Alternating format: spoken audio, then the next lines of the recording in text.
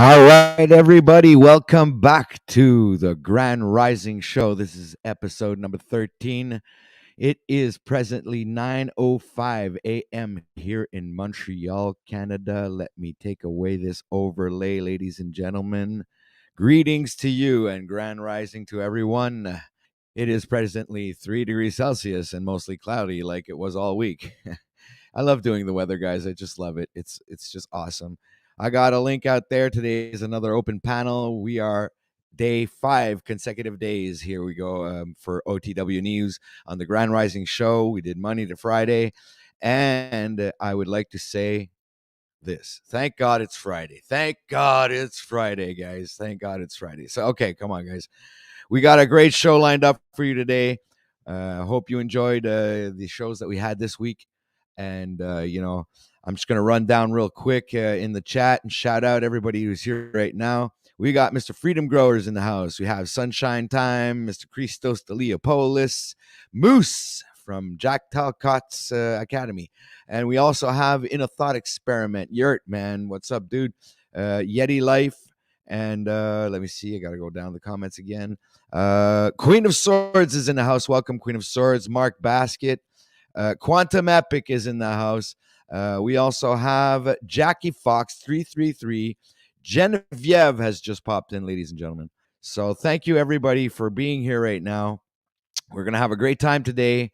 I already dropped the link for you guys to come up here and join the show. And, but I'll drop it again. Just make sure you guys, maybe it's when you pop in, it's not there. For some reason, nobody sees it. It's one of those things, right? So we had an amazing week this week, talking about the news here on OTW News. Mr. Jack Talcott reached over 1,000 subs this week. And also OTW News did too. Your favorite news channel, guys, just reach 1,000 subs. For all the people who didn't know, thank you very much for everybody and all your support. It's really cool. We are really happy over here at OTW News. When I say we, as the people that are in this family here in this house. So thank you very much for everybody and all the panelists that were here, and especially I would like to show some mad love to all the people who donated this week. You guys are really awesome. Thank you very much. We had one donator who donated almost 5 consecutive days. This is day 5. So I think, Jimmy Shively, exactly. Yeah. Shout out to you, brother. And we also had other donators. I don't have their names on hand, but I'll be sure to be shouting them out soon. Thank you, Freedom. Thank you for saying that. And geez, I really have an awesome chat, man. I'm recognizing everybody, guys. I'm really happy that you're all here to support the channel this morning. It's Friday, so I started the live late. I didn't feel like going up at 6 o'clock, and I had a few things to do. So here we are, ladies and gentlemen. We are presently at 9:08 a.m. here Eastern Time, Montreal, Canada. And much love to everybody. So happy that everybody is here. I am so grateful. And I've been communicating with a bunch of different creators. I've been in touch with Santos Bonacci, and we might be arranging something, ladies and gentlemen, that might be coming up. I'm not too sure when, but I'm gonna keep you on your toes. This is gonna be like one of them things where, oh, when is it gonna happen? When is it gonna? Oh God, I don't know what I'm gonna do. What am I gonna do? Oh my God. Am I gonna get no free? I'm gonna have to check OTW's channel every day to see if I didn't miss a notification or something. My God, what's gonna happen? I mean, I understand you people. I mean, I would freak out myself. Even I'm ecstatic, and I don't know, when the messenger thing's gonna go ding, and it's gonna be Santos say, "Hey, what's up? You want to do the thing today?" And so anyway, that's one thing. And we got like a bunch of people watching right now. So make sure to hit that like button and share this out to everybody out there so we get a freaking awesome audience here today on OTW News for this last broadcasting day of the week. So please share this out so we can get like this awesome end of the week show that we have already had 4 epic shows up until now. This is going to be the 5th. I feel it. The energy is strong. We are vibing high here at Cupcake Land. So much love to you guys. You're awesome, and this wouldn't be possible without you guys. So, I appreciate it, and I'm very grateful. We got Freedom. I was going to say Freedom Grower. Okay, we got Stefan Crumley, who has just entered the this wonderful world of Oz, and we also have the Benton. Hey, good grand rising to you, Sir Benton. We got London Man who just rolled in. Man, this is an awesome chat today, guys. This is great, man. It's like I'm getting all the heavy hitters in here today. It's like, wow. You're just missing, Bro Sanchez and Santos Bonacci and Ian from We Are Awake TV, Zetetic. I mean, Paul. Well, why not? Everybody. That's like it's just missing a few people. Pineal Power, I haven't seen yet. What are you doing? I guess you went to bed late, Pineal, after your great stream last night with Paul there. We got Jared Jaguar, who just entered the room, ladies and gentlemen. A long time a supporter of the channel. I've seen him here since the beginning. Yeah, all right. So we got Christos. Hey, I don't get it, guys. You guys are like super duper awesome panelists and broadcasters yourself, man. Like, go ahead and click that link this morning so we can get this conversation going and get this show moving. So, we got this little new thumbnail, I call, or a new overlay. Thank God it's Friday. So let's get this thing moving, guys. I figured I'd get the TGIF in there since, it is a broadcasting show. And, I'm starting to come up with a couple of things. I even have a new one, guys, where, when the shit really gets heavy and, it's screaming, yelling, and it's not even, I got this guy. Let's get ready to rumble! Yeah, I told you would love it. I knew you guys would love that one because that's like the phenomenal one there. You can't get better than that. That when you're talking about broadcasting, how do you call that? Like specialist, like the broadcast specialist. Like you bring in the real shit, like the things that people resonate with, right? So everybody knows it. Let's get ready to rumble! So when the shit gets heavy, guys, and everybody's going to be at their throats, I'm going to pop that thing in there. Oh, yeah. So, I'm trying to get some sound effects, like I thought the bomb thing was over. It's been overrated. Yeah, they use it too much. It's like it's saturated. We got, yes, ladies and gentlemen, please give a big, warm welcome to Mr. Dick from Freedom Grower. I'm going to get the claps, guys. I am absolutely going to get the claps. And there's another one I want to get is the sitcom laugh. I want to get the sitcom laughs. So, when somebody says something really funny, I want to be quick on the button, go click, and right away you got the sitcom laughs, like when you're watching Jerry Seinfeld or something like that, or some other stupid sitcom. Yeah, so I guess that would be a little... The term is broadcasting excellence, OTW, which I'm not helping you. Thank you. I had a brain fart, sir. Please forgive my my broadcast inadequacies. Sometimes I do slip up. Unfortunately, I am human, and if I were superhuman and I didn't have this strange sounding Canadian accent, I mean, I guess I'd be all right, dude. But I'm stuck with this. You're all right anyway, man. You're doing great. I'm gonna have to go do some speech therapy thing and linguistic programming. You can go sign yourself up for some semantics. So I can get some broadcasting voice over here and start talking to people without that Canadian accent. How's that sound? Yes, sir. Oh, yes, sir. Yeah, you can go any direction you really want to. All this self-help stuff. There's a lot of different alleyways and avenues of ways you could refine yourself, I imagine. If you really want to be like a refined broadcaster, but I think you're doing good. You're just bringing who you are, and it's going over well, OTW. You've done a nice thing here on the Grand Rising Show. Much respect to you. Well, thank you very much. Oh my God. I owe you an apology too. You do? Public apology. Yeah. I said you were pathetic yesterday. I said you were being pathetic, so I apologize. When did that happen? It's because of Benton, you fucking bastard. Benton, what did he do? He interrupted me, and no, actually, I think I interrupted him. I apologize. Oh, you're saying like I was encouraging Yeah. something, or I don't know what. I'm not too sure. I think I remember vaguely, but Benton had a bunch of he's got a bunch of yes men around him. I'm not one of them. So I caused conflict in the metaverse and upset everybody. He had a public announcement, and then I said, oh, you're I pathetic remember. because you apologize. Oh yes, But then afterwards, I said, apologized. I shouldn't tell OTW he's pathetic because he might be like fragile and like about ready to crack. And maybe that pushed him over the edge. I don't want to be that guy.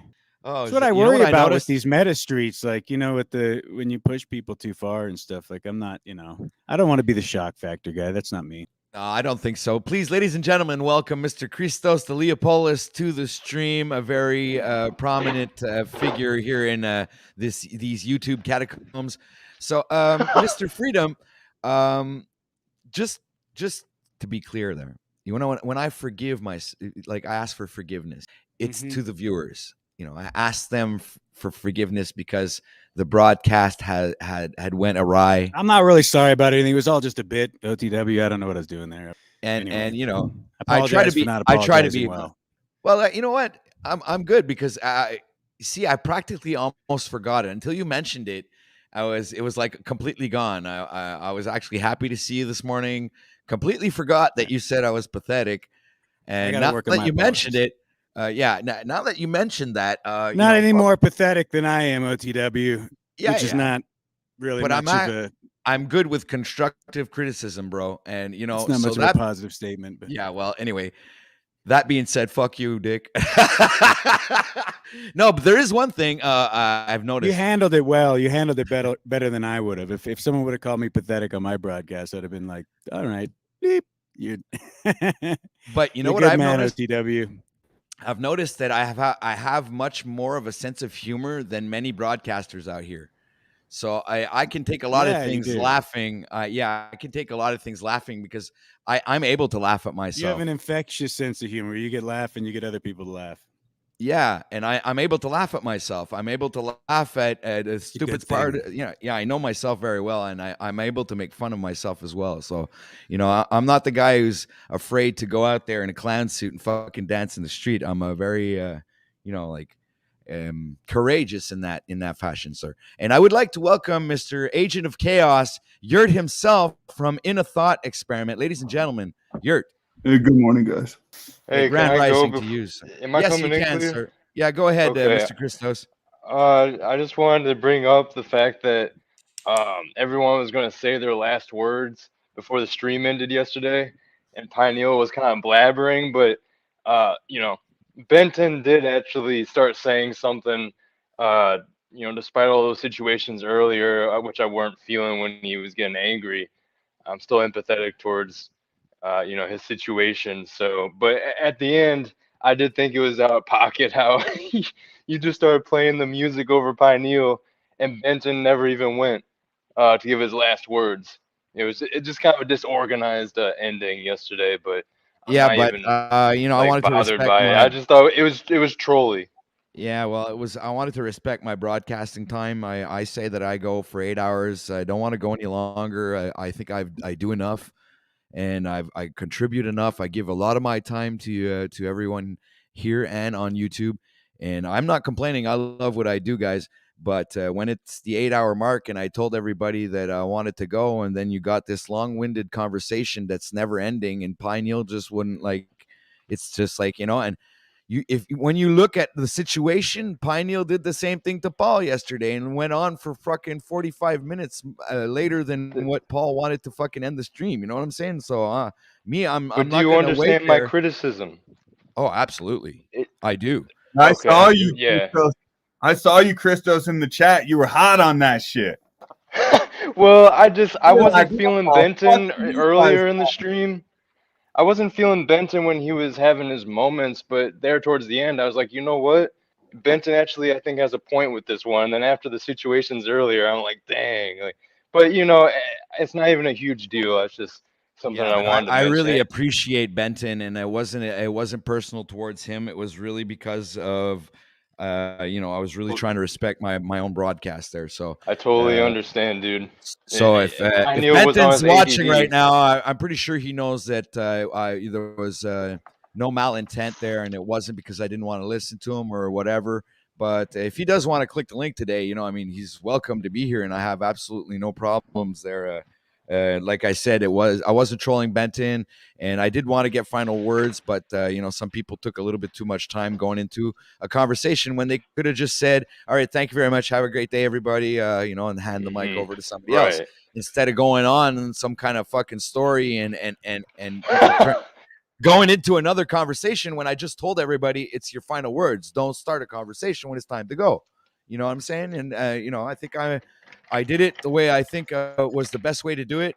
I put the overlay up, and they still continued talking, and then I started the music, and they were still talking, and eventually I think they caught on. It was the end of the show, and I was like, it's just this broadcasting awareness that people should have when the broadcaster says, "Look, the show's over, ladies and gentlemen. Give you a few seconds to say your final words, and we'll be moving on with the rest of our day." So just an ounce of respect for Mr. OTW, who's put in 8 hours of work, plus the work that he put in last night. Sorry to interrupt you, OTW. I have to apologize to you as well. You have to understand that Jack's platform is not my platform, sir. And so when we go into the realm of Jack, we're on his pirate ship, and he's the captain. I got to steer it the way he sees fit. So please understand that there was no disrespect meant to the OTW News Network.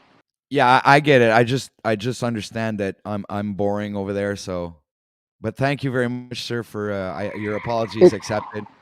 It's not you. It's not you. Jack likes to be the center of attention. He wants to be the star and the face of the show, and unfortunately, you kind of shine a little too bright sometimes.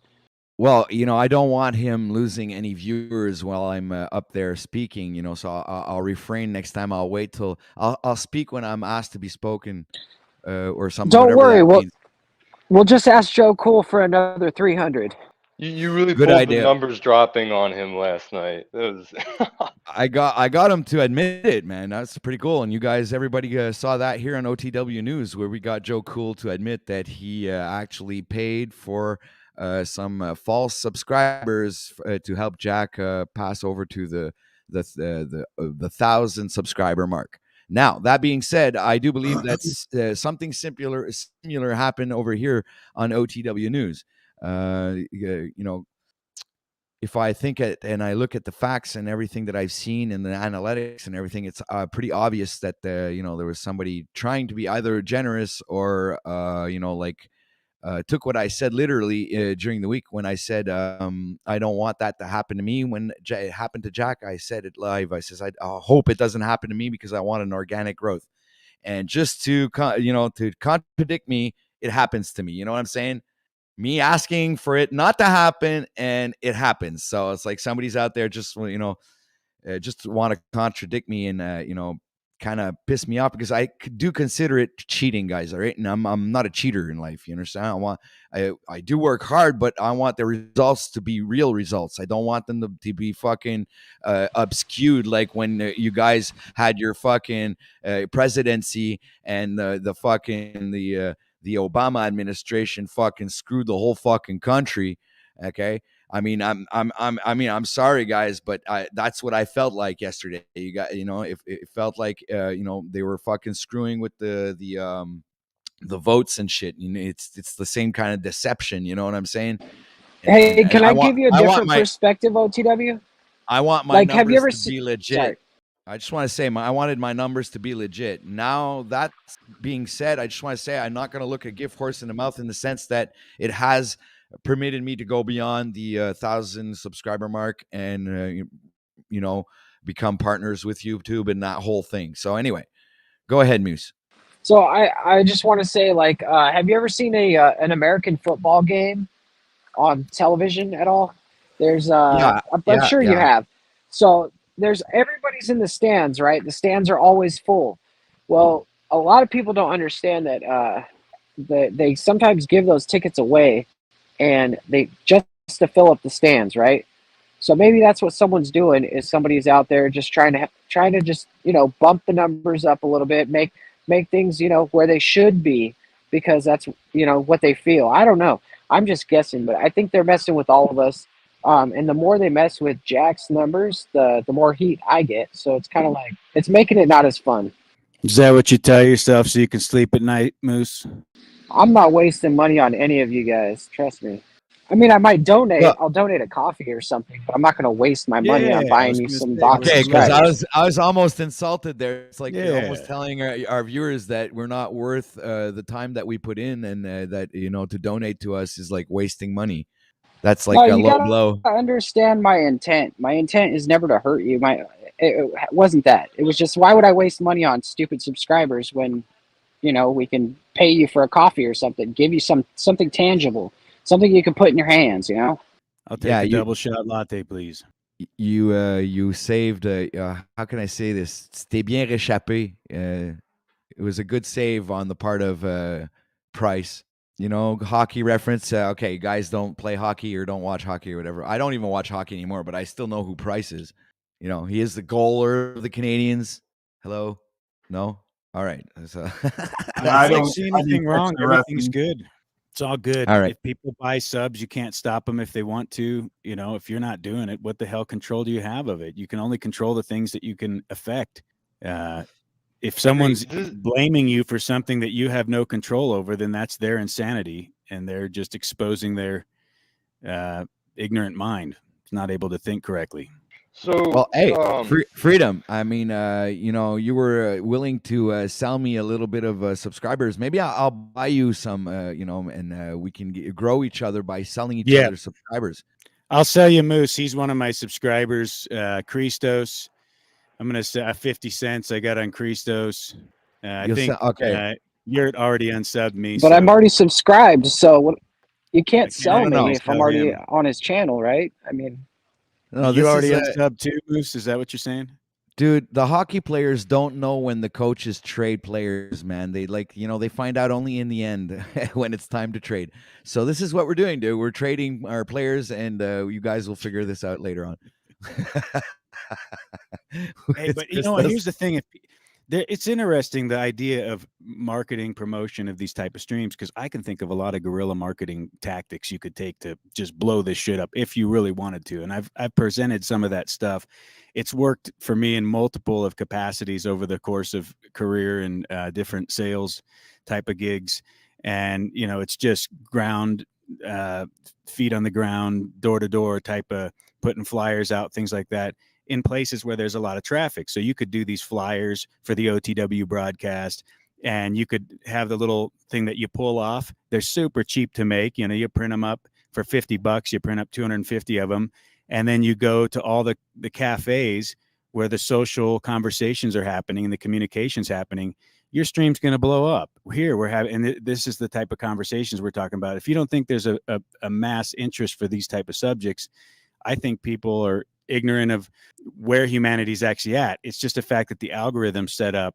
That's why BitChute and Rumble and all these other sites even exist. If there wasn't a yearning for alternative information, they wouldn't even be able to function. So if you give them that type of, I guess, avenue to find you in a major trafficked area, I think it would work. But then at the same time, does it just put you on the target to be shut down quicker, have your work taken away from you before you can even get your traction and get your message out or whatever? So it's almost like diminishing returns with this shit if you do anything in a practical sense. Anybody got anything to say on that? I'm sure Yurt has something he'd like to add to that, sir. For sure. Yeah, I don't know. I actually don't have anything to add. I've just got to listening right now. I've been listening a lot and checking it out on the, subs and growing the channels, and then sort of the self-destructive nature of these like truther channels. Yeah, it does seem to be a losing game at some point. I don't know if I right, was like saying as that. you grow an audience.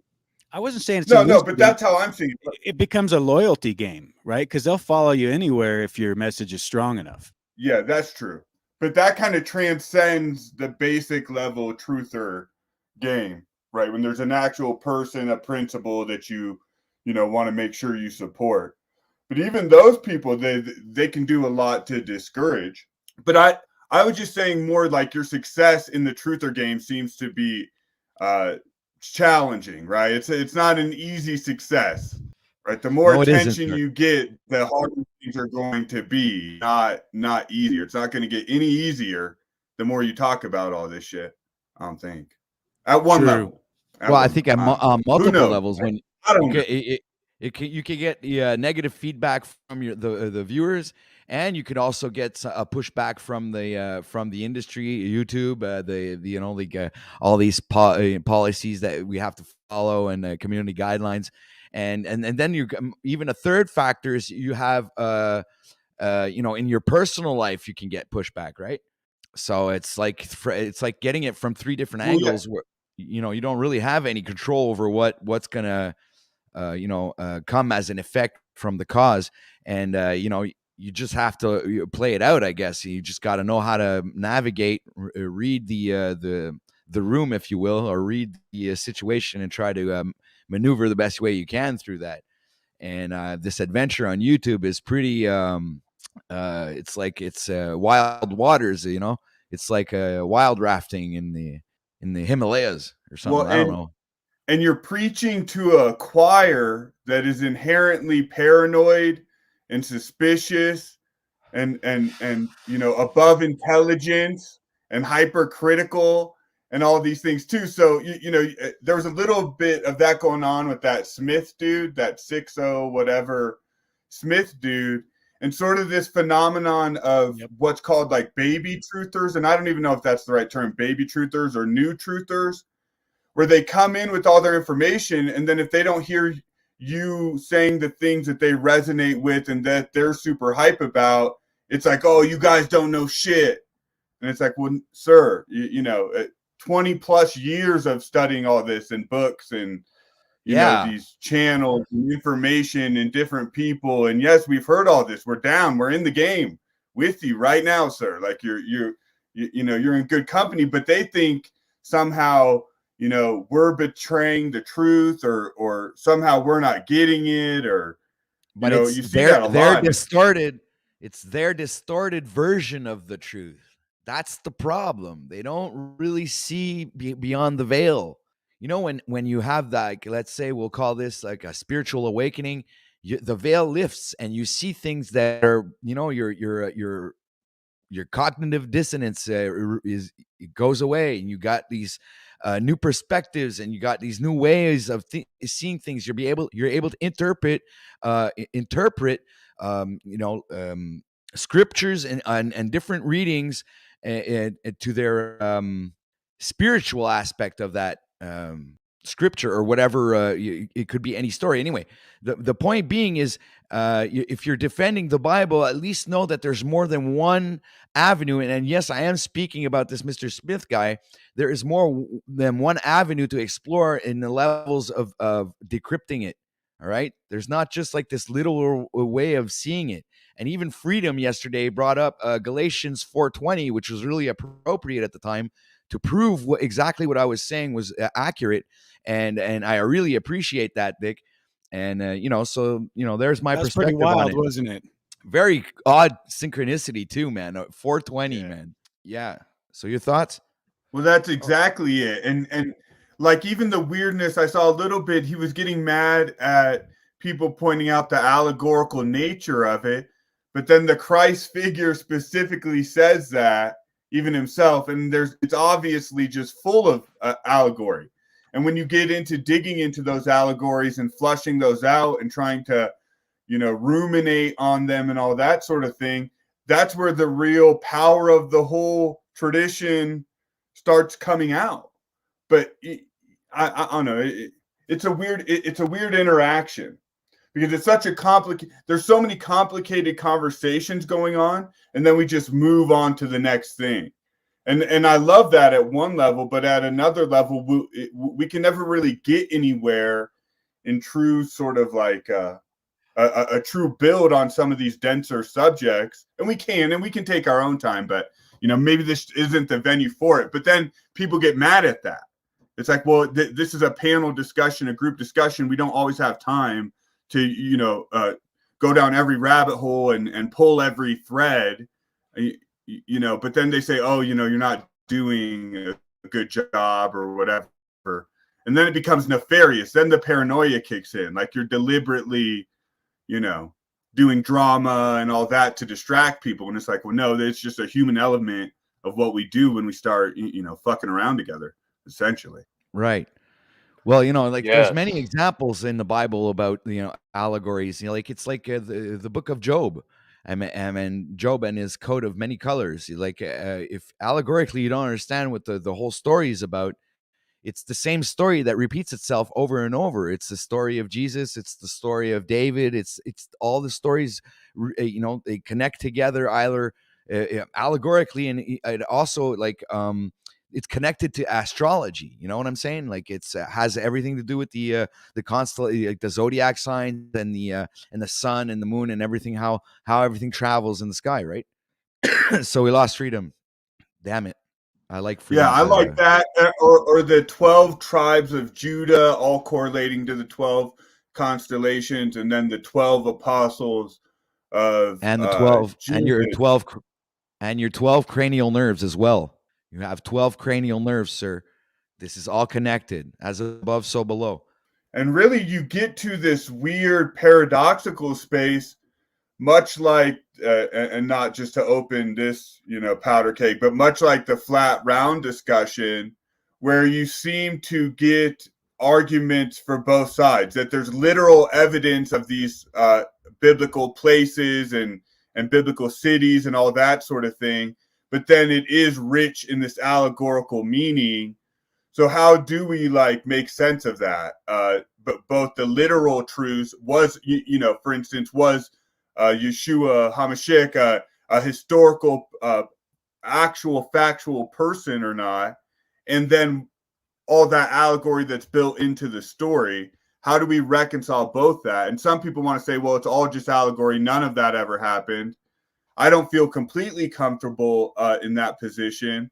But then there's also the paradoxical position of, how did the historical figure exist? But then all these mystery school sort of occult traditions, allegorical traditions also get weaved in there simultaneously. And it's sort of a mystical experience, obviously, and its effects. So, but I yield there, guys. Sorry. I think it's majority allegory, but there is literal stuff going on, like Nimrod and these different characters and people. I think there definitely was some literal stuff going on in these books. But I would say, in my opinion, majority of it is allegory. But if the literal part was an aspect, I think it was used to tell a moral, because morals and allegories aren't the same thing, right? You can use a literal story to tell to bring morals into effect, but an allegory is is telling another story hidden beneath a story. It's like the Russian doll. Is something inside that like there's another doll inside the doll, and then there's another doll inside the it's just a repeating process. And it's these allegories are also like repetitive in the Bible. They come back. So and through different stories, whether it be Jacob's ladder, Job's coat of many colors, the story of Jesus, it all comes back to the same thing. Everything comes back to the spiritual. Well, and not to pick you. Oh, sorry, sir, but I believe you're saying Joseph and the Technicolor coat. Not Joe. Yes, sorry. No, you're good. I just wanted to be clear. Yeah, you're right. Sorry, I'm getting all these Joseph, Jacob, Job, and yeah. There's a lot of people. There's a lot of different stories. There's a lot of names to remember. But if you don't even have to go into the Bible, guys. You can go into any kinds of children's stories. I mean, look at I mentioned it before, Jack and the Beanstalk. I mean, it's the same correlation it's the same story as Jacob's ladder. Same thing. Jacob's ladder has 33 steps, and Jack and the Beanstalk has 33 leaves before it goes up to get the golden egg, guys. The golden goose or the golden egg. The golden egg is the optic thalamus, right?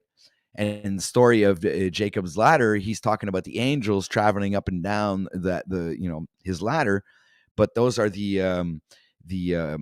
angels are the information that's traveling from the top of your brain to the bottom of your and transmitting all that information to the rest of your body through your spinal cord. Okay. So there is something happening at a level that we don't understand. It could be at a quantum level. Who knows what level it really is? But it's a level that they're trying to use these allegories to transcend these stories through time, so people will be able to understand the inner functions of the human body. Is, in my opinion, what the book is all about, or all these stories. They are stories to enlighten us and help us understand how this world functions, and how to navigate and use the ship that we navigate, which is this human body, through this big ocean of life that we let's say. Okay, so this is my opinion on it. So, your thoughts, panel? I've kind of come to the conclusion that what we're seeing in all these religious traditions that we now have the text of and whatever is essentially the remnants of a tradition. That we're essentially finding like the operating manual to a Mustang. That you're essentially getting just a piece of a much larger dynamic sort of system that you don't have all the parts for. And we see it in the cathedrals and in different architecture. And just to do a plug for my channel, and I hope to do this, me and Malika Annapurna are going to be doing a whole series on the Hindu text, and sort of doing a deep dive on that together here soon. I think you find the same thing in a lot of those texts that we can't even really come to an understanding outside of our intuition, outside of using the Holy Spirit. We can't come to any conclusion outside of that we don't have enough of the map, enough of the story to really say what is the point of these allegories and the stuff about the vertebrae and how it all links up, and how you could actually use that information. Because that's one of my big beefs with the truth community, is we have so much information, but then we're just completely impotent, to a large degree. We don't seem to be able to do anything. And just a little callback to the Jack issue and to Moose, and I've raised this to Moose. This is a problem with championing people who aren't 100% what we need to be and want to be and all that, because we're so far off the mark, and we have so many complicated issues, and we can't seem to affect the actual change. We need higher standards, starting with ourselves, of course, but then also the people who share information and explain information and all of that. So I don't know. Again, I'm saying a lot. I've been off the mic too long, OTW and Christos. I got so much to say, and I don't want to hog it though either, because I like listening to you guys as well. So we need you're that good, right man. now, actually. Yeah, you're good, because I'm really resonating with what you're saying right now, and oh, we got Dick came back. Cool, man. You came back, dude. Really happy. So no, like you were saying, I mean, look, it's kind of difficult, when you're trying to explain how all of this is working out, and I really do commend the fact that you're going to be working with Malika and doing, say, breakdowns and stuff like that with in that aspect, because I'm like really into it. I would participate like fucking, for sure, because there's not just like there's so many links. I mean, there's the Emerald Tablets, there's the Book of Enoch. There's so many, and Dead Sea Scrolls. I mean, there's so many different books that you can read and avenues that you can go to realize that it all comes to the same thing. I mean, even the Emerald Tablets, it's practically the guidebook of how to meditate and dive deep within yourself and transcend, I guess, the whole spiritual experience. And I've read all these books over and over again. I think I've read the Book of the Tablet, because when you read it, you have to you can't just read it literally, man. You just won't fucking understand nothing. It's like a bunch of babble, but you have to like meditate on it and try to understand it spiritually, and it actually makes sense. You end up realizing that it's like the recipe to a meditation practice that will elevate you, or elevate your vibration and your frequency. So I'll yield. OTW cooking. Hey, I just had to come back up real quick. You nailed that. I resonated with that completely, what you were saying, and I just wanted to say, man, keep talking, because that's what you get when you observe and you sit back for a bit and you really, can reflect. You get that deeper observation of it, and that, because I couldn't put my finger on the pulse of what was wrong there, but that is it. It's stop supporting. Jack's a socialist at the end of the day. Fundamentally, the guy. You don't want to see him. Well, yeah, and just the people like that in general, it's really not doing. And who know? I don't know Jack personally, so I don't know what he's doing in his day-to-day life. And maybe he's out there, working at the soup kitchen and helping shovel old ladies' driveways and doing all those work. So if he is, I completely apologize and take back what I'm saying. And if it doesn't apply to Jack, then I note that.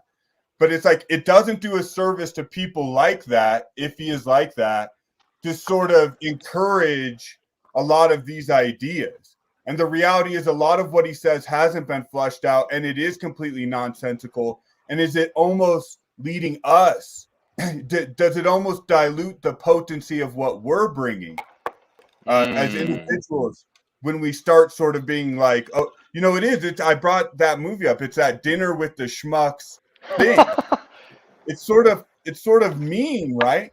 It's sort of ugly. Wow. I don't want to get stuck on that track. I would also just bring up, I just finished reading this book, A Search in Secret India by Paul Brunton. And this is like a 20th century dude who goes in search in India for these guru types and the ancient wisdom of India. But to that point of us not understanding esoteric knowledge, he was going deep into what some of these gurus were telling him about actual yoga and the stretching and how that links up, and the difference between like mind yoga and body yoga, and how a lot of these stretches and stuff, again, and this makes no sense to me, but are meant to, work those different physiological pathways in the body to elevate consciousness and all that. To a Westerner, a materialist Westerner, this all sounds like a bunch of maybe made up nonsense or whatever. Or new age stuff, but it's not. But it's not. It's an ancient tradition that we've completely lost contact with, that had a very specific purpose, intent, and all that we're just so far removed from that we can't really understand it. It seems made up. And even Paul Brunton in the 20th century is wrestling with this same issue as a Westerner. He's like, yeah, these guys, apparently can do Jedi shit and, transcend their physical form, but the whole fucking country doesn't have running water and good sanitation, and doesn't, know how to deal with their fucking waste somehow. There's some gap in their own historical experience which detach them from it all. So it's all, all these things are complicated, and we get called to, go on these quests to figure this stuff out. And then sometimes I think we end up on social media sort of swirling in the nonsense when we had a pure intention just to connect all those points again. Yeah, and you know what? That brings me thinking about the mud floods and how they might have been able to reset everything. And they were talking about these these. Well, the way I see it is like you take away. If it was me, if I was like one of them world leaders and I wanted to reset everything, I cause a natural catastrophe or whatever, if we did have the technology at the time, and I get rid of all the adults and then I take all the children, and then there wouldn't be any adults to tell them the stories of what happened, and the reset would be in the mind of the children. The children would only know what the people would teach them. So they wouldn't have any knowledge of the past or any other thing like that. And they probably got rid of all the books and, made new books and started the whole thing over again. So maybe this is what's going on. I mean, I'm just putting this out there as, speculatively speaking, but I do believe that there's a link there, and that you do have a point, sir.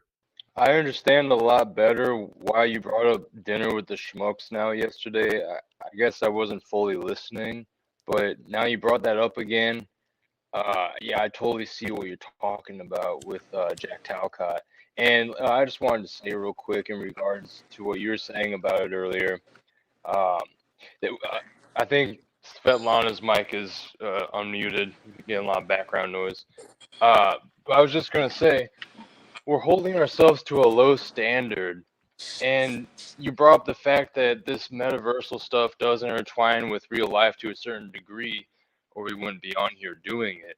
And it seems that we're reinforcing delusion, and Moose doing this whole producer thing, I kind of came to the conclusion he can play it off how he wants, but I see it now truly as we're reinforcing delusion, or he is, by playing this game with Jack right under his nose. And to hold Jack up as some type of leader, something that we want to aspire to, or a strong being that is going to help us, is ridiculous, and it's a joke within itself. I mean, he literally was talking the other day about how he's lazy, but at the same time, you know, he has all this stuff to offer, but then he needs all this help. So it's, you know, we've heard it all before. I don't need to go on about it, but we are holding ourselves to a low standard if we're going to try to take serious the idea of Jack being a leader in any of these communities, much less. Yeah, because you can't be a life. lazy leader. That's like no way, man. That would be stupid to follow a lazy leader. Think about it. If you're following a lazy leader, I guess you must be lazy yourself. So it's like this kind of lazy kingdom that you imagine that, a whole kingdom of lazy people. That I wonder how that works. What was it? Anti-job, pro-labor. That's just what it makes me think of what you just said there. But yeah, you're on point, OTW. Hello, Svetlana. Can you hear us? Svetlana, you have the floor. Please. Hi, everyone. I just want to talk a little bit about having babies after the COVID shots, you know. It just mind boggles me, you know. I understand if pregnancy mistake, right, or accident, but deliberately deliver baby to this world, that is like, I don't know, something is wrong with mental capacity. It's like everyone who already lived a little bit of life, we know how horrible it is, how much suffering you personally, each one of us experiencing. And give this to your children, it's also, I mean, plus keeping this world going, who is bringing children to? I have 3. The youngest one is 15, and I'm still scared because government of any country right now have laws in place that they can go after your children, and you cannot. That's why I put on the chat that to have children, it's simply stupid. Another question was, am I regretting to be born over here on Earth? Yes, because my personal experience here, I've been here only one lifetime. I'm not going to be reincarnated 100%. How do I know? I had regression hypnosis, and during regression hypnosis, you can actually access your past lives, and you can actually see what happened there. Some people actually bring, especially they bring the death. If it's violent death, they actually bring memories to this life too, because time is not real. So everything is happening. It's basically happening all the time, you know, at the same time. So it's just like the amount of suffering in this world is unimaginable. And only purpose of life over here is basically to find out what this place is about and figure out what you not belong to, withdraw yourself. I also notice women on the chat feel compelled to come over and argue with me. But what would you say for the people who actually think this world is a beautiful place, Svetlana? I'm saying they're doomed. They will die spiritually. I think stay with this world, you die before. I'm one of those. I'm actually one of those people, OTW, and I'm not ignorant to the horrors of this world, the tragedies, the ugliness at all. But I think from the right perspective, we see a swirling drama full of significance and magnificence and life and death and all these things. And I encourage people to have more children, and especially people that have some sort of spiritual wisdom, some sort of skill and ability. We should be having more children. and drawing powerful beings into this world realm. is a magnetic field, yes. Yeah, I propagate the could not Go ahead, strong. Jim. answer. You already break it down. Could Say you again? get closer to your mic by chance? You're a little distant from the mic, or maybe OTW could turn you up. You're talking about Svetlana? Yeah, or I don't know if you guys are hearing her fine. It just sounded a little far away. I hear her actually very well. No, I'm not Okay, far yeah, I away. hear her better. It's close to my ear. Yeah. It's bots. Basically, we've been watched by the bots. But in our illusion, it's like if you go to the channel with 40,000 people, and after being on this channel for 2 hours, only 5 people subscribed to your new channel with to your channel with the information. What I'm getting from this, that means the real people who are there, it's basically only 5 of them, you know. It's just that's the math I'm getting. So to dream to grow the channel, you basically buying into illusion. Like how many people in Trinity, and we all going to want to the honest, you know. It's like that's another biggest illusion. It's I would say in whole totality, it's maybe less than 1,000 of people with souls in his realm at all, you know, because rest of it is just something else, like a illusion. Majority people do not even interact with. That's another thing. Plus about women, they all have Disney princess syndrome. That bothers me a lot. It's like women in their 60s think they're still girls and flirting. But that's my opinion. And this world is created the way that it's a big sex drive in the male population and females using it because the female population is a little bit smaller here. They have a little bit more power over you guys. So that's what I'm seeing. But again, from my position, I'm not considering myself female. I'm actually spirit trapped in the body, and it's happens. Yeah, so what you're saying is like an anti-natalist stance. Isn't that what that's called? Like the pretty much belief think that you that's what it shouldn't is. bring in children? Yeah. Basically, absolutely not. That's what keeping a wheel going. You know? It's like by doing the sex role, you actually created magnetic vortex, which is actually pulling soul into this. So you're actually doing evil by having sex, and I'm guilty of it because I have 3. But I'm okay enough to see my mistake. That's what kills a lot of people because they make mistake, and it's too horrifying to see it. We see with people who got shots, they can, even the information is out right now with how damaging those shots are, but because they do not want to admit that they've been fooled, they still going with it. And it same applies to everybody else who will die here. Can you admit him? Can you see the whole picture? Like people who are Christians, they only see one religion. We on our hand, we're looking into all of them. We're looking into Hinduism, we're looking into the Jewish religion, we're looking on all of the above. And we combine all of the religions together to get the bigger picture. Yeah. The bigger picture you have, the more accurate information about this world you will have. That's basically it. What I want to say to it. Thank you so much. Yeah, you see, I love your points and I love your challenging thoughts, and I appreciate that. So I'm not stepping on what you're saying, but I do see the world in a completely different way. I think the world is largely sort of like a dojo or a training ground or a school or an academy that serves a divine. That it cannot be training ground, you know. It's actually like a death trap. That's what it is. We got ourselves in traps. Some of us trying to save others, but the only way is each one of us decide we're done with this world and we're walking away. That's the right decision. And we went I disagree. close to walk I think the key, respectfully, I disagree. I think the key is the lesson we're trying to get is the ultimate authorship that we have in reality. That the world we create is the world that we will have. The children we make are the children we will have. The dream that we inhabit is the dream that we will have. It's our power that's the to. thing. We created this world. We can break down this world, and we create a new. So that's exactly what's going to happen.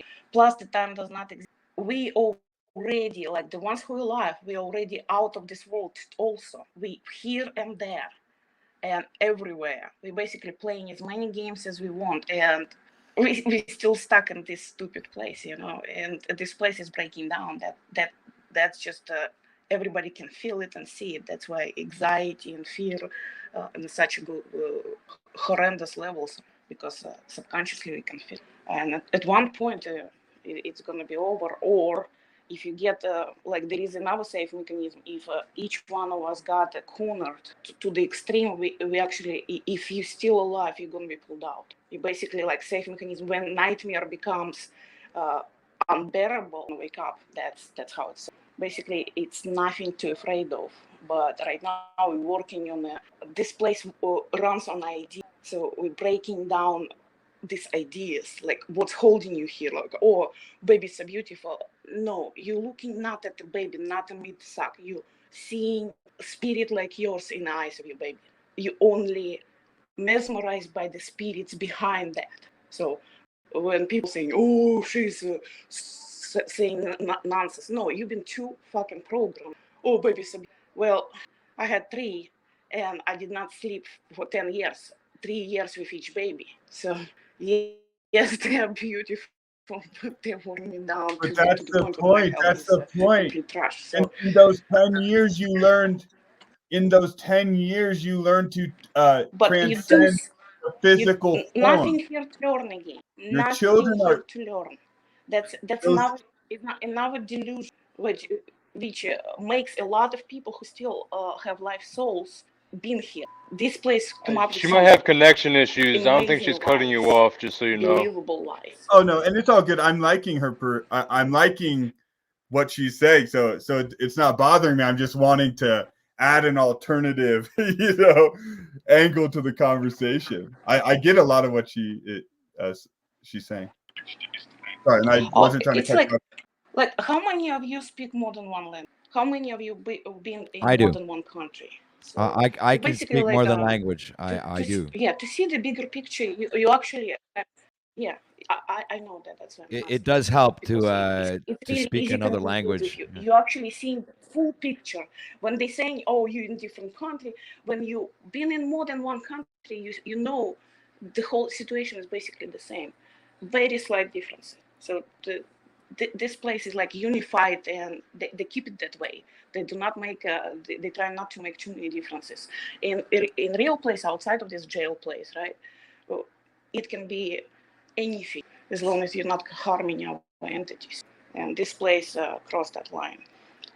As far as we over here, we just shadow ourselves. That's exactly that mid suck you see over here in the mirror and thinking it's you. That's actually a shadow. So the real you, 1,000 times more, and can You're create giving me the as many feeling of those that mid sucks.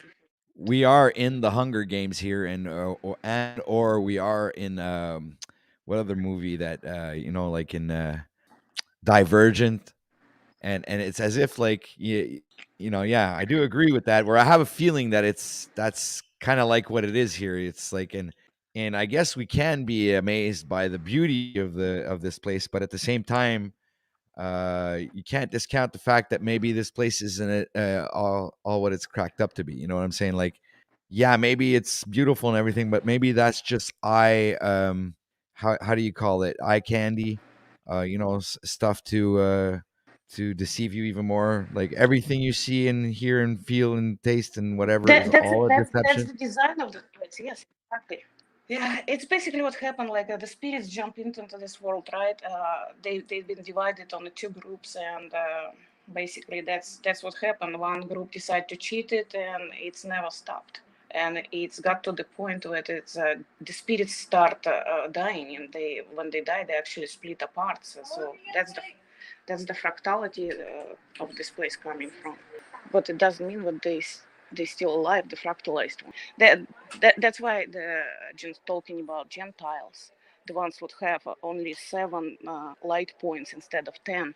The other religion talking about some people getting out of this place, it also applies to the people with full light or not full light. It's out there.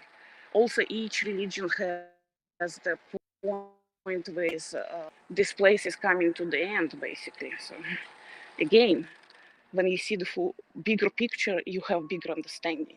So the bigger picture you have, the better it is. I think I got a pretty big picture, and I frankly don't agree with a lot of the conclusions you're coming to.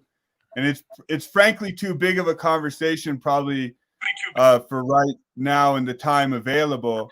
But I just see too much of the Nietzschean priest class morality in all this. I see too much of the doomsday programming. I see too much of the millennial eschatology and the fatalism. For me, it's not a, in this, for me, it's not a doomsday.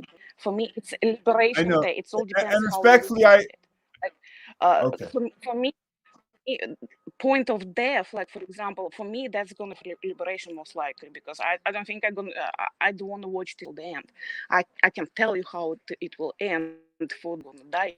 Like at some point, pool souls gonna leave, and this place gonna be in complete anarchy. Right now, they're doing horrible things, but they're still looking out.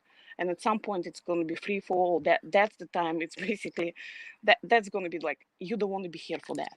That's the time where the people in remote viewing, when they're looking in the women killing their children in order for them not to suffer. So that's why I'm saying you don't want to be here when I'm gone, or a majority of people like me don't, and it will happen because this place is like a mental trap. And soon, if we, like for example, I'm already there. I'm ready. There is a few people who are not ready, and when this critical mass achieved the readiness state, that is it. And it's gonna be explosion of the sun and stuff like that. That's all will happen. And we're gonna see Nibiru stuff going on, all of the above. The stars gonna be falling, the earthquake gonna be coming, and a whole bunch of stuff gonna be happening. But there is also possibility to live before all of that happen. Just the main thing not to stay afterwards, because it's going to be so horrible. Yeah. And remote viewing is a very, very real thing. I actually look into what's going to happen at some point, and it's not a pretty picture. Yeah, well, I really like these conversations because it permits us to see, other people's perspective on things, and the way, doesn't necessarily mean that what Svetlana says that everybody can agree with what she says, but this is her research. This is what she's come to the conclusion. So, we are always willing to listen and, you know, um, and try to understand in these Plus, different I didn't come up perspectives. with conclusions straight away. I also was holding on to the idea. Like in 2017, I was actually in the Nibiru gonna come over, and I actually buried some stuff in the mountains in order if I have to survive in the mountains. But by the time progresses, I actually see more, and I see the physical survival is not going to be possible. Even from the perspective of the elites, because they're gonna change the reality. They're gonna have like what I'm seeing with remote viewing lately, right? In the future, they basically gonna keep this. Remember, they were advertising this 170-mile city with 4 billions in it, right?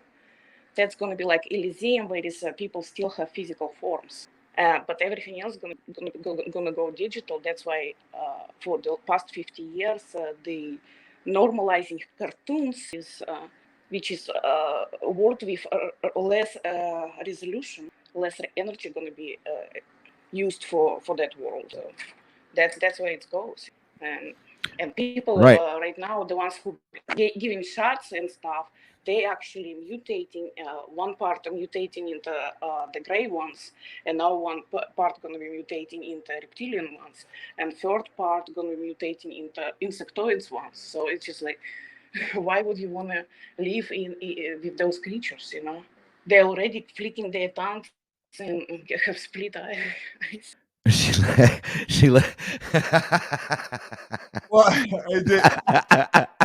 I hope she comes back. I was like to bring down, but I don't buy any of that OTW. Respectfully. What do you mean? This? Yeah. I'm not buying that. I'm not buying that. I got too much of that Carlos Castaneda journey to Itzlan running through my veins right now, and that idea of the perspective of the warrior. OTW. I'm not fucking scared of this. I'm No, not neither am scared. I. At one level, they tell us that the end of the world is coming. We don't want to be here, and all this. It's all convoluted and complicated and all this stuff. I'm not walking in any of that fear. I think people that want to take control of this reality and author their own reality, we're going to hijack the timeline. We already are. We've already done it. They said all this shit over the last several years. It was all supposed to be over. I'm still waiting for all these people to turn into fucking androids or whatever people are talking about. Like, I didn't engage in any of that experimentation, nor would I. But the truth is that our apocalyptic fears and the egregores that we created around that don't come true the majority of the time. Chicken Little is not right the majority of the time. And what I see is a lot of people getting swimming in a lot of stuff, you know, and respectfully to the Svetlana, I see a lot of people projecting that other people haven't done the work and haven't done the research, and they have no clue what they're talking about at all. They're projecting that onto other people, their own insecurity with the information, right? And on the language, oh, how many languages do you know? And it's like, well, no, many of us study many languages, and I understand her point there too. But it's this whole thing. You see too many times in the truther conspiracy community, people have like their favorite theory, like their pet theory that they just can't, you know, give up. And she even said that respectfully, and I hope she comes back and challenges me. But she's like, 27, I thought Nibiru was here, and it was all over. 2017, I thought it was all over. But now, no, this time, really, it's really coming this time. Do you know how many times in history they said it was the end of the world? Over and over and over and over again. Over and over. Well, yeah, that's man. why I brought up the thumbnail or the overlay. And then after that, right away, I went and I said, well, you know, if it's the end of the world, and then I went, well, thank God it's fucking Friday, guys. Let's fucking party the weekend over. It's like, if it's over, let's have a fucking ball, guys. You know, it's like, yeah. And have if it's a party. over, yeah, and if it's all over, let's all make a bunch of free love for everyone and make a bunch of babies, and we'll have a great time till it's done, I guess. Yeah. Right? Why not take that attitude of that? I don't even think that's true, by the way. It's like there's all this stuff about programming and mind control and like elite agendas, and we claim to understand it, and yet we're victims of it constantly, and we're perpetuating it constantly with our worldviews and with the narratives we tell. The antinatal situation does fit the reducing the population to 500 million narrative. You know what I'm saying? Yes, exactly. So it is another, in my opinion, like you say, controlled mechanism to try and get people to, mentally brainwash them into, not having any children and reduce. You know, this is like another way of your mind fucking you to prevent the societies and cultures to procreate and grow. Okay. So they put these kinds of things like abortion and antinatal communities and all these kinds of things to help that narrative play out. And they're pushing that narrative, and without even the people or not just the people, but I mean the masses not being aware of it, of them doing that, and them jumping in the bandwagon with them and encouraging it and supporting it and manifesting in places and doing all kinds of shit when they don't understand that they're just helping the narrative. They're just helping the controllers push the narrative that they're wanting to see things, I guess, go in a certain direction down the line in the future. Well, yeah, and like the spirit of that, and I don't know her particular spirit again, so I'm not talking, just moving off her, but people with that mentality, it's like I spend my whole life looking at my children and saying, how can I build these boys into men who can handle all these challenges which are coming at us in the future? You know, there are obvious challenges and real issues in the world. So that's how I spend my life, and truly believing that I can raise them to be strong, powerful men who can affect real change in the world and help out a lot of people and make the world a better place. I know that's idealistic and a little Pollyanna, but that's honestly how I view my role as a parent. Versus someone who thinks it's all over. What message are you projecting to your children if you think, oh, we're all fucked and we got no power and there's no point to continue our life process as human beings? There's no point to build anything or learn any skills because this is some soul trap. And it's like, who told you that shit? The priest class, morality, who wanted to demonize powerful people and hide. We're talking about all these lost esoteric work. Well, who burnt all the books? It was the priest class morality who came in with the chicken little, end of the world's coming to an end, fear-based reality that destroyed all that true powerful knowledge that we were talking about in all these other texts.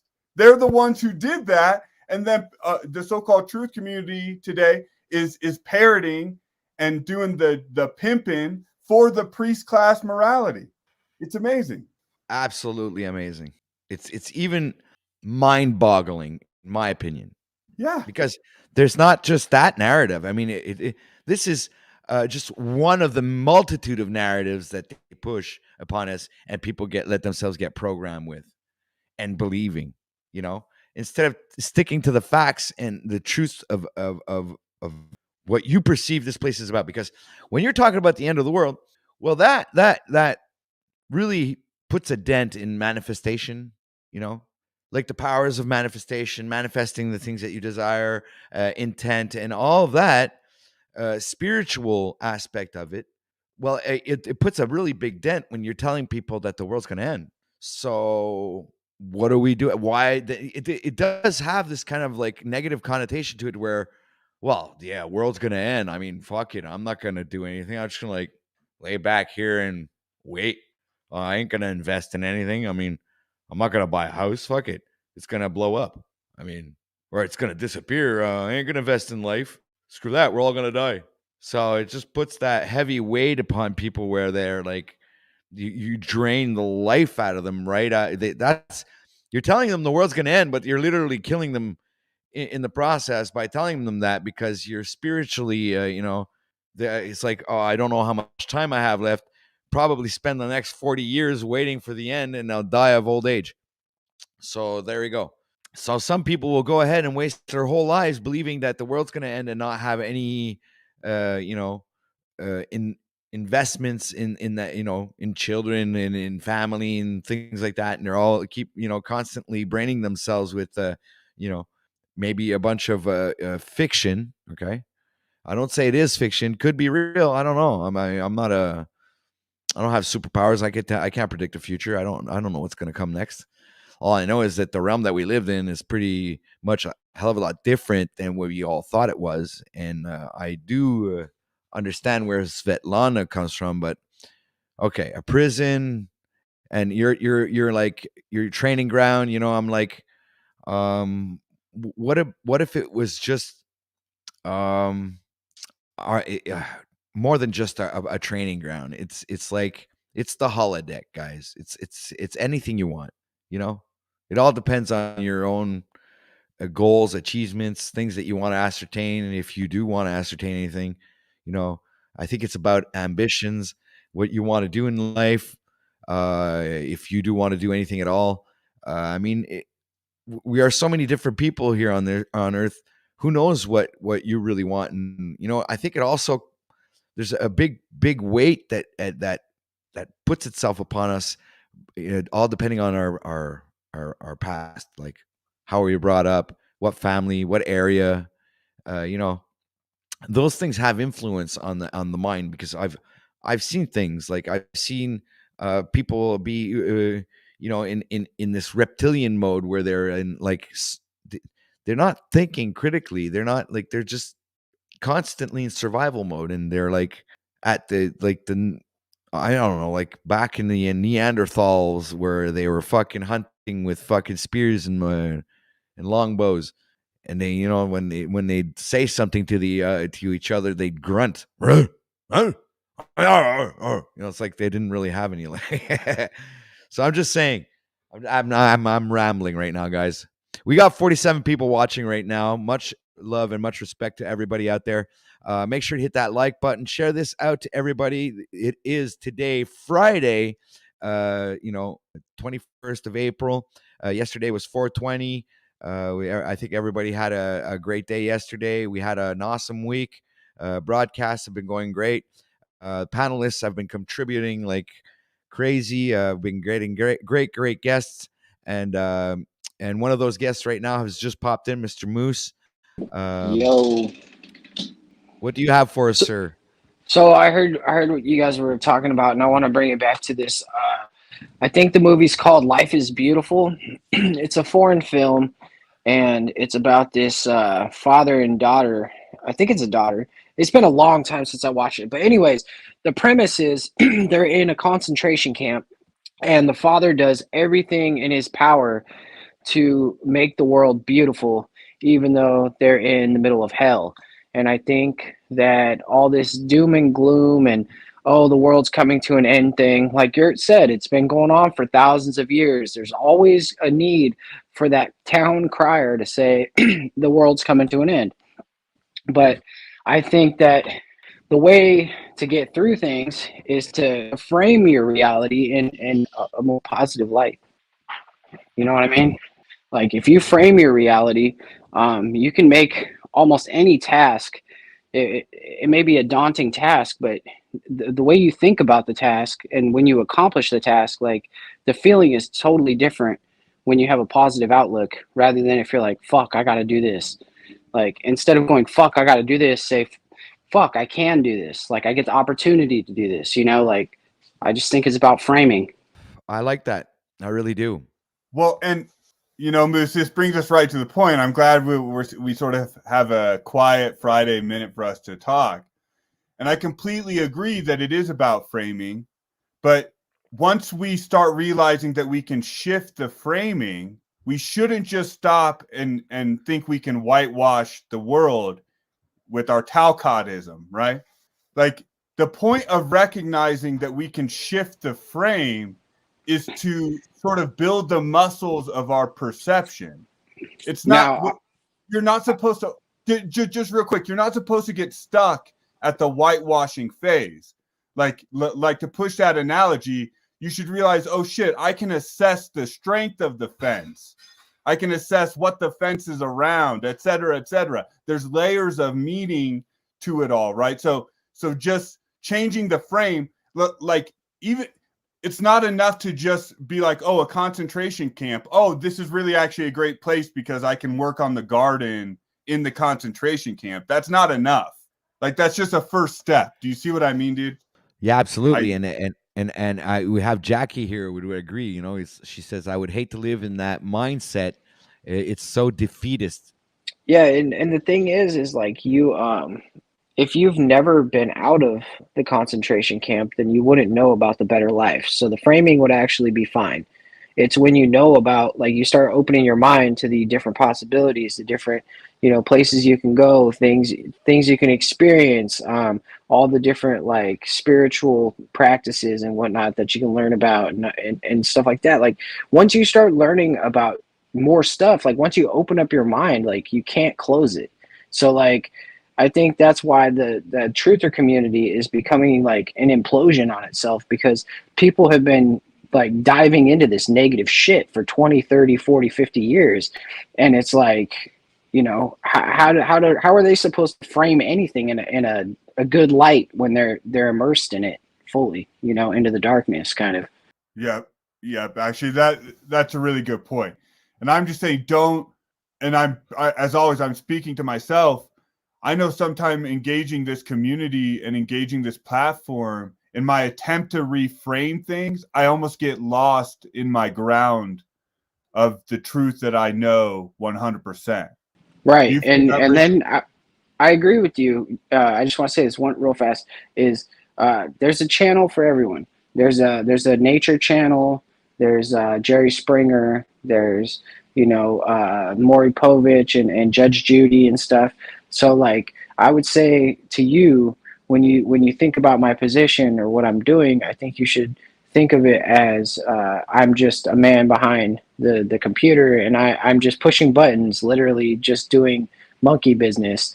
I don't have any feeling which way or that. I've already had my run-ins. I've already said what I felt before, and it doesn't mean that I felt like I feel differently now. It doesn't mean I think he's like, gonna save the world or whatever. But if he wants to try, dude, fuck it. And if I want to like work on that, that's fine. But it makes it really like, yeah, I don't know. People on this metaverse make the whole journey is starting to become tedious. It's grinding now. It's not fun. It's like, anything that happens, it's like got to be a drama. Like no matter what, we can't have like conversations. Like last night, I just went to sleep. I just left in the middle of the show because I was like, dude, we're going to go through this shit show again. Like I thought we were going to cut this shit off. I thought we were going to try to do a really good broadcast, I like how OTW is doing his broadcast. I think it's too long. I don't have that much time to devote to it, but I try to be here, And whereas Jack is like, Jack's his own ship, like I keep saying, dude. He's the pirate ship captain. He tells me where to steer, and I try to get him there, That's very it's very commendable of you, man. But get him. But the question is, and see, I get your point about there's many channels, but you understand that I could love to hate a channel, right? People can make that choice. Of course. I can just love to hate this shit all day. I was supposed to be your Austin. I was supposed to be your Robin, right? And you're on the road and you're traveling and stuff, right? So like think of this as an opportunity for me to refine my skills while you're traveling, and then when you get home, maybe you say, "Hey, Moose has been actually doing pretty good over there. Maybe I want him to actually come up and be part of my broadcast once a week or something, or maybe he could fit in here." That's look for the positive. How you're revealing your own issues, man. What's up? You're not seeing how you're revealing your own issues, because like this story that you told that you needed to prove to the whatever community that you could be a producer is complete nonsense. It is that I make up a lot of bullshit. I mean, you bullshit a lot. You were already welcome everywhere, and you were already doing what you were doing. You were already fine how you were. That's the whole joke. I know. Okay, and we know so like that and the fact that you know that joke is why it starts becoming an anger thing with people that actually care about you and like you, Moose. That's where the anger, that's where the energy comes from, and I know you're playing for that part. But see, you don't understand that reflects back on your psychology. It's a self-sabotaging instinct that we all have, man. Yeah, you're right. You're right. There is a little bit of that self-sabotage there. but also you got to look at my situation. Like I don't have like hours and hours to spend and be the front man. Like I come in and I pop in when I can. Like I popped on here because I heard something I resonated with, and I kind of want to talk about framing and stuff. And then, I can't hold the fort for 4 or 5 hours, but I still want to be part of the show. So that's, here I am. Yeah, I get it. But it's that thing, like I'm saying with certain people, that's part of the producing, right? Is you got to make sure you pick the right people to, push behind. But I think that like Jack's growing on me too. I got love for Jack. This isn't about hating on Jack. It's more about sort of you and the way you serve people. Because I serve people too, man. I like to be in service of other people as well. I don't always need to be the front guy, and I don't even think of myself like that. So I get that instinct. I think his show's getting better though. I would honestly say that his show's getting a little better. Like the past couple of days, it's been getting chaotic because people are forcing the chaos. Like they're literally trying to change him back to like the old show. If you look at the what was it? It was bosses versus leaders. Man, we had a really good show. That was a really good one. Better. Sorry, Moose. Sorry, real quick, and then I want to hear your responses. The old show is better. Jack being pissed and engaging people in a realer way is better. The forced cupcake vibes are not better for the show if you're servicing the show, just for the record. All right, so numbers are dropping. I'm being a bad producer, and we should get back to the drama. Probably if you want to produce a successful show. But again, the drama can have layers, man. It doesn't need to be Jerry Springer level screaming and yelling. But like, kicking out the golden goose isn't always a smart plan either. That's not my choice. Well, but then you're not a producer. See, you know that works.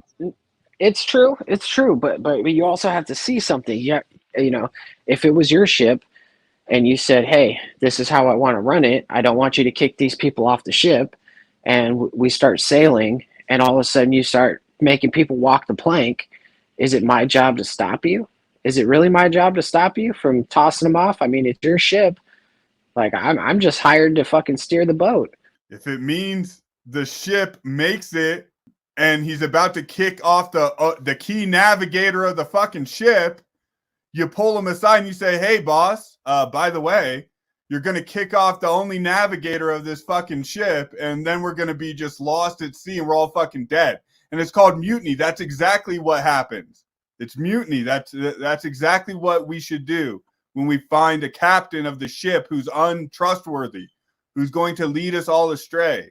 We should mutiny. That's the whole conversation. So you're saying I should rise up and take over his show? Well, yeah, because I almost signed up for the from a monetization for subversive, him. sneaky way. Well, you And can you got establish us, man.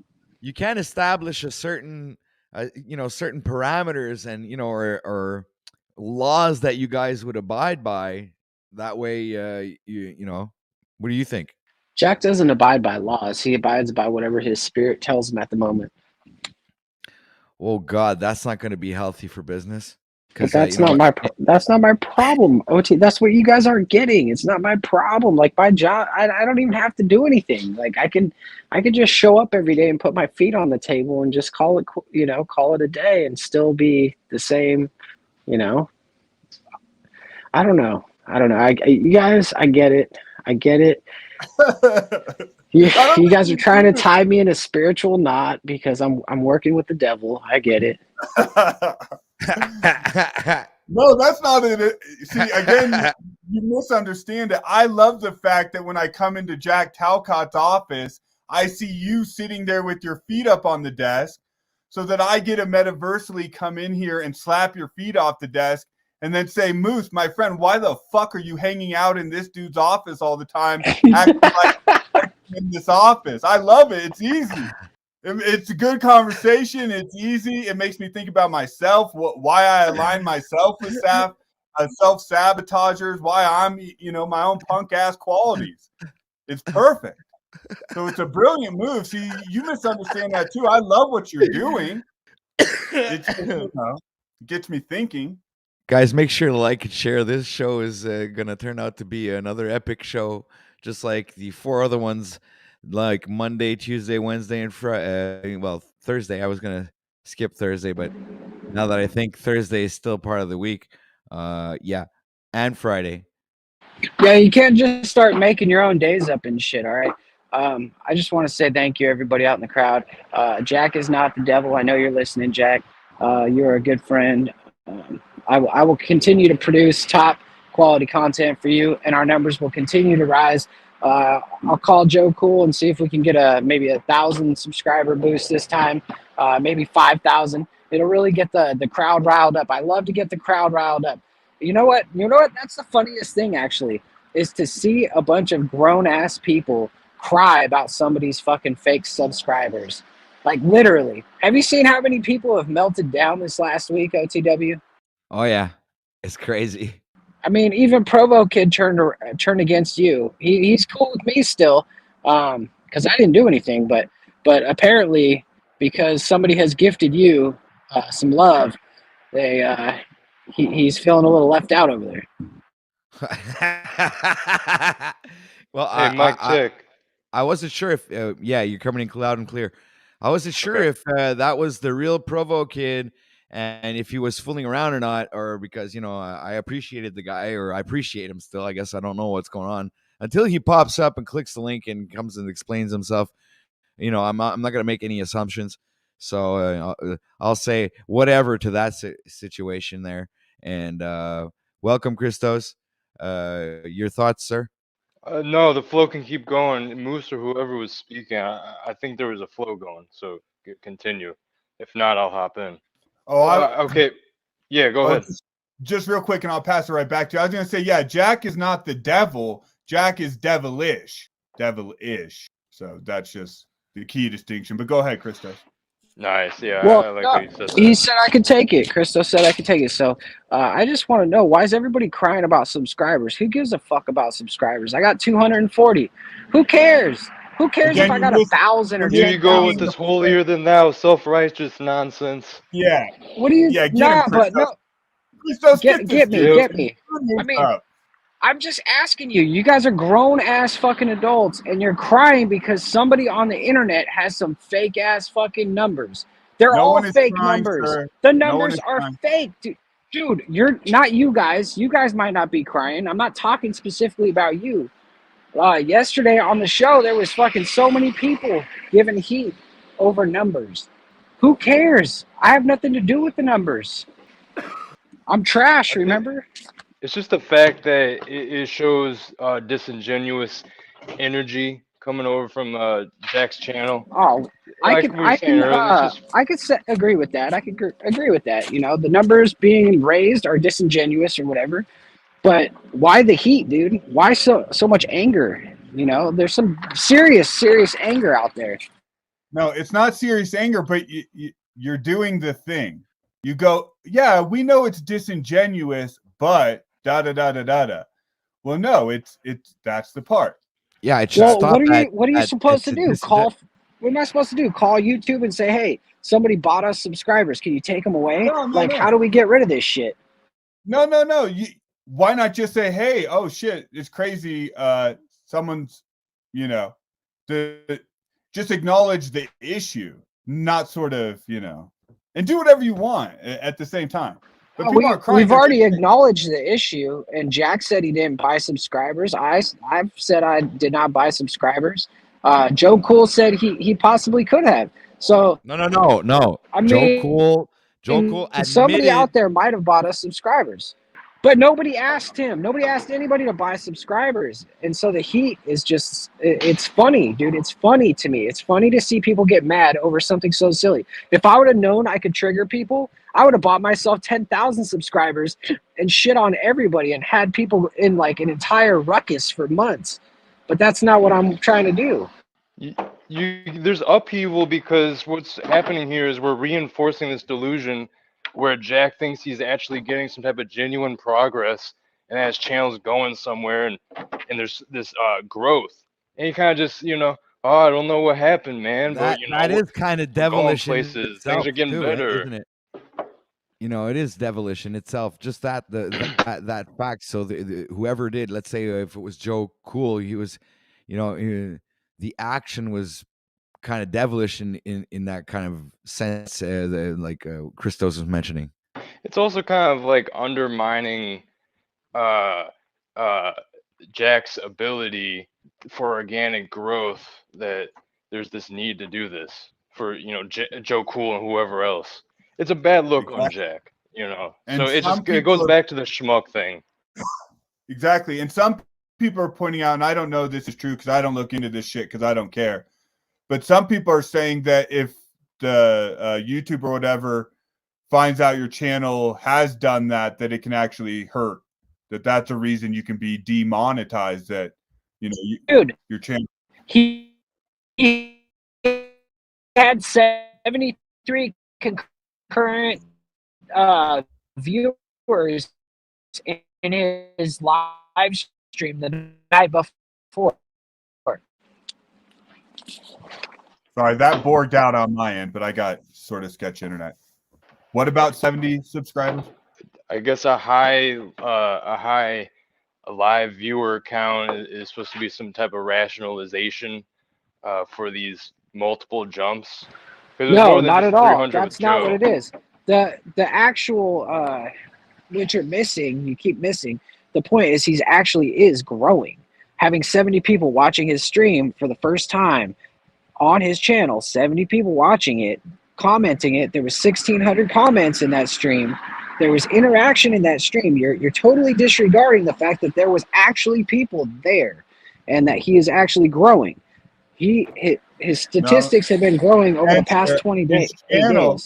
Sir, just to be clear, his channel may be growing, but the question is he growing?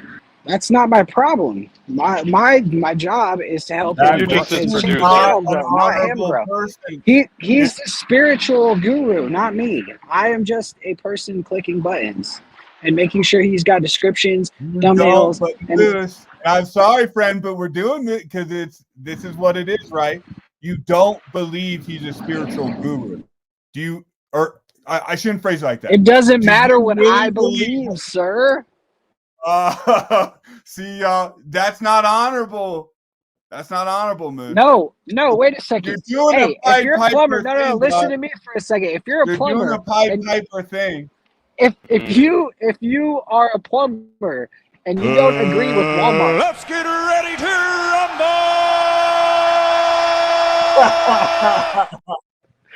all right. If you don't agree with Walmart, but you're a plumber and they call you for a plumbing thing, are you gonna just say, "Nah, I'm not gonna go there because I don't agree with your business practices"? No, you're not. You're a liar. You would not say no. You would go You're a because liar. you're a plumber. It's your job. You're a liar. It's your job. Come on, Austin. Don't do that. I got you. All right, you're But not your a liar. job- You're not. Right, but we're not in the Walmart and we're not in the plumbing business. I get your point, and I understand, man. That's what I'm saying. I support you in what you're doing. I'm not telling you to stop. I I'm know just pointing exactly out- what you're saying, but I'm not I'm going to just let pointing out you. the sucker aspect of it. That's all. That's all. And we can all be a sucker. We can all be a fool. We can all do some Hey, dumb shit. are you not entertained? Are you not entertained? Exactly. But that has a way of bouncing back, right? You know the bounce back, and the bigger the bit, the bigger the bounce back. That's what I'd say. Yeah.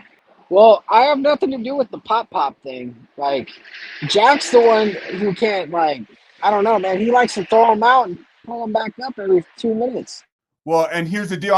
You think I'm talking about something else. I'm actually talking about you. And to use your analogy, okay, so I got one job at Walmart. Right? I know what you're talking about. I know exactly what you're talking about. I'm not going to let you. Let me clarify that. I'm not admitting any guilt. Fuck, you're Chuck in Tennessee. We're both in trouble now, Moose. Chuck in Tennessee. No, I'm with you, Yurt. Let me clarify that, Moose. Today you are. You're not going in. Let's get ready to rumble. Hater in Tennessee. All right, give it to me, baby. Hey, you're not going in and doing a plumbing job. You're going over there. You're talking shit outside the show. How he's wrong. How you don't agree with him. You don't lie with him. But when the show's on, you're in there sucking up to him, playing him up, talking good about him, his great ideas, his great persona. He's got great ideas and he's got a great character, and he actually give me a break. You're the Chuck, first just because you don't like it. I Chuck, don't like it. You keep going back. You keep going back every day. Keep going back. Keep going back. Well, I was going back to see if he changed, but you're being disingenuous about it. That's why people are ticked off about it, because they know how you really feel, and then you go and sell yourself out, just like Yurt was saying. That's what ticks people off. I didn't sell myself out. I literally and you guys even said last night you paid money to advertise. I did on minds.com. Uh-huh. Do you know what minds.com is? No, but yeah, go look it up and then come back and talk to me. Yeah, Joe Cool said he bought us some subs. No, okay? Joe Cool said he did not buy those subs. He said he didn't. And if you look at Jack's stream last night, he might have had 20 people in his live stream. The past 2 days, all the numbers have dropped and all the controversy has gone up. If you look before that, I could show you the numbers before that. They were starting to rise, and we were starting to get steady 40 and 50 in the live stream, sir. So after he got on bad terms with Unslavious, that's when the numbers started dropping. He'll never be on bad terms with Unslavious. He's in love with that guy. Of course he is, but he's still on bad terms with him for 2 days. Yeah, that's why, it's the disingenuous, because usually when somebody is, we'll call it producer or helping somebody with a show, It's that they align with the person, that they back the person, that they agree with the person. I do back them. I do back them, and I do You agree literally with just his said you point. don't here. align. You literally just said No, you don't listen, align earlier. listen. Let me explain to everyone real quick. I'm gonna drop this knowledge on you, okay, Mister Jack Talcott gave me respect. He trusted me with the keys to the castle. I told him I wanted autonomy and I wanted to be able to just take care of business and not have, anybody riding my ass. He gave me that. He gave me the respect when he turned from being disrespectful to me and seeing no value in me to changing and showing me some respect and treating me, with some value. That's when I changed the way I approached him. That's when I stopped trolling him. That's when I started working for him. Him paying you got nothing to do with you having a newfound respect for him? Nah, he didn't. I didn't even ask him for money. I didn't ask him for anything. He gave me respect, and I said, you know what? You showed me a little bit of respect. I'll go out of my way and fucking do something for you because I think it could help you. On one of the shows, you said he was paying you a modest fee. $1 million a year, brother.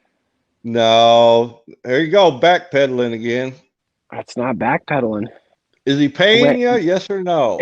If Jack gets monetized, I'm pretty sure that he'll cut me. I'm talking about right now. Is he paying you? I have no comment on that. There's no payment. Thank you. There's no payment in transition. There's no deal.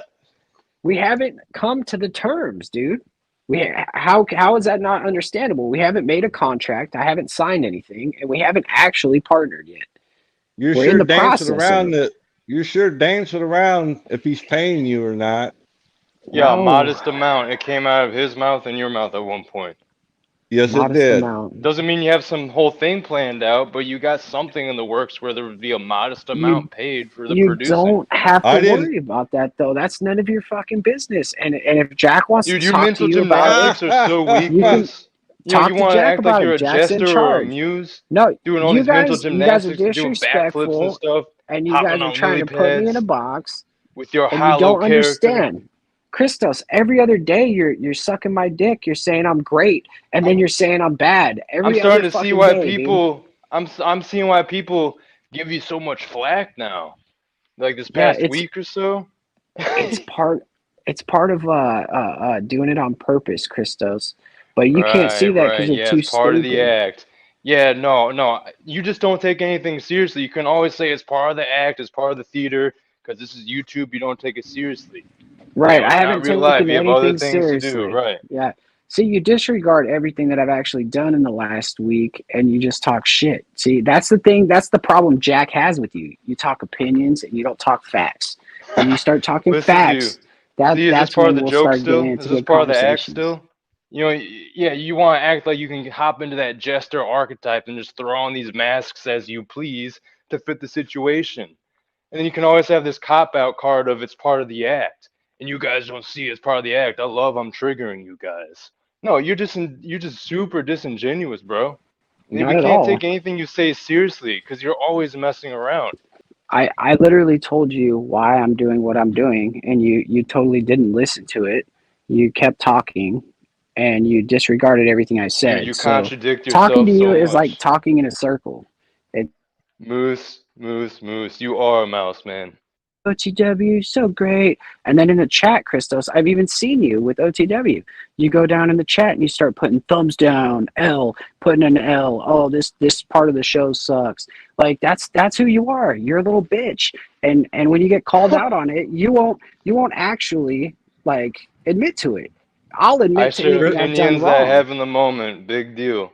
Crystals. Yeah, I have all types of feelings and opinions. Great. Hey, thanks for coming up, Chuck. It's nice to hear from you, man. I know people wanted to call you Snake in Tennessee. Cuck in Tennessee was funny, but I haven't seen you on a stream in a while, man. So it is actually nice to hear from you. Oh, my internet's fucked. I'm trying to get a different service because the service I got now is about to peter out.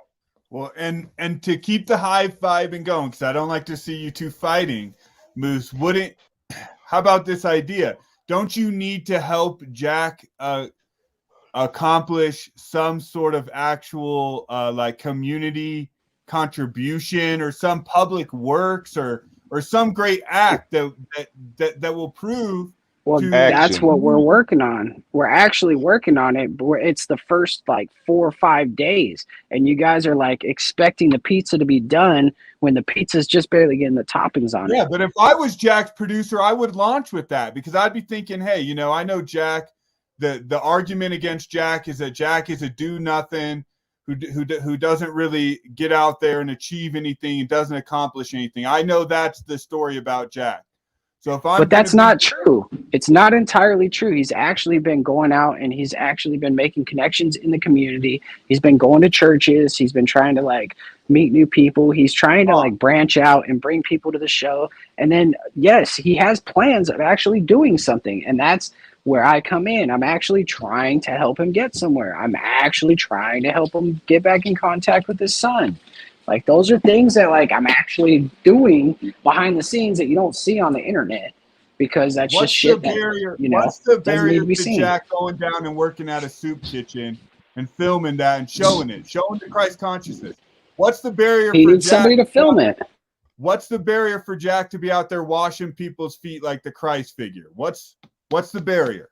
Well, why aren't we doing it? Why you're not supposed to do that, though. You're not supposed to help people and brag about it. You're not supposed to go to a soup kitchen and fucking film it. You're supposed to go to a soup kitchen, keep your head down, and be fucking respectful to the people that go to the soup kitchen and be humble. Is that what Jack is doing? Jack is going to the soup kitchen and just not telling anyone? I don't know. Like, dude, now you're trying to ask me about his personal life. He's doing nothing. No, and you missed the point, Moose. I'm trying to help you out. And what are you doing, Chuck? You're a hater. You're a hater on Yurt. You're a hater on Paul. You're a hater on me. You're a hater on everybody. I'm not hating on Yurt. The difference, Moose, the difference is me and Chuck aren't claiming to be Christ incarnate. We're not putting images of ourselves combined with Christ. Neither am I. I'm not. You are, though. You're the one doing it. I am not claiming to be that. No, I'm not. I am not claiming to be anything like that. No, but did you make the thumbnail that used the Christ iconography? Yeah, because I wanted to take a clip of each person on the Christ of being. And you know what? That's a joke too in itself because you know that the Christ of being didn't look anything like that. So it's just another idol that people worship on the fucking wall. So stop trying to take it out of proportion. It was a fucking joke, people. Oh, Jesus. Yeah, but you should have made it a black Jesus, and then we all would have been down. But that buddy Christ, the cracker Jesus. No. You know exactly what would have happened if I did that. No way, dude. I would have had people in there like trashing me for some other stuff, like some way worse stuff than they're trashing me for right now. That is the point. See, I've been waiting to get you in this chamber, sir. I've been waiting, and it's been a worthwhile wait. Because you're proving the whole point. So again, are we talking about true things or are we not doing true things? Are we with the truth or are we not with the truth? Do you believe in Cracker Jesus, Moose? Put it on the record right now. I do not believe that a saltine was the man named Jesus. I believe that the man named Jesus was a little bit darker. He was in the sun a lot more. He got suntan. He wasn't afraid. He didn't wear his feet were of bronze, Moose. I don't know if you've heard of bronze, brother. Bronze. That's what I'm talking about. Bronze. Straight up. But yeah, keep going. You're I need this right now. This is like a what do you call it? Intervention? You need to do some soul searching, buddy. You're not being honest. You're not being honest at all to yourself or to anybody else. Actually, if you like knew me in real life, like actual life, you would know that I'm 100% honest to myself and others. And I've been accomplishing more goals every single day than most people. But I appreciate your thoughts and care, Chuck in Tennessee. Well, that's what comes the live across, stream tonight, man. Hating like you always are. Oh, you That's damn what's right. supposed to come across. I'm a character, buddy. That's what Moose is. You're a character now. I've always been a character. Always. But you get on Jack's show and you talk about, oh, I found the way. I'm doing this. I'm doing that. You know, it's like you're one of those guys who should be picking on the bigger fish. You know, there's bigger fish to fry, but then you go after like the dog on the lowest pole.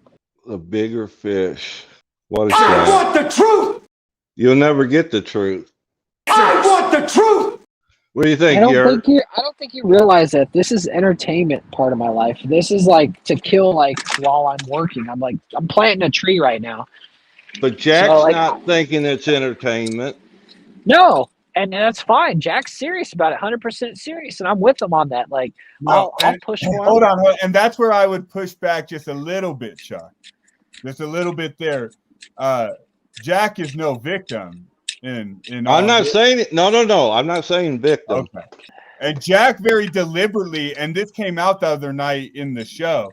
Jack basically used Moose.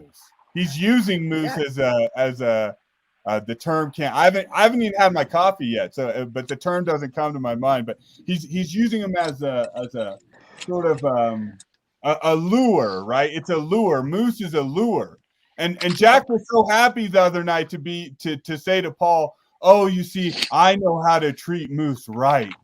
I know how to recognize. I know how to recognize the potential in this Moose, Paul. You don't know how to use people the right way." He basically said that. You know what that that's meant, what makes a good you? team, though. That's what makes a good team. If you know how to utilize somebody's abilities and you know how to treat them. Because Jack knows that he holds the money over Moose. So Moose is going to do whatever Jack tells it. That's give me a fucking break. Your problem is money. You're stuck on the money. You're it's fucking because idiot. you're disingenuous. You're a fucking idiot. That's what you are. Let's get ready to rumble.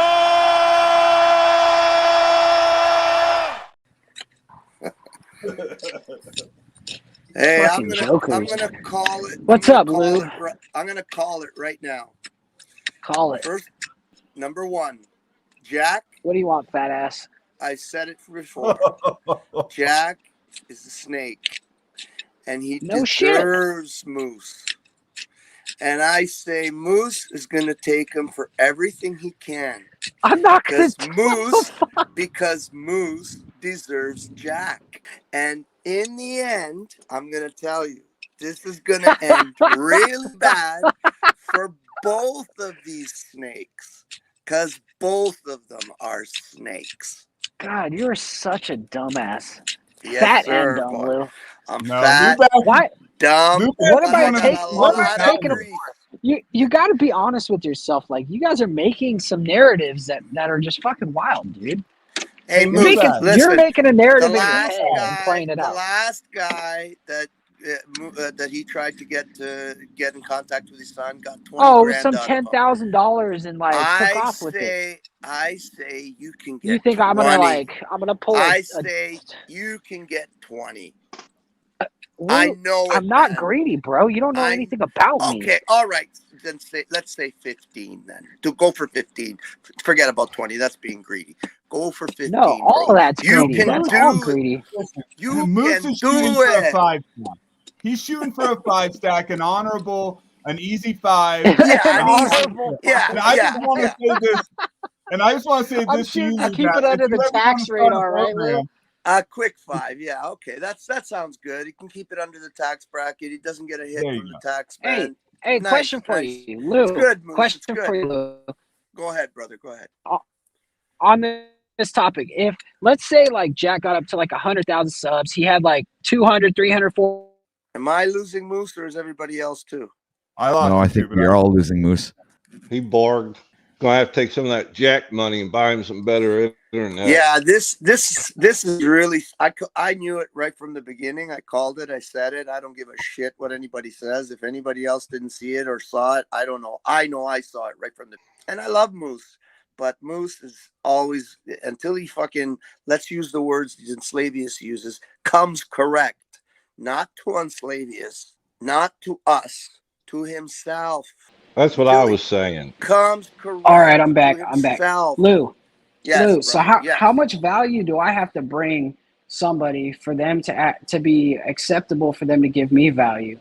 What What do I have to do for it to be honorable for you? Like if I go in there and get a 10 stack I from him, just told I'm gonna you. go. No, I'm going for 25 now. You I'm said good 20. for You it. set the bar low, dude.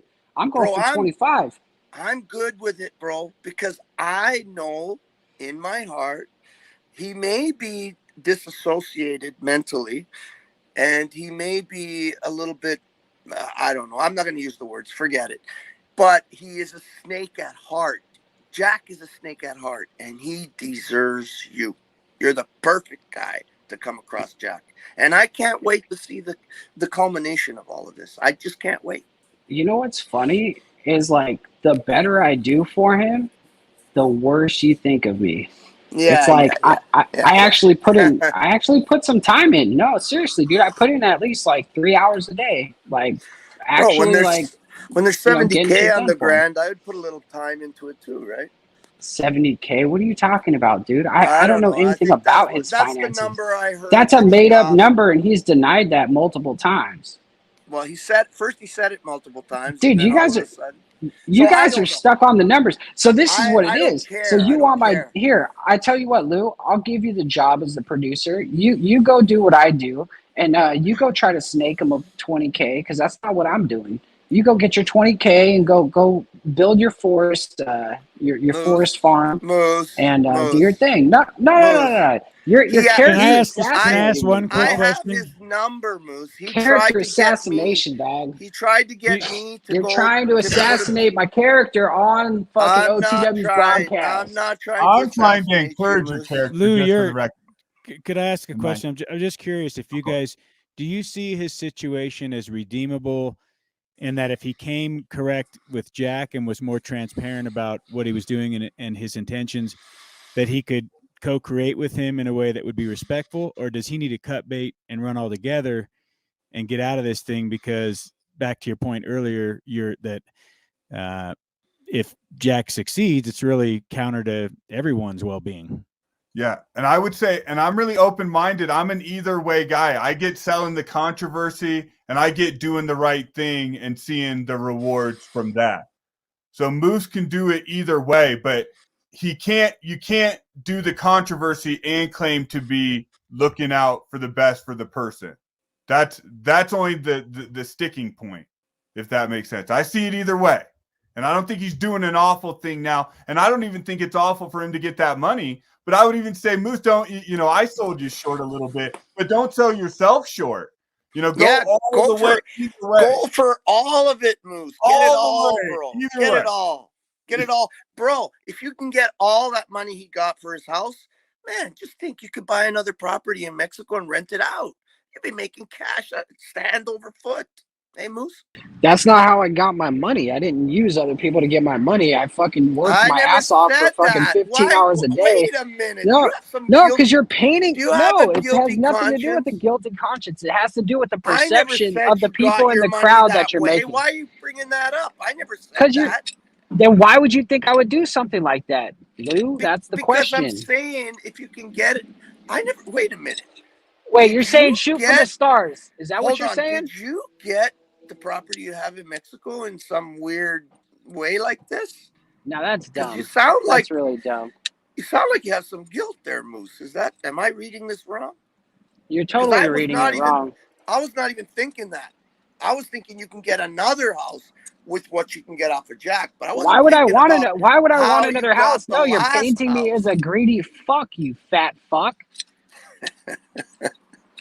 So stop trying to play the fucking game like you're not trying to do that, because that's exactly what you're doing. You're trying to paint me as I'm a money grabbing fucker, when actually I'm a very fucking generous person, and I often donate up to my last fucking dollar to people. So you can go fuck yourself with the fucking sausage that you made. At least you know you made it. Hey, nothing like a good sausage in the ass. Well, Moose, I don't know. You don't have to prove anything to anybody. And I got a big nose. I know, and that's the beautiful thing, because I can say whatever I want to you, and at the end of the day, I'm still gonna feel good about myself. Good thing. That's the important thing. No matter that is what matters.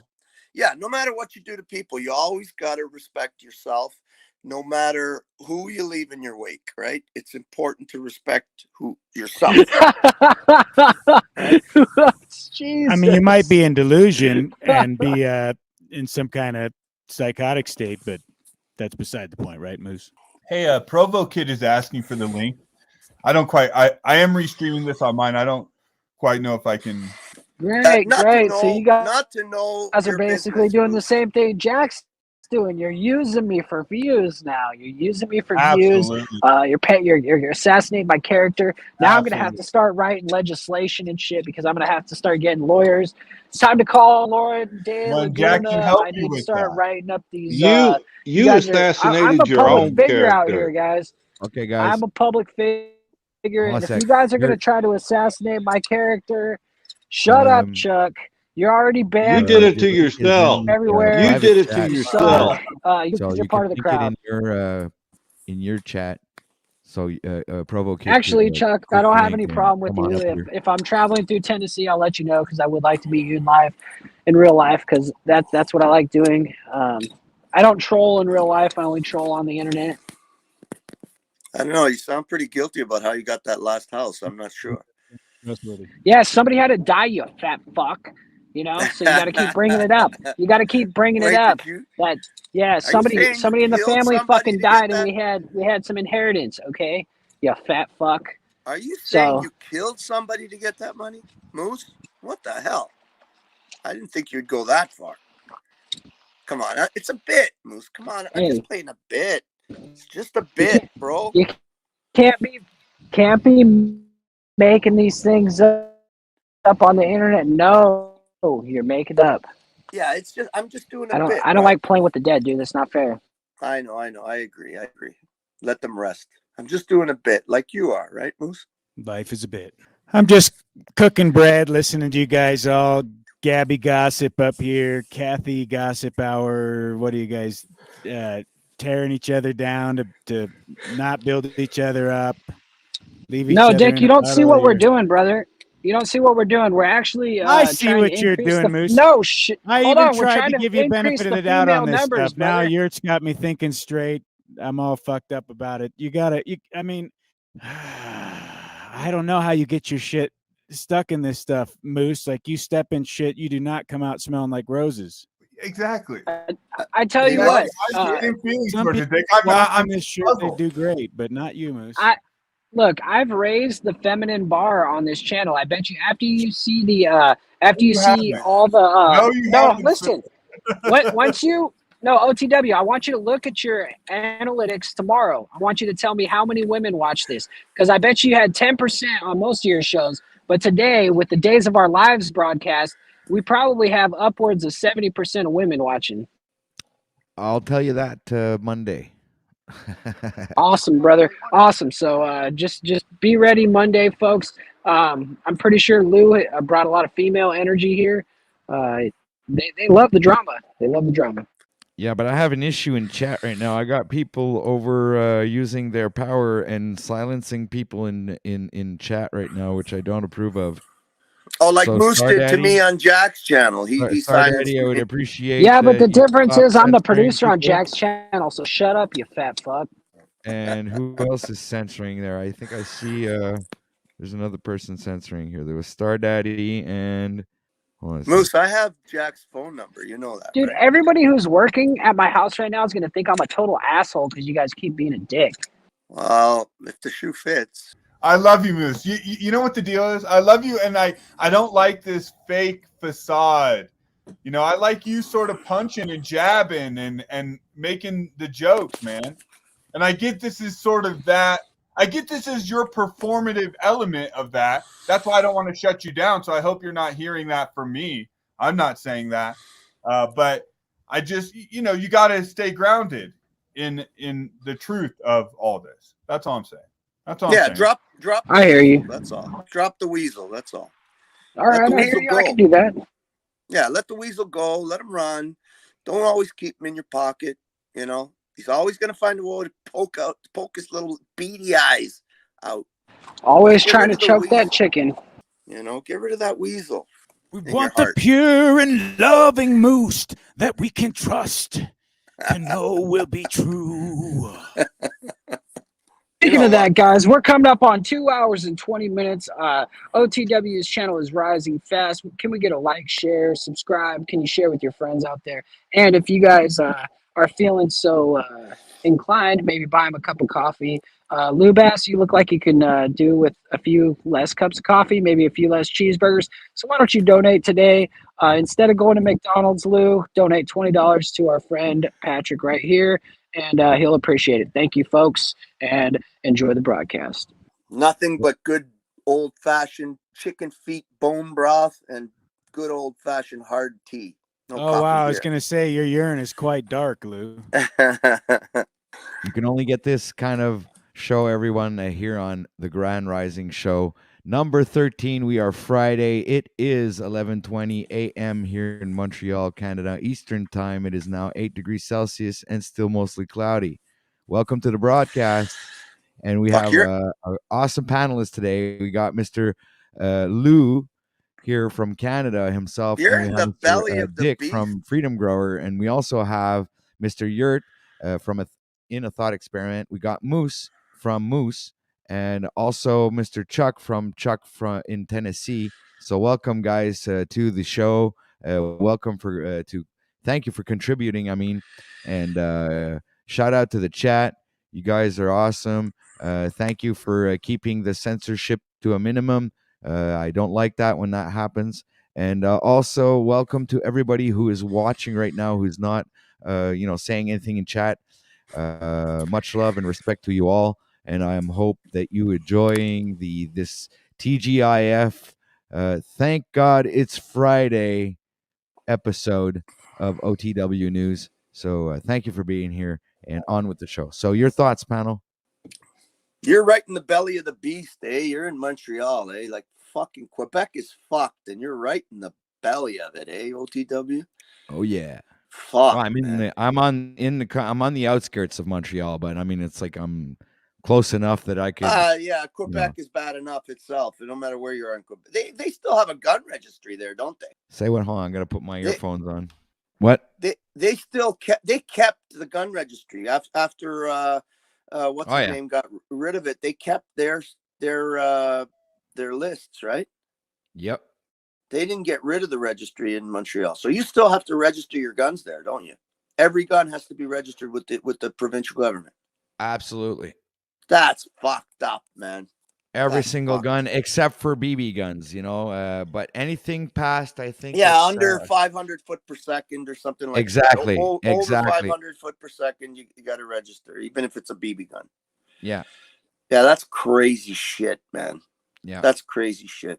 You imagine that? If it's a BB gun that's over 500 meters per second, you have to register it, man. That's crazy, man. Not even feet. It's feet. Feet. That's even I thought it was slower. meters. No, it's feet. Holy feet shit. per second. That's crazy. They're going to come and take your guns, eh? They're going to do that. You better get the fuck out of there. And where are you at in Ontario? Where's your? I'm in Ontario, so we don't have that anymore. Since what's his face got rid of it. What was it? What was his name? The conservative guy. I don't know, man. The last conservative that was the prime minister. What was his name again? Fuck, I'm having a brain fart. Oh, Harper. Harper, right? Harper. Well, he campaigned on that issue. He would quash the gun registry, and he did. I couldn't believe it. I didn't think that he would, because none of them ever tell the truth, but he actually campaigned on it and did it, which was amazing. He got rid of it, but Quebec was the only province to keep it, which is nuts. I can't believe that. I don't know how nobody's fought that in court yet. Your thoughts, panel? Anybody would like to contribute? Have anything they would like to say? I'm still bringing my blood pressure down. Yeah, Chuck, you should probably sit down and take a few deep breaths when you talk to me now. I'd like to say that we don't really care about our Canadian brothers up there. You guys didn't save us during the lockdowns. You guys just sat in your houses, and so therefore we were down here not being saved. Americans are always saving the world, and yet Canadians couldn't be there to save Americans. And so now I'm sad. Now I feel like you hate us. and I feel like there's something wrong with Americans. Sounds like a really good are. time to loop on the Wim Hof breathing techniques. Try breathing out. It's an interesting thing that can help with a variety of different ailments, and also cold water. Yes, breathing out is very important. Breathing out is very important. How you been, buddy? I haven't been on a panel with you for a while. Are you still I'm there? doing great, man. I'm doing great. I need to do one of these on my own sometime and monologue sort of about my adventures and all that. Me and my family are out in Colorado, so we're doing the trails. You have a little homestead there, no? Sorry, cutting you off there. No, you're all good. My house is my home is in Iowa. Oh, okay. We've been in Colorado for like a month now, and we're going to be traveling around Colorado, Utah area for like another month. And just really enjoying myself, enjoying being away from the YouTube a little bit and doing my own thing and getting out in nature and doing all that fun stuff. So, but I'll be talking about that more in the future, and enjoy listening to all these panels. And I appreciate everyone. And I hope we didn't ruin the vibes by giving Moose a bunch of shit. No, dude, we wouldn't. We're healing the afflicted. If we didn't love Moose, we wouldn't be hard on him, right? Yeah. It's because we love Moose that we don't want him to be the sniveling weasel that he is. We want him to stop that because we love Moose, right? And it's the same thing with Jack too. Like I struggle with that a lot. Yes, I agree. Sorry, I keep cutting you off. I'm sorry. No, you're good, dude. And I'll pass it right back to you. But I get the same thing with Jack, where like I see there's a lot endearing in him, but I just have question marks on him. And I know that's my own personal issue, and who cares what my opinion is, and maybe people have different opinions of him, but I wanna love everyone. I want to love you too, Lou Bass, and just everyone, just it's all okay out here. So let's not start. I wasn't trying to character assassinate you, Moose, or Jack, or anyone else. Just politician you're here just wants that on. Oh no, it's all good. Hey, there's no hard feelings here, guys. I still love you guys, and I appreciate all the criticism and stuff. It just means I'm doing a good job. Yeah, the bit's working, right, Moose? Hey, I tell you what though, if Talcott gets like 10,000 subscribers and starts getting like 500 people watching him, you guys are going to be fucking shocked. You guys are going to be so shocked when he starts pulling in the money and being the guru that he wants to be. Okay, so let me understand something clearly. You, from what I understand, I could be wrong, but from what did he leave? The fucker left. He left? Maybe yes, he did. He's not going to be the guru that he wants to be if he's saying he wants to help people on the premise that he's trying to help people. But I was going to ask him. Lou, when I asked him about the money, he danced around that subject for 5 minutes. He's obviously getting paid. Look, Jack tried to pay me, okay? Oh, he admitted it. What? He finally admitted it. You know what I mean? Wanted me to get a hold of his son. He's all upset with me because I didn't want to do it. Right? He offered to pay you. Hey, I danced around the money truck because I know exactly what you're thinking, and I like to troll the shit out of you. You're a fucking idiot. You sit here and you talk shit about shit you don't know anything about. That's the fucking thing. I could say anything and you'd fucking believe it because you're a fucking idiot. I want the truth. Moose. Yeah, I could say he paid me $25,000 right now, and you motherfuckers would believe it because you're so fucking stupid. I'm literally just trying to fucking make a channel better, so fuck off. Okay, Moose, can you just listen for 1 second? Because I want to know that I understand this correctly. Yeah, I want to hear you expound on what you were saying, Lou. I want the truth. What I understand is that you went from hard trolling Jack to helping Jack. Yeah, because he went from being a disrespectful bastard to actually let me finish. Lou, did you say that he offered to pay you? No, he didn't. He didn't say the exact words that I will pay you, but I had a strong sense that he was willing to do that. Let's just put it that way. And he didn't say those words, so I don't want to make anybody think. Offer you a deal, though. He didn't actually. Oh, that's fucked up to you, Lou. You can't say. You said like strongly. He offered me money. No.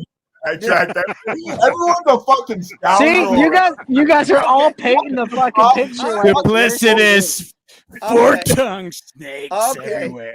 All right. Maybe I exaggerated. Maybe I exaggerated a little bit, but he definitely you guys are He definitely pushed me to go in that direction. I'll tell you that right now. I have a strong sense. Hey, he showed me respect. Whether he manipulated me into helping him, that's fine. He showed me respect, and that's all I fucking wanted was just someone to treat me with some fucking respect and not talk shit to me every 5 seconds and let me do what I need to do to make shit better. That's what I was going towards. I know you were saying that the breaking point for you was when Jack respected you, right? I just wanted to know that, right? So from that point on, you went from hard trolling him to helping him when he showed you some respect. Yeah, because it's not hard to help him. It's not really hard to help him. So I just said, fuck it, I'll help him, right? It's just as much effort for me to troll someone as it is for me to help him. Right. Okay. So I just want you to know, Moose, that I really seriously respect you, like strongly respect you. Can you play with one of my balls now? Yes? No? Maybe? I want the truth. How come every time you put those things on, I can't hear them? My mic, my earphones go mute when you put those things on, OTW. Does anybody know? No, I don't know. I hear it when I play it. Who else hears it? I never hear it. I just see it. Yeah, me too. I just see it. I don't hear it. I hear it and see it on a laptop. I'm on my phone, so I don't know. Maybe it's different on the phone. Yeah, well, I just want to point out the spiritual truth to Moose, that his desire to not have people talk shit to him, about what he's doing, is now going to lead to way more shit being talked about what you're doing and all that. That's cool. Why do you think I'm playing on it? Why do you think I'm making Chuck and Tennessee like, oh, did he pay you? Oh, maybe not. Maybe you didn't pay me. Maybe he did. Maybe he gave me 10,000. Maybe he gave me 100,000. You know. So I'm getting the ball rolling. The more eyes on the prize is the more eyes on the prize, right? Well, and I don't know why Provo Kid is sitting in the chat. I don't. Oh, good. Hey, Provo Kid's just sitting in the chat. Shut the fuck up, you. Yeah, that's my boy, fucking Provo Kid. All these fucking losers bitching at Moose, bitching at Jack, not doing a goddamn thing. Can we talk about butter and loose balls for Quantum Epic? Sounds well, like that's what you we wanted see to you go just for a second, Provo Kid? You make me happy. I'm going to get new world views. I'm sorry I offended you. I need this lesson, dude. I'm getting new glasses today. Oh, good for you, man. Give it to us, Provo. Give it to us. I love new Rock glasses. on, brother. Glasses are fucking there. You need them. When you need glasses, you need them, bro. Invest in a quality pair of those for sure. Seriously, all this hate going towards Moose and Jack sounds like a bunch of angry, hyped up. Like if you were to go to a dance and there's a bunch of pretty girls, I feel like I'm talking to all the ugly girls who don't get asked to go to a dance right now, who are just bitching at Moose, who are just bitching at stupid shit about nothing that really fucking matters. It's so stupid. It's the dumbest shit I've ever heard. It's Dungeons and Truth. You guys are just jacking each other off. It's dumb. Everybody in chat is dumb. I'm done here. I'm done. Hey, Moose, you're a good guy, it's right? The but chatty everybody's Cathy hanging up gossip on you, hour. acting like they fucking got the truth, they got the insight, they got the answers. They're a bunch of idiots and they're jealous. You want to know why they're jealous? Because Moose, you're moving up, brother. You're moving on up. And they don't like it. They don't like you moving on up, Moose. They don't like you winning. They don't like Jack winning. They're fucking jealous fucks who will watch and sit and bitch but not make content, not do a goddamn thing. Hey, Provo Kid, can I ask you a question? No, shut up, Lou. He's talking right now. I just want to ask him one question. Do you want to dance? God, that was beautiful. Thank you, Provo Kid. Well, I needed that sometimes I really do feel like sometimes I really do feel like the ugly girl who will never get asked to dance. That's an awful feeling. The Provo Kid is saying he spoke to my very soul. Oh boy, where'd he go? He does all this. I'm sure monologue Provo and was then busting fucks off. moves on the dance floor. He was definitely not short of a dance partner. He fucking He does was this out there big rocking it. monologue and fucks off like a little bitch. Well, and just to be clear, it's not jealousy, it's utter terror.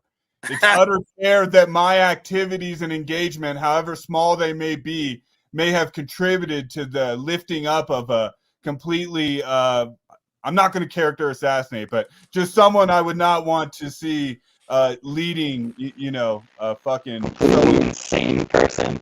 What the fuck was that? Thanks, Timmy. You've been doing this for over a year, and you What still the can't get a fuck fucking was mic. that? Thanks, Timmy. Thank you. That was Thank you like for a coming up here and demon. shitting on the broadcast. A We've demon got came out. Mr. Roboto. Oh, is that better? No. No. It's it's a demon. I'm just saying, coming. Provo Kid is probably like his streams where he just, sits there by himself and talks. He's probably at the dancing by himself, just doing, some crazy moves and thinking he was like on Dancing with the Stars. But, and I'm not even saying it's a bad thing, Provo Kid. I am still the ugly girl on the sidelines, just not getting picked out. So you got the longer straw in that deal, Provo Kid. So Wait a minute here. Hold on a sec. If we were all women here on the panel, who would be the best looking woman? It's me, obviously. Come on. Get real. I'm not sure, dude. I'm not yeah, you got something with that nose, man. Man. There's you got. I don't know. I do have the prettiest hair, so I mean, I think I should at least be in the talks for the hair alone. Well, see, the other men aren't saying anything as well as myself, so I guess we don't identify with our feminine side. Anyway, guys. LTW, are you saying I got a Groucho Marx thing going? I just need a bigger mustache, and I'd be right in there. It's like, it's the center of your face. That's like the first thing I see, man. That's why I could smell moose. Hey, I could smell moose from a mile away. All right, we got Timmy and Timmy, the twins. No, he's probably getting on his computer. He was most likely on his cell phone and was getting a bad reception, and now he's uploading up. And welcome, Timmy. Welcome. Hello. There. Yeah, dude. I mean, I much better. Well, look at this is the point, right? Like, Moose, you say things that are just like not true. You're just bad faith with everything you do, and you're trying to make it funny, and it just doesn't work, dude. Like you just made a false statement and said for over a year you're unable to get an audio. Like that's happened like 2 or 3 times lately. Clearly because of my fucking browser or MacBook or something. And I've been on panel for like 50 times before that with perfect audio. So like this is your MO, Moose. You try to say things that are like funny and it's just not true. And it just you just keep doing shit like this, and then he creates a reputation of just being bad faith and also just not funny. Just I know you're acting like a whiny bitch right now, Timmy. And no, I'm just making a point. I'm just making a point. The feminine viewers have risen at least 50% today, and you've contributed. I'm thinking maybe we got 52% now. Just making the point that you are bad faith and you're not even funny, and like that's all right, Timmy. You're wasting everybody's time. Dude. Nobody gives a shit. I'm not wasting nobody's time. Lou was bobbing his head up and care. I thought he was the audience doesn't care, Lou. That's the thing Timmy doesn't understand. Like the audience will engage with what I say. Timmy's over here whining like a bitch and nobody cares. With what you say. Moose, the old mute your saying, mic right? because your wife is your mama. You know the old saying, right? That's you're so smart, Timmy. That was like a second grade funny joke. Yeah. You're making people laugh all day. We know why you're muting it. That's why it's funny, dickhead. I'm muting it so you don't hear the extra sound going on because I'm digging holes, you fucking retard. Right. Why don't you focus on digging the fucking hole and get the hell out of here? Why don't you come to my property so I can assess how big the hole has to be, and then we can move on. That was pretty witty, Moose. I gotta give you that. That was good. Good one, Moose. I'll give you that too. Timmy, you know what the problem is with Moose? He's got a fucking weasel in his chest pocket, right? And the weasel comes up and whispers in his ear, say, just do it. Fuck it. nobody will know. And he just does it, right? So he doesn't think, he doesn't, mentally prepare himself to do something. No, I give respect when respect is given, and you're a fat ass who doesn't give respect, and Timmy's a little fucking skinny faggot who doesn't like. He just wants to sit here and talk shit all the time. So you only like people when they agree with you, right, Moose?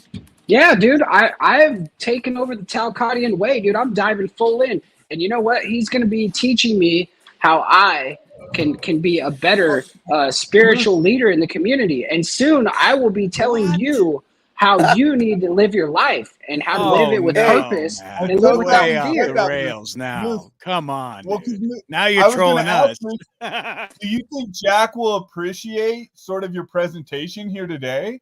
I mean, I don't Probably know if not. embodying, Yeah, that F word came out of there pretty hard. Well, yeah, that was a hard F. Like that was a pretty hard one, but like when you get me in my spirit, like that was the spirit of my mama coming through. Timmy got me in my feminine side, and I'm just like, I'm all worked up today. Maybe it's because I have this feeling Moose, that I will Timmy wants to say fuck me, and I'm not trying telling to you tell what him to no. do, Moose. It's Should I quit? Dick, hey, should I you know quit what? my job? Should I quit? On the one respect where you said you're doing your job, or you're being successful, I guess, because the eyes are on you. The attention is your way. People are concerned about what you're doing. And well, yeah, Paul said to make people love me or hate me, and you guys seem to hate me, so it seems to be working. I don't hate you. I don't hate you. Not even close. So it's not I working. Hate, so see, that's where I'm fucking confused. I'm trying to make you hate me, but you won't. I hate the weasel. I kind of hate you. Just kick the weasel out. That's all. Kind of does, yeah. And I don't even hate Timmy. Like, I love Timmy. It's just like, sometimes I just lash out because that's what you want from me. I don't want that from you. I'm just giving it to you straight, man.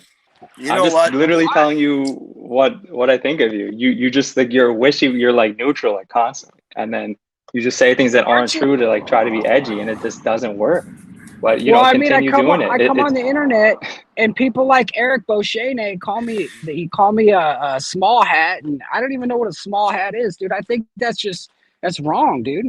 Well, your hat is a little bit small. Like, did you look at it? You should probably get a bigger one. Look, dude, the Trojans only come in one size or two sizes. I don't go for the Magnums, bro. But I don't go for the small finger cod either, dude. Oh, Moose. We love you, Moose. We love you. One day. Speak for yourself, Lou.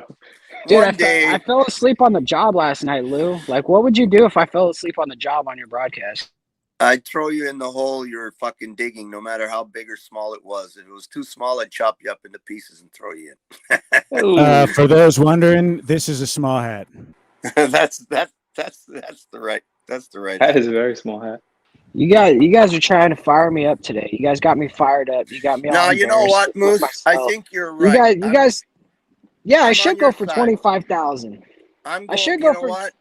I think you're right. But I'm not going to because I can't. I think you're being honest, and I appreciate it. I think that Jack needs some help.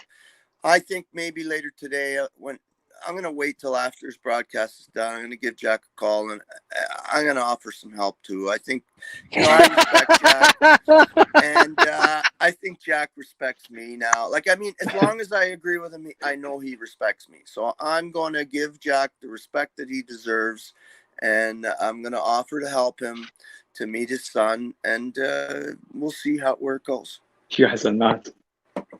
Did you hear that guttural laugh from Moose? He relates to that, what I just said, eh? He loves that shit. You're doing good. You're doing good, dude. Did you hear that fucking gut laugh when I'm telling him what I'm saying? I want you to hear this if you're still there. This is like how the financial collapse of 2008 happened because some people took out some bad mortgages they couldn't pay back, right? And then other people are betting on those mortgages, if they're gonna fail or not, and then other people are betting on if those bets are gonna fail. This is the same thing, but this is it, man. Talcottian insanity. It's a penny stock, right? Yeah. It's a this endless. It's just endless speculation and nonsense. And it's we're 8 years deep, and we're who's trolling who, like what even is real anymore, and it's just great. And I think it's all insanity. And I know one thing's real, Timmy. I know one thing's real. What's that? Picture Jack and Moose actually obtaining real power, where they can have something to say over, your life. What is wrong with these are the like? I don't want that, dude. I'm not Jack trying to say anything over you. I'm not trying to tell you how to live your life. I'm not trying to do any of that. I'm just trying to make graphics and descriptions and get better at that stuff and get better at pushing people around the fucking squares, man. Okay. I'm not trying for world domination, dude. I'm not saying you are, but I'm saying, like, I could imagine a guy like Jack in power, you couldn't have enough holes to put the heads in. You couldn't dig enough holes. He'd be like Vlad the Impaler. And then you would be right there as long as your As head's the jester. staying on your Fuck yeah. shoulder. Keep As my long head as on your my head's shoulders. staying on your shoulders, you'd be right. Yes, sir, that's great. Yes, we'll do him too. My mother. What is that, Paul? Let's get my mother. Paul. We'll hack her head off too, sir. Yeah, you're doing great. The Cambodian Talcott, Paul Talcott. Yeah. There's a thumbnail for you, Moose. I mean, honestly, do you guys really hate what's going on there? I mean, people are laughing, people are having a good time. I don't understand. Like, I really don't understand all the hate when it's actually a funny show. Bro, I love it. I told you right as soon as I came in. I love it. Jack deserves it, and you deserve Jack. I love it. Look, hey, if Jack gives me 20K, I'll buy him 100K subscribers, hands down. I'll do it tonight. Wow, you're crazy, Moose. Oh my God. Moose, I'll call Joe Cool up, and we'll make him a star, dude. We'll make him the next Infinite Waters. Well, guys, and I actually got a roll, but I just want to add just a couple final things here.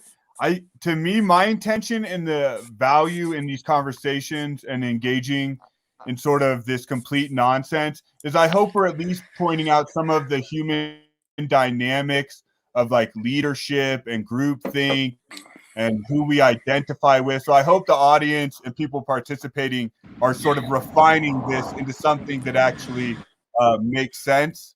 And then yeah, like the group thing where like if one person gets mad at you, and then the next thing you know, the whole like audience gets mad at you. It's pretty funny. It's pretty funny how these fucking retards work.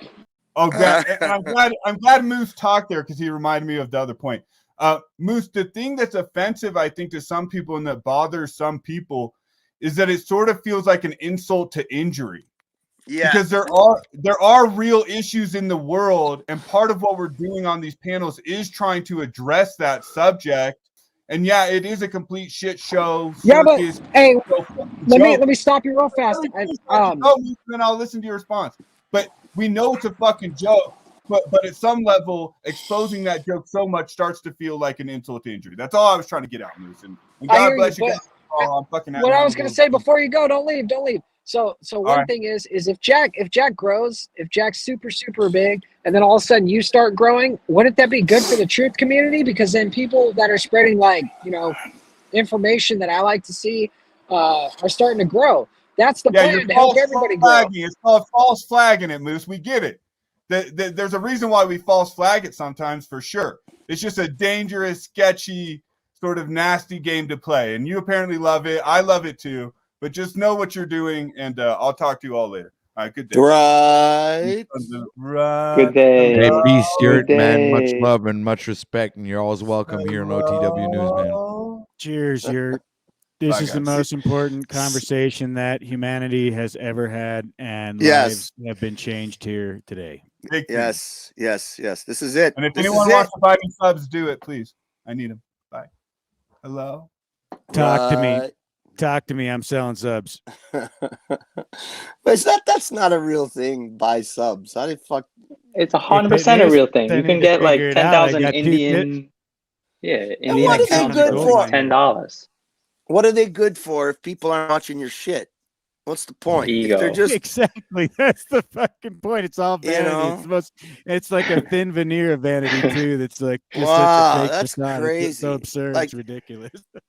I mean, I could see somebody buying subs who's trying to, like Moose. I could see Moose buying subs to try and get something rolling and make some people believe something that's not real.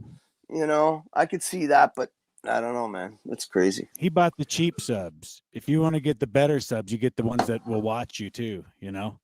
So you can pay to have them so they could. I don't really know about this, but I can only imagine, right? Like like the ones that, because it's not translating to views in that case. The subs are going up by hundreds a day, right? But the views are still whatever, 30, 20. You would have a lot more people watching if there was that many new subs coming in.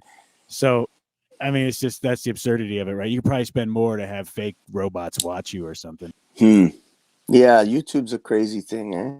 Everybody keeps asking. Hey, wait, hold on. I gotta correct you, Dick. He's actually got 5,700 watch hours.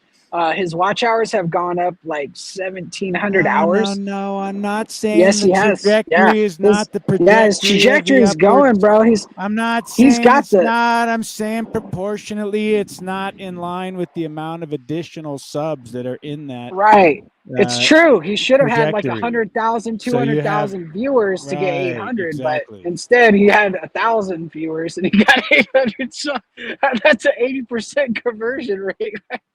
No. Jesus. He had what did he get? Like how many subs? 400 in like a night. He got like 400 something. Yeah, the other day I was there. He had what, like 30 viewers in there. I don't know. Maybe my math is off. You're saying cumulatively he had 1,000. So how much does that cost, Moose? I don't look at it that way. I look at his reclicks, but yeah, maybe you're onto something. It's all translating. It's all real. Everything's nothing. I don't know, bro. You got to go check it out. Type in YouTube subscribers or something. Well, oh yeah, that's cheap. Boy, I'm gonna put that on the list of my to-dos today. I'm gonna bump that up in priority too. I really just tell me how much it costs. Why can't you just tell me? The varying amounts. What did you pay for that many subscribers? Crickets. Bro, the thing is, I don't understand why you think I would waste my fucking money. It's not yours. It's obviously Jack's. Come on, let's get real. What are you talking about? What are you talking about? How am I going to waste Jack's money? I don't have his credit card. I just have his street. You know what the funny thing is? The funny thing is anybody could have paid for it. Like I could have bought it just to like make Jack look bad. I didn't, but somebody. So could be is doing it that proven, just to fuck with Timmy? Timmy, is it? Yes, proven? dude. Oh, it's very simple. Look. Somewhere in Pakistan.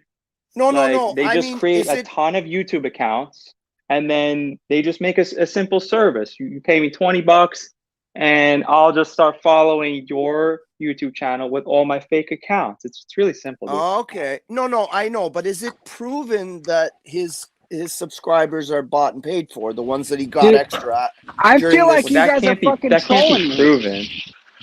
You guys are straight up trolling me. One of you motherfuckers went out and bought Jack viewers. You guys bought Jack viewers so you could shit on me for a fucking month. That's fucked up. If I bought Jack viewers, I would buy the good ones that actually watch him as well. I'm not going to skimp on Jack them like that, Moose. You tie them to a chair and glue their eyeballs open and put a bunch of screens in front of them. It's the only way you can force somebody to do anything. That's the whole point, Timmy. It's socialism. We can do anything we want. All we got to do is convince government officials that it's the right idea. It's the right plan for the right time. Hey, That's I think someone could get. You can't be easy on people with that shit. Get a hold of Kim Jong-un. This could be a good income stream for him.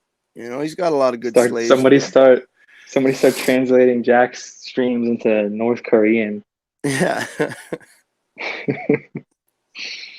I mean, that guy, he ended wars and legal secrets in his country. Yeah, that's right. He ended it all. Yeah, he ended it all. Crazy shit. So what's going on? What's the topic today? Well, the topic was Moose, but now it's petering out, and we got to come up with a different topic.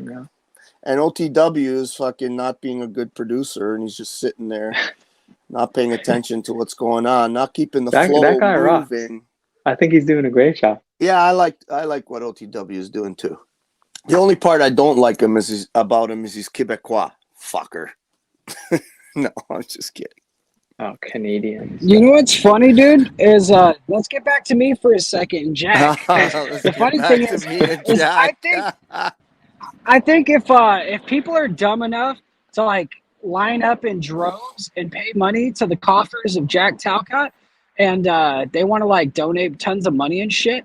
I like if they're dumb enough to like do all that shit, then I'll take it. Like, why should I not? Absolutely. Absolutely. I It's not agree fucking 100%. dirty money. They're just idiots. Like, people bought the pet rock, dude. People, you know, you don't go and harass the guy who made the pet hang rock. on. Pet rock. Jack Pet paid rock 10 grand for someone to go get his son and say, come here and talk to your father. He paid 10 grand. Man, you can get 20 It's for not sure. the same thing. It's not the same. Pet rock is inert, right? Like, it's not gonna destroy humanity, but like promoting, you know, pet rock caught, like there's a chance, you know, that takes on. So you're actually giving them the power to destroy humanity. That is a very interesting philosophy right there. He didn't say that. I'm saying those kind of ideas where everybody just sits around and, you know, Woodstock is great until the fucking the porta potties start exploding and everybody's dying people because start there's no water. overdosing on drugs and shit. Yeah, I understand what you're and saying. There's no Timmy. My bad. hospitals. My bad for being hostile with you earlier. You know how I am, bipolar and shit, but I still love you. Yeah, no, I mean, what'd you say? You're bi? Well, it's not exactly mutual yet, but I appreciate that. You say you're bi, Moose? Calm down, Lou. Calm down. I heard him say he's if bi. I was Lou, you'd be on the top of my list. I love fat girls. Oh, so you do want to play with one of my balls? Is that what I'm getting here? Uh-oh. It's not Rob Cleveland. Fucking Rob Cleveland's everywhere. Here comes backbiting Rob. He's on fucking Benton's channel earlier. I was shooting the shit with him. He's everywhere. He's like the fucking, I don't know, man. Everywhere I go, I see Rob Cleveland. Shut up, Rob. I just had a vision of large genitalia. Oh, it's Rob Cleveland. There he is. He hasn't unfolded yet. Wait till he unfolds. Then you'll talk about large. Holy He's waiting for his dick to arrive. That's why he didn't say anything yet. The stories that have been told. He's got to pull it in like one of those hoses. Rob gets there first wherever he goes. Rob gets there first, and he has to reel in his dick after. That was good. Oh God, that was. It's good. Like a carnival ship docking. Oh God, what a visual. Yeah, I would appreciate if you guys wouldn't, or if you guys didn't. If you guys didn't do that. No, Stop I don't, lying. because you're working it up so much, and the ladies will be disappointed. They'll be quite disappointed. Oh man, don't call him that now. Well, that's the whole thing, Rob. Is if we work you up, you know, we build you up and stuff, and then all of a sudden they're sad with you, then maybe one of us got a shot. I think. Are you confessing, Rob? No, I've been said that. A little confession happening right now. Is that what's going on? I mean, I don't know why you're saying it right now. I've been said that. Don't worry. That was Lou's low key confession right there to you. I said you've confessed that multiple times though. I've confessed constantly. Lou's got a small, crooked pecker. Small and crooked. It used to be glorious though. In my younger years, it was a glorious beast. Then I busted it and it's all fucked up. No, it has nothing to do with busting it. It's just like, you know, she told you it was great, the first one, but then the rest of them told you the truth. How'd you bust it, Lou? Have you told us that story? I have pictures. You have pictures of when you busted it? No, of what the gloriousness of it prior to getting busted. Oh, how'd you bust it? If you don't mind busting use it or lose it. I was just let's just say over enthusiastic woman. Let's just put it that way. That's not a thing. Bro, it's a thing, and you better watch your fucking ass. I'm warning you all. Protect your fucking pecker, because when it's busted, it's busted. And not what, that you get it stuck in a door? No, with a little wood bit over enthusiastic woman. I'm telling you the truth, my brother. I'm trying to Cuba, protect that time you went to see the Cuban broad? No. Brazil? It was a little Chinese broad that used to work for me at the restaurant. What? But yeah, trust me, bro. Don't do it. She do acupuncture in the wrong spot? Yeah, well, I'll tell you. It's painful. I'll tell you that right now. At first, you don't feel it. When it happens, you don't feel anything, right? you think it's normal. Nothing happened. And then when she hit you with the cutting board, what are you talking about? Like, what happens? Sorry? When you damage your fucking dick.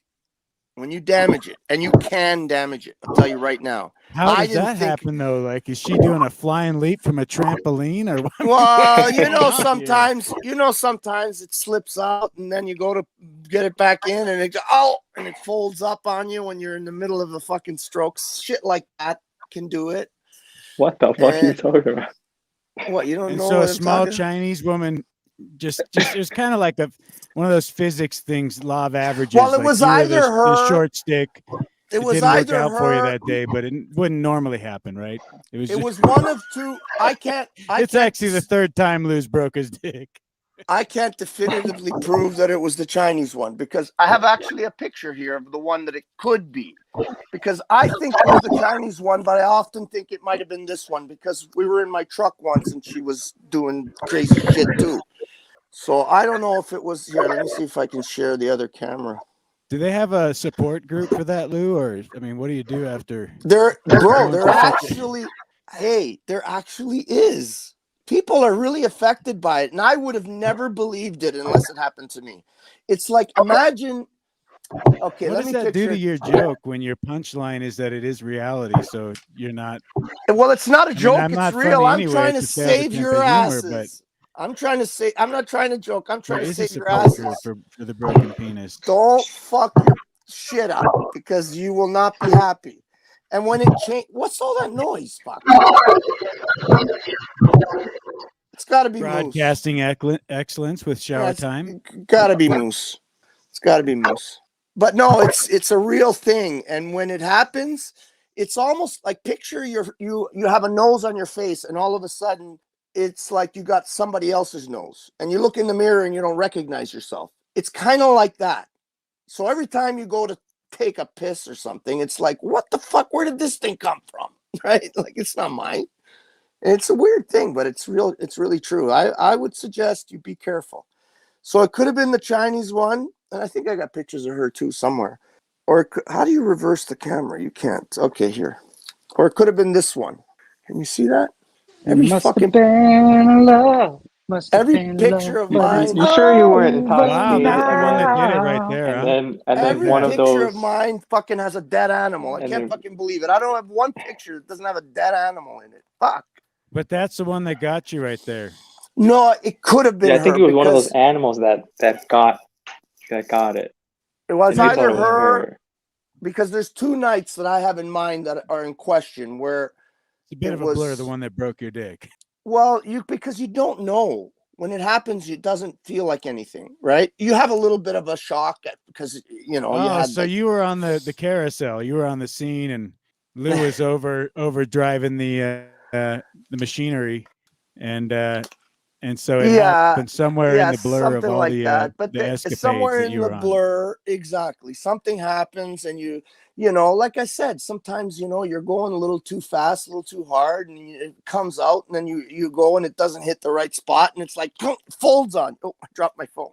This doesn't make any sense. It's a muscle, so it's like it's not a muscle. It's not a muscle. How can it be permanently? I'll explain if you really want to know. It's not a muscle. If you really want to know, on here, you've actually presented different penises for us to observe. I've showed you mine. No, I haven't, but it's true, no, but and I would be us very careful. No, I haven't. Oh yeah, I showed yes, you. You have. I've watched you live on stream present genitalia. Where is it? I have one here somewhere. Oh, there you go. See, who's the liar? Oh, what are you talking about, Dick? I have a raccoon penis here somewhere. It looks like a hook. Pull it out. Show everybody. Dude, please. What? You're gonna show a raccoon cock? What? It's actually a bone. You're sick, fuck. It's actually a bone, a real bone, and I can't find it, but it's literally a bone, and it looks like a fish hook. But a man's is not like that. A man's is literally 3 tubes. 2 of the tubes on top is what creates the erection, and the tube on the bottom is the urethra, where, you know, your piss and everything comes from. But the 2 tubes on top are like the outside of the tube is like a tenon type material, or like a fibrous I don't know what the word is, but like like the diaphragm in your, well, you guys wouldn't know what a diaphragm looks like, but it's like a thin piece of material, almost like tenon material, or I can't find the word. But anyways, and inside there's like a spongy material, and that's where the blood fills up into those sponges, right? And when you damage it, it's a membrane of sorts. Is that what you were looking at? It's a membrane. That was the word I was looking for, right? A membrane of sort of like a tenon-like material. And when the sponge inside fills with blood, that's when you get your erection, right? So what happens is you damage the tenon, and so at one particular spot in the length of the shaft, you damage it, let's say in the middle, and then that part of the tenon does no longer expand with the rest of the tenon. It's like scarred. So when it becomes erect, is this what you were doing after Alcoholics Anonymous? You were in Broken Penis Anonymous and teaching. I'm still in that. Yeah, I'm still going to Broken Penis Anonymous. No, but it's true, man. I'd be careful if I were you. And I'll tell you, for the first after it happened, I didn't really notice anything for about a week, maybe 2 weeks, maybe even a month. And then it started to be painful. And I couldn't even have sex. It was that painful. Like, it was really, really painful to have an erection. And it lasted for probably a year, where every time I had an erection, it was fucking painful. And then after that, you could start to see the effects how it was damaged. And it's not fun, bro. It's not fun. Be careful when you're having sex. You don't want to damage that. Thanks, Lou. I really am glad that I joined this today and just thought about your cock for the past 15 minutes. I really good. Appreciate that. I love people thinking about my cock. It's a wonderful thing. Oh, boy. I actually rather listen to Squealy Moose talk about his nonsense more. Who? Yeah, Moose. Where's Moose, ChatGPT when you need it? Can we talk to the computer or something? Yeah, bro. Happens to like 15 or 20% of males to some degree of severity or another. That was the inspirational story segment. Oh, Jesus. Listen, I'm trying to carry the show for OTW because he seems to be missing in action.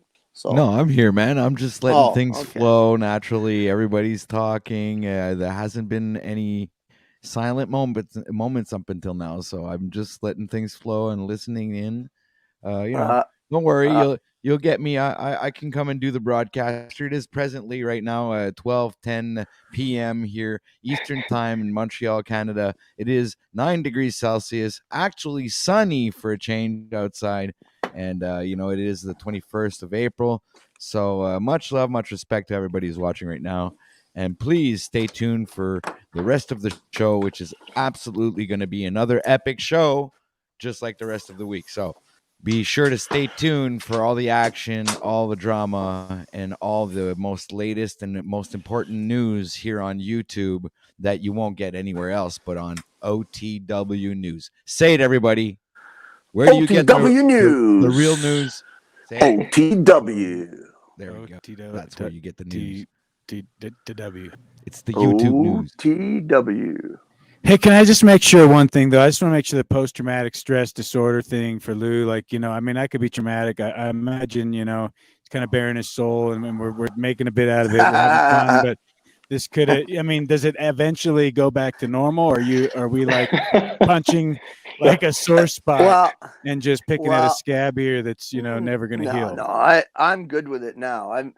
It was, I'll tell you though, for the first year or so, it was not easy. Like you could barely have intercourse with anybody. Like you couldn't. Like it was that painful. Like you don't want to have no erection when it's in that healing stage because it's painful. It doesn't kill you, makes you stronger. It's far in the rearview mirror. I'm good now, and I'm lucky. I'm lucky. Days of our lives, folks, right here. Thanks for sharing. I'm very lucky though because of the particular type of curve that I've had. I've seen other people. Where why have you he wants to expound. He wants to expound on the particular curve. I investigated whether it can be repaired by surgery or something like that. And that's I what saw, you were doing. Right. And so I saw there's people that have what's called damage where there's a hinge. It's called a hinge damage or something like to that effect. And what happens is that it's so damaged in one small particular area that when they have an erection, it literally has like a hinge where it literally folds over like that, right? And that's got to be the worst. Yeah. Isn't that the broken penis syndrome? Can you imagine?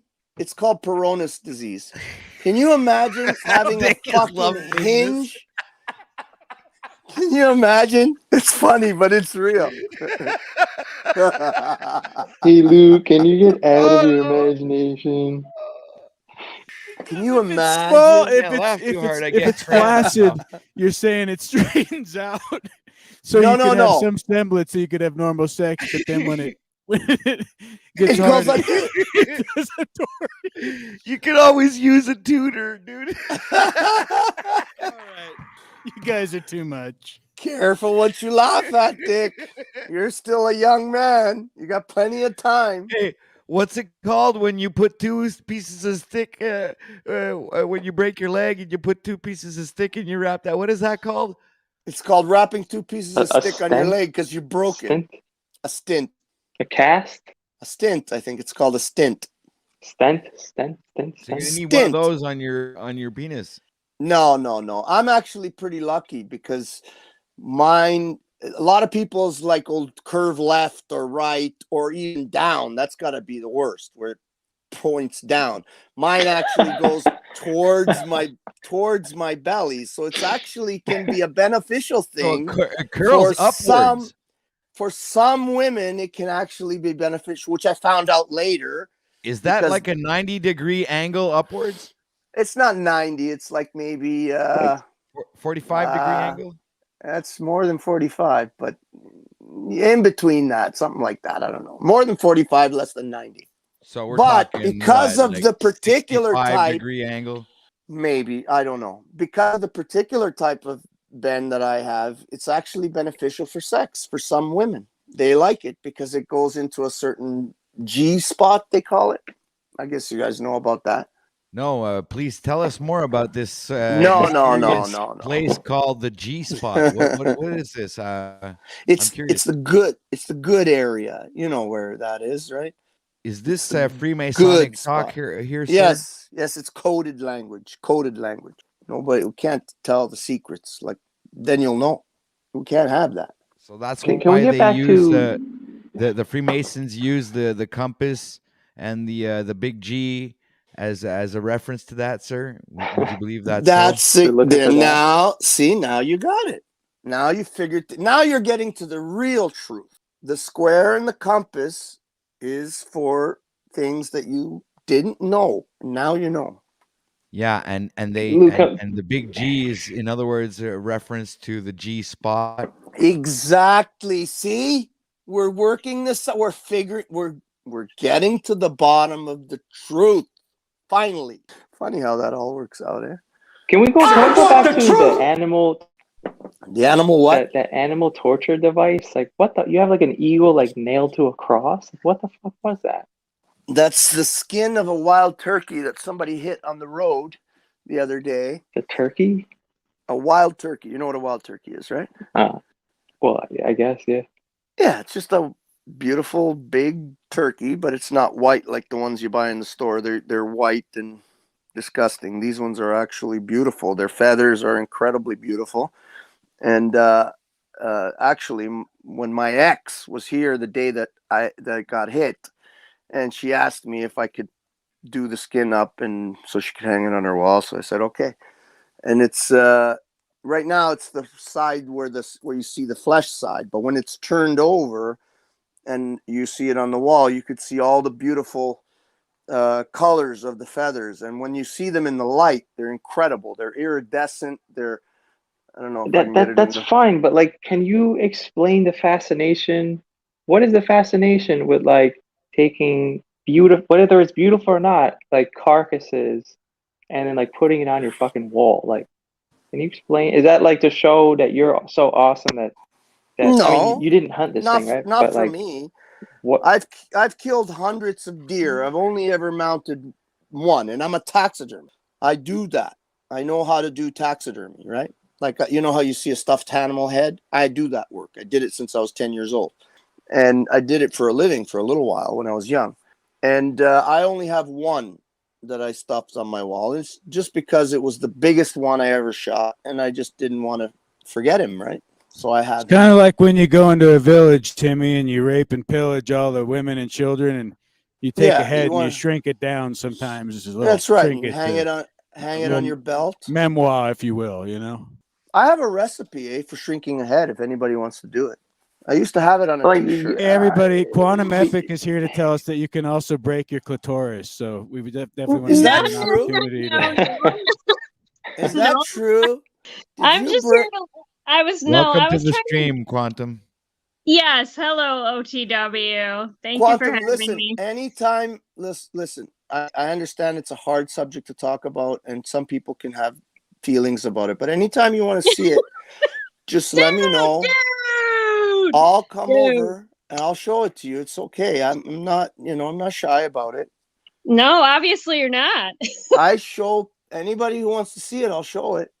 Now. Wow. You can't tell when it's laying there dangling. You can't tell, so you have to stimulate it a little bit, and then you can see the curvature. I'm blushing over here. It's like the flat Earth. It's like the flat Earth. You can see the curve. Dude. If you stimulate it, you can see the curve. Okay, so what other topics do you guys got going on here? Let's bring on something interesting. Come on, you know you came up here for this. Don't lie, Quantum. No, I honestly didn't. I honestly was gonna tell you. So you can lose balls. You can talk about the shaft, the head, anywhere you want to go with it. Really, I was kind of just doing an experiment to see how much longer you guys would keep on that subject, but obviously it'll keep going. So. I saw you down in the chat, Quantum Epic. You said, I'm going to go up there and I'm going to talk about my flower. I'm going to tell them boys about something they don't know much about. That was a joke. I don't get into all that. So, I'm really not one of those. Sure. No, we like you, Quantum. All right, who's drinking a Pepsi? You guys are funny too. Drinking a Pepsi. Can we see you, Quantum, or are you gonna keep yourself hidden all day? I think I'm gonna keep myself hidden, but you can see me if you go on. She doesn't trust you, Lou. I went on Freedom. You're on OnlyFans, Lou. If you're interested, she's got an OnlyFans page. And, no, come on. You should know. I should get an OnlyFans. I'm gonna get one. You should get one. Yeah, you'll be the only fan. That's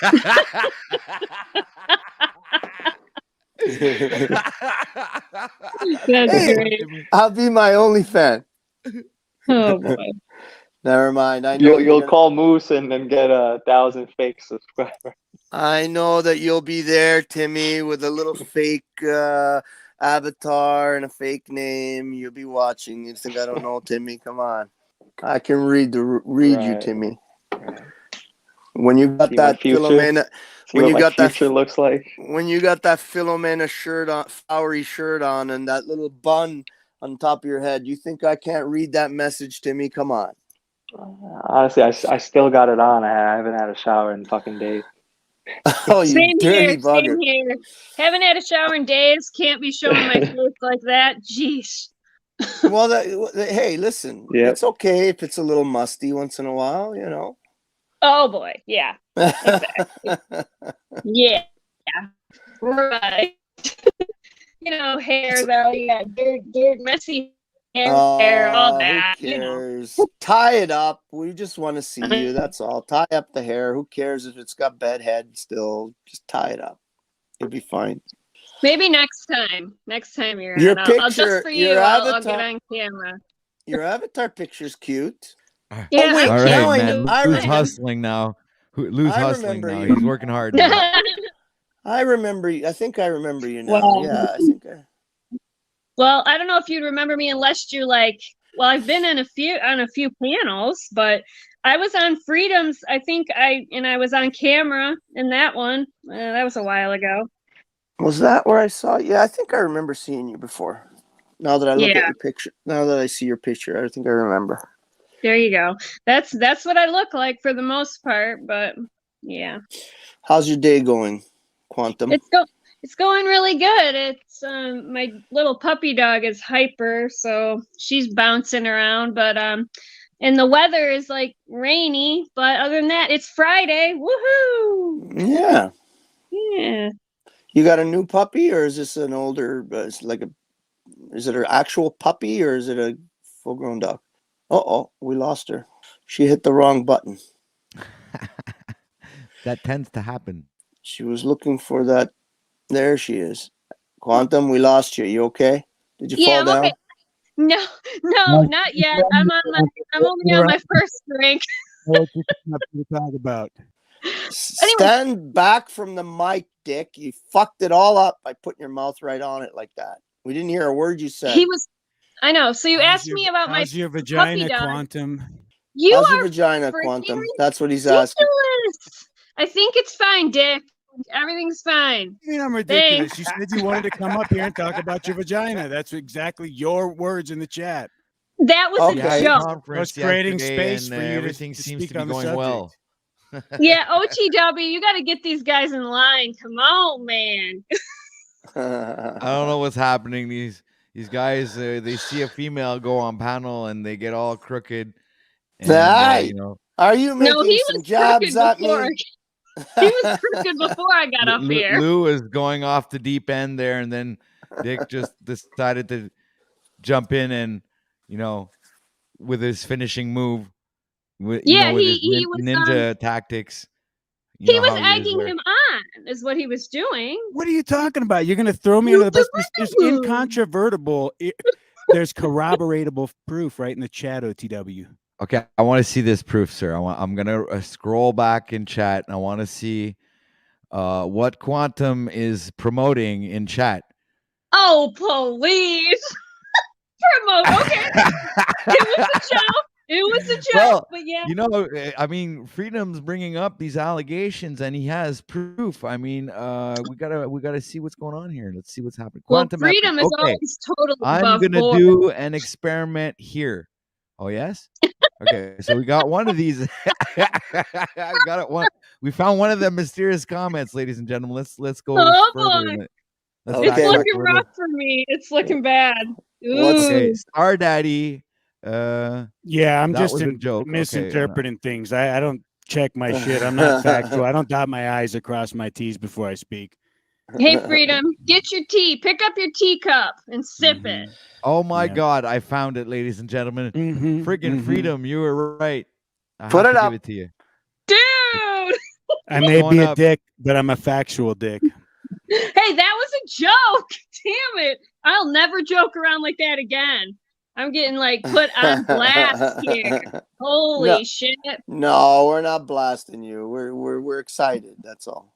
Yeah. Oh. And plus, when you write things in chat, you have to realize that there's a chance it might show up on screen.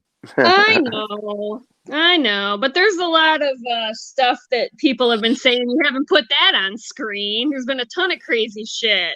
But I didn't have to look up something that somebody was making allegations about, and then have to see if that person was telling the truth and backing up what he was saying. I mean, that hasn't happened either, except for right now.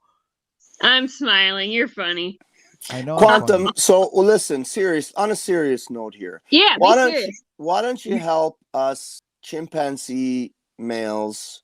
Help us to understand the things that we don't understand about the female genitalia. Is there something that you would like us to know that most women think we don't know based on whatever? No. Actually, I'm very I just want to interrupt you guys to say something real quick, please. Just one moment, because I got Yurt here is freaking out because he can't shut down his stream. And you know what, Yurt? That's the StreamYard trap, because now I'm the master of your channel. I have ultimate control over your viewers, sir. You no longer have power over your That's channel. I am weird. the master presently. As long Well, as he, I'm live, you are screwed, sir, and you have to endure this. No, that's freaking weird though. I wonder why he can't shut it down. Huh. You know that Maybe it's I did. I thought the same thing yesterday, and when I leave the stream, the stream ends when the person ends the stream. Unless it's because you're just. I think there's another option. I think you have to like unfuse the streams and then leave the stream. Don't leave the stream without unfusing it first, because you're gonna get screwed and it's gonna keep on broadcasting. Oh, I So thought this you is were gonna going to leave. say. he I should thought you know were going to that say though. something He should know. else. I thought you were going to say that Yurt can't shut down the stream because he can't pull himself away from this riveting content. That's what I thought. Yeah, you were it's gonna say. riveting, all right. No, I that would be really awesome if that was a fact, but I'm pretty sure it's because technically he can't really shut down his own stream because he wants to move on and do something else and now he's kind of stuck, on his own broadcast, trying to figure out what the fuck's going on, and so he can go on with his day. And he must be, in my opinion, a little bit kind of like freaking out. But it's okay, I'll handle your viewers. I'll take good care of your viewers. You can move on with your day, sir, and let this continue. I'll be shutting it down soon, as everybody knows. Like I shut it down around the same time every day, maybe an hour earlier this week, because it's Friday and it's sunny outside, and I want to go get some. You lucky duck! It's sunny. I wish it was. Yeah, sunny it is here. sunny, but it was cloudy all week. Epic. It was cloudy all week, so okay. That's why I'm saying that. It's like I might shut this down early today, guys. But please stay tuned. This isn't over yet. I mean, there's still a lot of action and all kinds of drama and all kinds of news still left to be said before we go. So much love to the panelists, everybody in chat and or who is watching right now. Please make sure to like, share, subscribe, hit that bell, get all those notifications, and make sure you go show some sub love over to Freedom Growers channel. I believe Quantum Epic has a channel.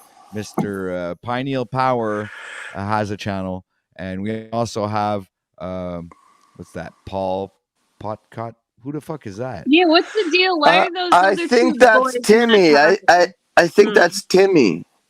Timmy, Okay, are you the Paul Potcock? No. Okay, it's Timmy, everybody. It's Timmy. I believe he also has a channel. So everybody, make sure you look these channels up and go show some sub love. Like, share, and appreciate the content that they're pushing out, even if you don't like it. Yeah, I don't like hearing about dicks. Oh, stop lying now. How come? Are you a lesbian? Stop lying. You Especially love that dick I like in to the talk middle. about myself. you He's love toxic. dick. Tell us right now, Quantum. I'm humble Do you that way. love? Do you love dick? I don't like to talk Freedom, about myself. freedom's a problem. Every time you start talking about that, I'm gonna say, yeah, freedom. Oh yeah, I don't like him. He's crooked. He's straight Lou, today. this is your wheelhouse, right? Yeah, right. This is Lou's wheelhouse right here. It seems like it. It seems like it. Yeah. But okay, can you just say I love dick? I must Quantum? be guilty then. Can you No, just I say love that? I mean, you got I a good love- track record, Quantum. I'm sure nobody would question what you're saying. No, I changed my mind. He's making me answer him. I love freedom. That We all love freedom, but not all of us love dick. yeah, dude. I'm not. Who was the other guy that wanted to talk about that shit nonstop? Was it O'Shea? Who Lou, was it? She likes to beat around the bush. I'm starting to figure that you're the one who loves dick. I love dick. I think Yeah, we can dick's see great. that. We're starting Yeah, to we realize What I about? think everything dick is is coming in clear right amazing. now. It's all going into I'm- focus.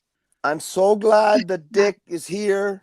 I'm glad I I'm love not on camera. I I feel love even seeing weirder dick. on Okay. camera. Let's get off of Dick. I don't like the attention being on me. Don't put the spotlight on I me. know. I'm Let's not get like Mac off of it. Talcott or Moose or these other Yeah, characters. bring up let's get back into. I will have to. Can I give my opinion? I don't know if I want to give my opinion on that. Stay out of your opinion, man. It's your imagination that you're going into now. You have to show your face though if you're going to give an actual testimony. You know, well, incredible. It's the quantum epic moment, ladies and gentlemen. Please, Freedom, you saw my face. quantum epic. Come on, we don't care that your hair is messy right now. Just don't worry.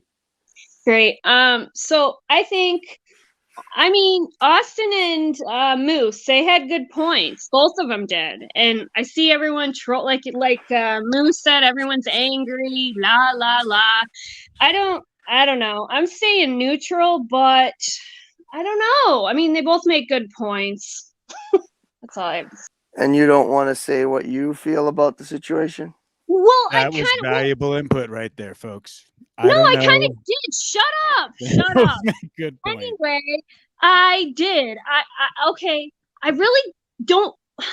I said they both have good points. I don't think Moose is doing anything wrong by helping Jack out. I don't know. I mean, how do we know if he's what his heart? Some people are like, you're being greedy, blah, blah, blah. But how do we know really what is going on? That's it. What if he becomes the New World Order globalist leader of the world's religions? I'd step away from that. I'd step away then. Oh, but it has to get to that. Assassinate Jack. Okay, you make a point up there in the corner. But I'm not saying it has to get to that, but I just don't feel strong enough that he's got a nefarious plan. Moose, come on. Like I said, he's playing a character for the most part. And I get the part about you got to be genuine and stuff. So like I said, it's hard for me to weigh in. And I just am in the middle. I'm kind of in the middle on it. I don't know. So I want the truth. So if you had to guess on what's happening with Moose and Jack, if you had to make a guess based on what you've seen to this point, I don't know how much you've seen, what would your assessment be of this situation aside from what anybody else has said, just based on what you've seen? First of all, have you seen any of their interactions with Jack and Moose? Okay, I've seen like a few weeks, about the last month, I'd say. Well, that's all you need, because that's pretty much, you've got more than what you need. What would you, what conclusions in your mind? Obviously, we can't know for sure what's in a man's heart, unless you're in a man's heart, and that can get bloody. But other than that, what would you suspect or believe that is going on based on what you've seen and heard between Jack and Moose and everybody else up until this point? Well, see, you get that's a tough question, but I know that's really tough because that would take some, I got to think about it for a minute. I feel like I feel the pressure. Well, don't feel pressure. Just think, if you don't want to answer now, you can answer later, but you know what you've seen, you know what you feel in your heart. There's some wackiness going on. I mean, okay, like I said, I love those guys, Moose and Jack. They seem like good people. But again, you're just seeing a character on, the internet. So I don't know either of them in real life. And that's the way I feel about all of this. That's why you have to have a certain amount of just stepping back. So that's the hard part. How do I know for real? I get the sense that, Jack has a genuineness about him, but he can get really angry. He's in love with Paul, the monkey guy. The monkey guy. And I don't know. Monkey is for wait small. Wait a minute. Say gorilla. What about gorilla? Why are you saying gorilla? monkey? My bad. Gorilla. The white gorilla. Okay. That was pretty good, though. Paul, the monkey guy. I like that. I like that. Moose, you're going to be banned from Paul's channel. It's gorilla. Paul, that monkey guy. I don't think he would like that. He might get mad at me. You're right. Who's the guy? Maybe orangutan. Orangutan. Who's the guy talking in the bottom there? Oh, that's. So I have no clue who you are. I've never seen you before. They've claimed that I'm an agitator, but I'm really not. I think OT. That I'm not. Are you RCA's cousin? A voice changer? I don't know. I don't know who you are. So Well, I don't know who you are, young lady. I know. That's the Well, point. there you go. That makes two of us. Touche. I want to get back onto Dick. Dick, by the way, you have a lovely voice. I mean, just phenomenal. I don't know It's about smooth. It's deep. It's penetrating. Good God. And I mean that in the most heterosexual sort of way. Excuse me, sir. Are you saying you have a love? penetrating voice there, Dick? Are you saying you love Dick? I have a love that's growing for the man. The more he speaks, he just has a very nice comedic, smooth way of him. It's growing. You I like see. my voice, late night, deep. Oh yeah, give it to me. Just the way I like it. Hey, dude. While you guys were dilly-dicking around, doing nothing with your lives, being completely unproductive, talking in the metaverse, acting like you're getting something done, I cooked a beautiful loaf of sourdough bread.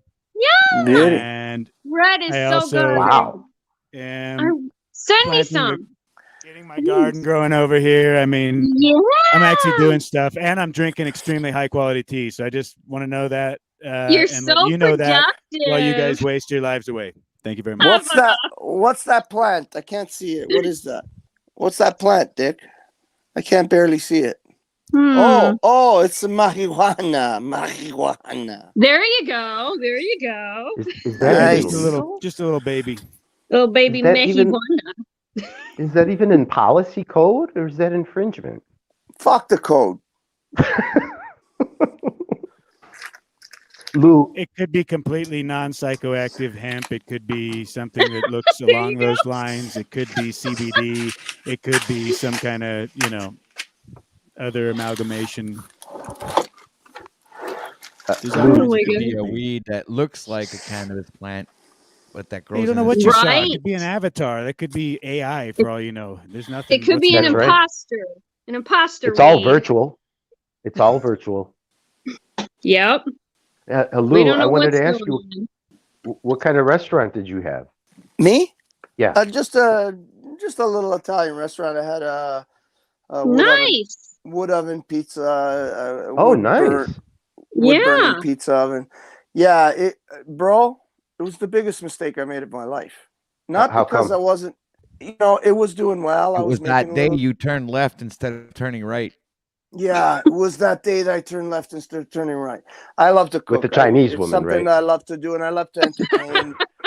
Yeah. But no, I'm telling you, I've often felt like I should write a book about it and call it, like, I don't know, something to do with war, because people in the restaurant industry are a different breed, my man. It's my dad owned a restaurant. I had to interject that. My dad owned a restaurant. It was chaotic. That's all I remember. You have to have something wrong with you in some fundamental, deep way to be able to stay in the restaurant industry, in my opinion, from my experience with my restaurant. It is it's like a battlefield 24/7. No construction I've ever done in my life. Show. In the kitchen, it's a shit show. That's what I've heard. Yeah, that's what I heard. So nothing I've ever done in my life is more like when I finally shut it down. It was because I was getting heart palpitations. Like Friday night was coming. It was Thursday. And and my heart's starting to pound. And I said to this is going to kill me. Yeah. And I said, no, this has got to stop. I can't do this. This will kill me. I don't know. You have to have something. I don't know. Something's got to be wrong with you to stay in that industry for any long-term thing. How many years? How many years were you in it? Were you in it for I was like 3.5 years, something like that. That's about how long my dad had his open, only for a little while. Yeah, it wasn't quite 3 years. And I was doing pretty good. It's not like I was I didn't shut down because I wasn't making any money. I was doing okay. I was the only person in the whole area to have a fucking wood oven pizza, so people loved it. But it was people do love that, Lou. They really do. Like I seek out wood oven Italian pizza all the time. Like it's definitely a destination. And it wasn't that. It was that it was going to kill me. Like I felt that at any moment now I'm going to have some sort of heart attack or something that, because like I said, it would be Thursday morning and I'm thinking Friday night's coming. Like, oh my God, my heart starts to pound. It's like, whoa, This is crazy. So what did you do? Did you sell it? Yeah, I just basically liquidated. Yeah, I just basically liquidated. Oh, wow. I Why mean, wouldn't nobody's you really sell going it? to It buy. sounds like you had a very successful business. You know what? It wasn't super successful, but I wasn't losing any money. Let's put it that way. But I was staying afloat. I was making a little bit of money, maybe not enough to pay myself heavily, but enough to keep the restaurant going. And generally, that's how it goes with restaurants. You have to keep them going until they reach a point where they can sustain everybody and make some money. But yeah, I just liquidated everything. I had a lot of stuff in there, and that's a great accomplishment, Lou. I didn't want to bother going through the whole rigmarole of selling it and everything. Anyways, the guy that took it over didn't even open it as a restaurant anymore because I had turned it into a pretty nice place. It was pretty big, and he actually turned it into, which was a smart idea. And I thought later I should have thought of that myself. Is he turned it into like a catering sort of thing where he made food for people and brought it out, or he would let people use the restaurant because it was a nice big restaurant, a lot of seats, and he would use them like weddings or big parties or stuff like that. And that's all he did. He didn't do like kind of like a little banquet hall. He turned it into. I mean, it was only what was it? It was 80, 90 seats or something like that. It wasn't huge. It wasn't small. It was sort of in the middle, and enough to do a small banquet hall. And he really did well. He's still there, still doing well, still using my oven. So, and probably with a quarter of the stress, because the stress level for doing retail restaurant, it's just it's insane. Very stressful. It's very stressful. All dealing with the public is insane. So yeah, and I grew up dealing with the public. I grew up literally. My room was literally on top of our gun store because we had like a sort of an everything store. We had like I grew up in the city, and we had it was a hardware store. We had two buildings, and we had a hardware store on one side, a gun store and fishing and like outdoor store on the other side, and in the back we had like a feed store where we sold animal feed and all this kind of stuff. And we lived upstairs of these businesses, right? So what is Freedom doing now? Sorry to interrupt. He's putting butter. While you guys are talking about pizzas, I'm making a homemade sourdough pizza with my homemade sauce here. Yeah, you guys go ahead. Keep talking about full screen. You guys are doing truth. You're getting stuff done right now. It's very, very important. Would that be homemade sausage as well, Dick?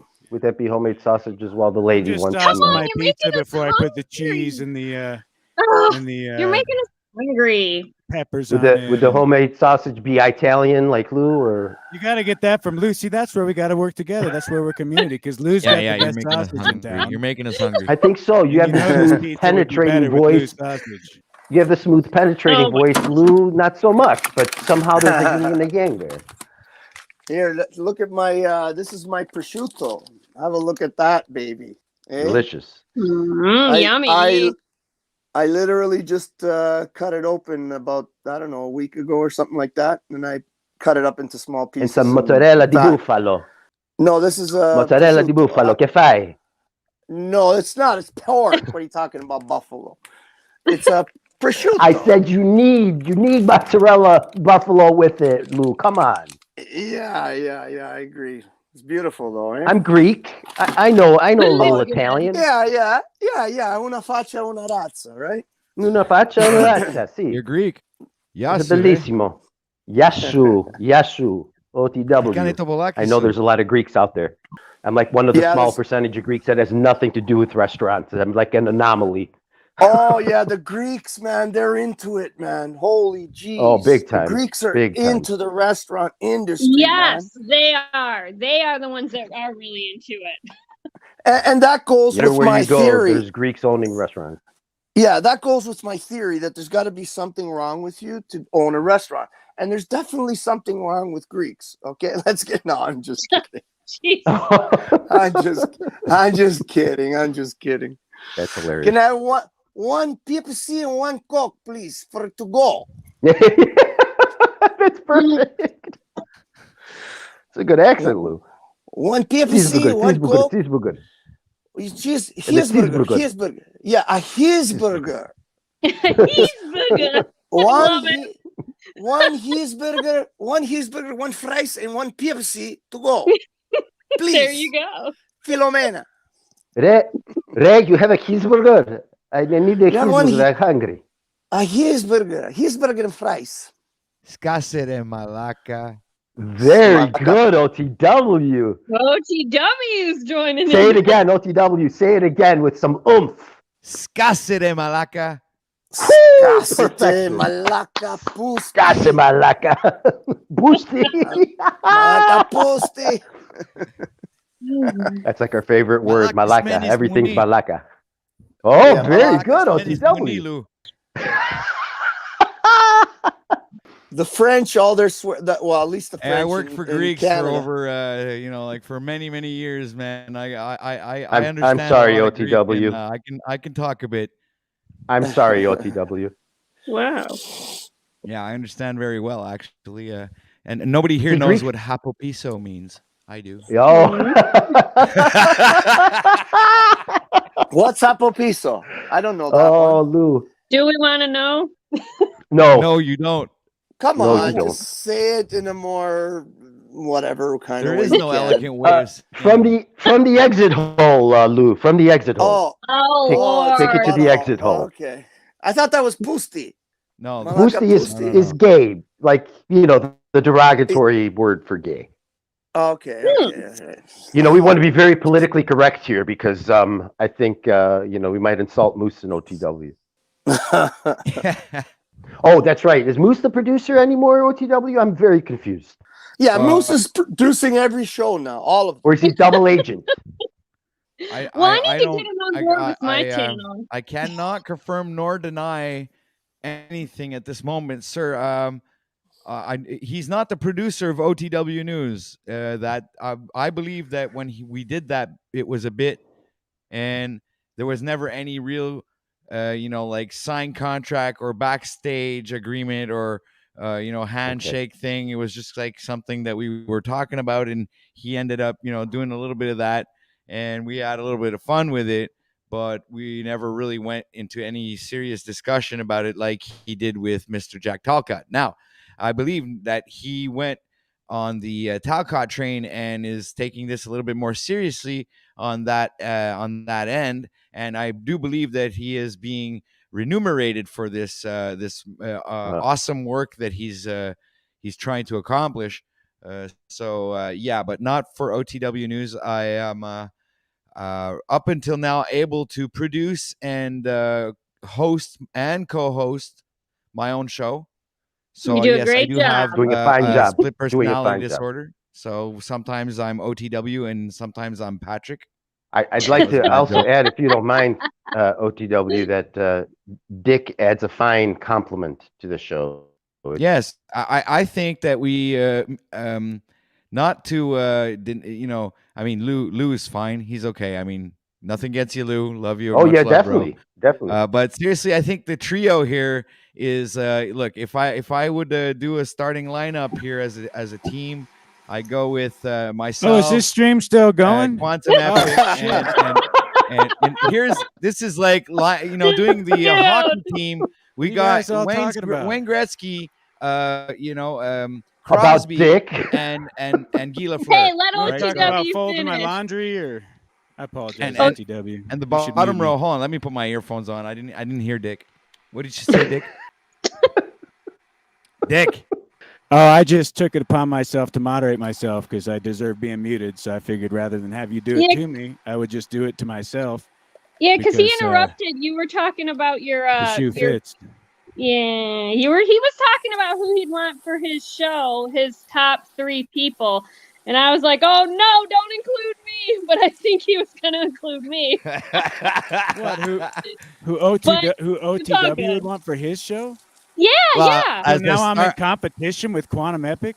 No. No, you guys work together because you guys have the segment, the Epic Dick Show. Remember? I was gonna say, if that's the Ooh, gene I pool like you're that. selecting from OTW, count me out. Jiminy Christmas. No, I think you're his top favorite, Freedom. You are. Yeah. It'd be you too. You're the best.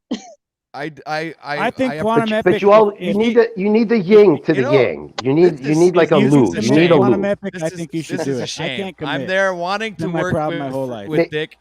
I'm there wanting to work I with interject? Dick, and he's literally spitting in my face. Well, thank you very much, Freedom.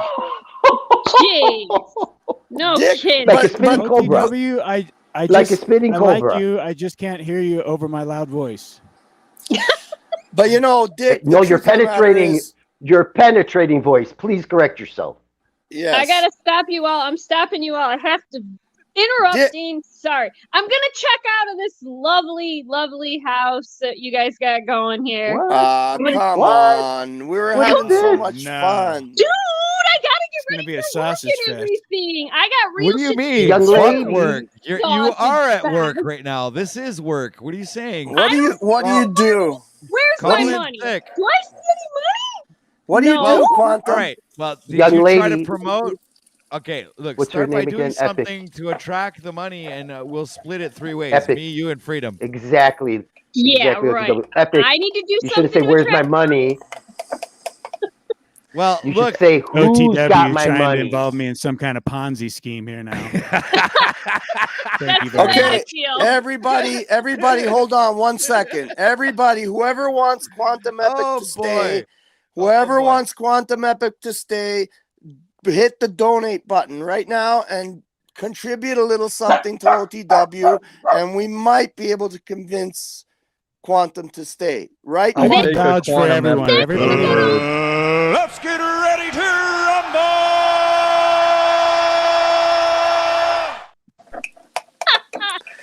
Everyone wants quantum epic So, to stay. so that's the No, they master plan of don't. OTW. Yes, Otherwise, we we gotta do. talk about loose sausage. Oh, here comes Yeah, the you don't want to chaos. talk about my dick again. no, it's crooked. Why- I mean, talk fuck, about why it. would we you want to guys talk want about blue sausage crooked or penises? low What? T No, dick? We around? want to talk about nice, long, straight penises. That Yeah. are normal looking, not like out of this Like- world. No, Yeah, no. like a Luma Tommy's head. All right, Greek ones actually, are we've nice. got the chat Greek willing ones to are- give donations to get Quantum Greek Epic ones to are nice. leave. So it's really just a matter of how high the bar you want to set it. OTW. So that's what I'm saying. Right, is everywhere we see, go, see? you guys are all still biting on the P man. Like you want to Quantum do these Epic. interruptive Can I sound have you bites like repeat the P man. Who's got You my wanna money? do But I want you to removal for say it donation with like a the P lustful man. voice. No one donates anything. I don't believe there's any donations coming in. Quantum No, Epic. I I actually stepped in to say a Quantum actually got like Do it, only- Illume Tommy. only one Sorry. person donates this week was Jimmy Shively, which is I'm yeah, very and he grateful donates for. to anyone. Yeah, so anyway, that's it. So nobody Okay, really. I gave a Tommy. birthday present last week. You got I gave a birthday That's present. not true. last I week. got a donation. tyrannical faggot. Right, I got a you can't hear donation. anything. Well, because I'm trying to speak, and this is my Nobody show. Sorry, cares. OTW. About Okay. Tommy. All right, hold on a sec. I'm gonna do something here. I'll let him sit backstage a bit. Everybody cares because everybody's here to watch me, you dumb motherfucker. Oh boy. Hey, well, damn it. You know, the sad part is, OTW, about this Tommy character, the sad part is that if he just stopped being such an asshole, he might be able to be a likable guy, but he just can't help himself to be a fucking asshole. Oh, I'm there trying to explain something, and he's trying to overtalk me on Yeah, my own he's like- broadcast. It's like, what are you? All he'd fucking have to do is just complete bring lunatic? it down a little bit, and he could be, he's a smart guy, and he could be a likable guy, but he's got such a horrible fucking presentment. It's fucking crazy. Well, okay, before I get the peer pressure again, I just want to say bye, and I want to say bye without you guys being like, no, you can't go. Thank So- you, Quantum. so We it's had good to fun. Yes, it was fun. I will She see likes you guys to again see soon. us begging and groveling, Oh boy. Okay, thanks for having me, OTW. Talk to you Bye. next time. Yes, Bye. much Bye. respect. Bye. Hey, before Tommy gets back up here, Dick, are you still there? Dick, are you there? Or are you doing something? He's eating. Oh, he's eating. I wanted to Yeah, ask he's- him how he's often, making- because he was I never did the sourdough thing, I'm starting a sourdough starter. I started it a couple weeks ago. I want to ask him how often he feeds I was it. just thinking, Lou. I was just going to even ask OTW. Why don't you do a little cooking show OTW with these guys? I'm being serious. Yeah, that would be cool. Okay, that would be really cool, actually. I'm actually gonna listen to this. Go ahead. Give me I understand what you're saying, but can you expound on that? I want to. Okay, what are your ideas? Lou knows how to make pizza, right? He could give us some good tips how to make a quick pizza. I think there's a lot of people out there that'd like to be able to do that. Dick is obviously making sourdough, and Lou just said they're doing a sourdough bread starter thing, and I think it's one of the healthiest breads, although bread isn't really necessarily healthy for you, but I think that's one of the best ones. That's true. Yeah, that's true. I'm learning how to do like keto style bread. Right now I'm doing I've got almond flour and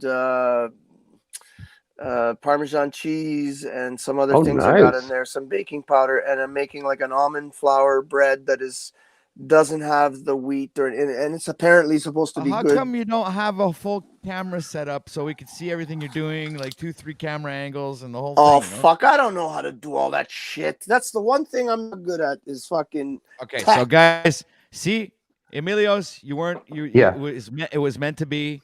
You just gave me a phenomenal idea. Now I'm gonna set up cameras in the kitchen, and I think it'd be cool. I'm being dead serious. Hey, you know I what know you could are, do? and I'm actually taking this seriously because I actually think that's a fucking great idea.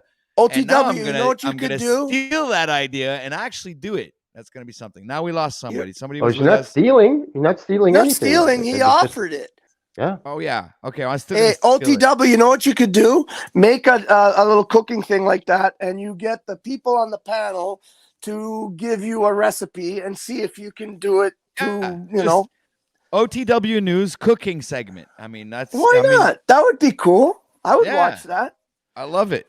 I love it. But Lou, maybe you could teach us how to make a pizza and tell OTW, and then OTW could set up the camera, and then you could guide him. Yeah, Well, no, that's what I'm not saying. Just that. We could even have like a competition, kind of, not a like, and all of us on camera make pizza dough and make the pizza and and we'd all show the ending result of what all our pizzas would look like on camera at the end. So and then I the think it'd be public, pretty cool. The public would be interesting. Sure. On visual, obviously only on visual judgment only will be able to decide which is the best looking pizza, right? Obviously, maybe not the best tasting pizza, but the best looking pizza visually. Yeah, that would be interesting for sure. That would be cool, actually. Yeah, I think it would be. It would be like people love cooking stuff, right? You know what the most popular? Well, it's one of the most popular. It's not the most popular, but weirdly enough, I found out the most popular thing on YouTube. You know what it is? It's gardening. Oh, is it really? Not me. Wow. It's Illumitami. It's Illumitami first, and then gardening. And cooking is, I think, cooking is very, it's very close. Fishing, I believe, is second. Gardening, fishing, and I believe so. So, Yes, Lou, unless it's changed. do you realize the most popular it. thing on YouTube would be what each individual's algorithm learns to push in its fucking face? So for you, yes, whatever that cooking means. and bathroom cameras are the most popular things on YouTube for Lou. No, I'm not going by what I watch. I don't watch. Well, that's what YouTube algorithm does. If you type in bathroom cameras enough, it's going to push bathroom cameras on you. I don't personally watch many. And that would be like you're subscribing to your own channels, which is weird in itself. Here we go. Yeah, because you think it's funny just to say Illumitami, and now it's a joke. But I can actually think out some structure to the people I despise enough. I give a good reason for subscribing to your own channel. It's when you go live, that way you can get the see if you're at least getting the notifications and checking to see if other people are getting them. And at the same time, and subscribing to one's own channel is like more logical than anyone's. Oh God, this is horrible every time I have I know. See, here you go. Here you go. I'm talking. So I'm saying yes, that's all you do is. Okay, so what I'm saying is everybody gets the notification, right, on their phones, and then, well, like let's say when you subscribe to your own channel, then you click on that, right, go to your channel, and then you get to see if the audio is okay, and it's like a good thing to do when you're subscribed to your own channel and you're a broadcaster. So How that's what I can wanted you to say. subscribe to your own channel? You subscribe, you have to make a different channel. Is that how it works? Oh yeah, exactly. Okay, Yeah, okay, I'm all right, I subscribed got to it. my own Yeah. channel with like a different With a different channel. Okay. Yeah, like my backup channel, OTW News. Yeah, my problem is I'm not very tech savvy at all. Like basically all I know how to do is check my emails and watch YouTube. Not much more. Well, right there if with you if you jump in with me and Jack, myself, I you enjoy can what do like more. OTW does. Oh no, I told you, Moose. I've already Paul decided. I'm gonna give Jack a call tonight have and some ask other him if he favorite wants channels my too. help. Sorry, did I talk over you? I'm sorry, Emilios. We with can Jack? use another person on the team. Guys, Emilios was trying Yeah. to say something, and both of you were like, Sorry, Emilios. Forgive let me. me put your So- volume sorry, up a Lou. bit there. Emilios. Hold on a sec. I was I just a actually little can't shocked. hear You said you're going over Emilios. to Jack? Yeah, I'm gonna call Jack, and I'm gonna Oh, boy. offer to help him out and be part of his new world order. His new world order. Nice. Yeah. Man, my voice is still screwed. I had a bad cold. It was a new world order, Lou. Don't say that.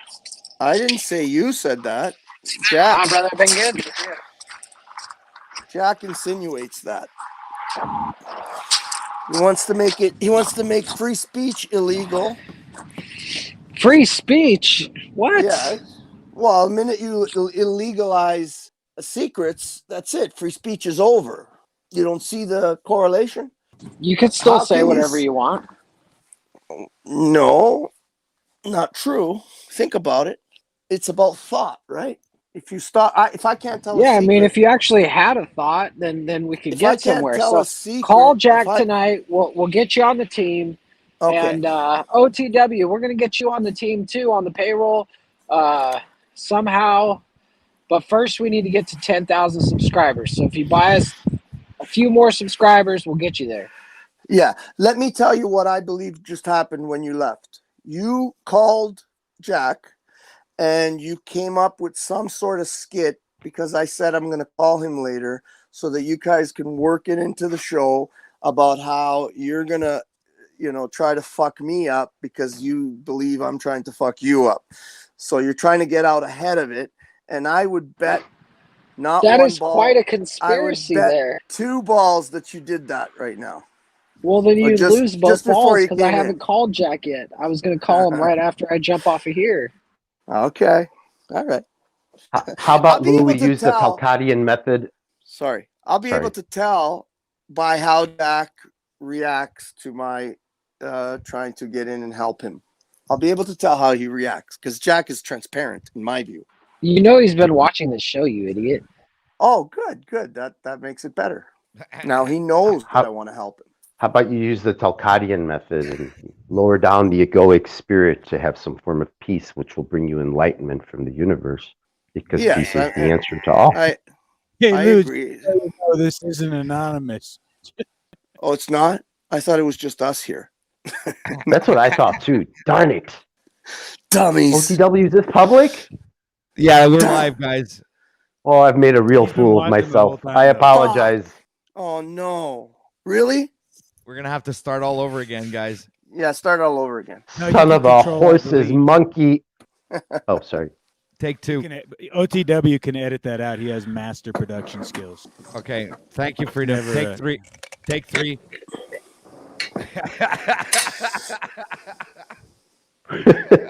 That was 3 if you do it in 1/1000s. All right, guys. Take 4. Welcome to the OTW News. I was just having fun there.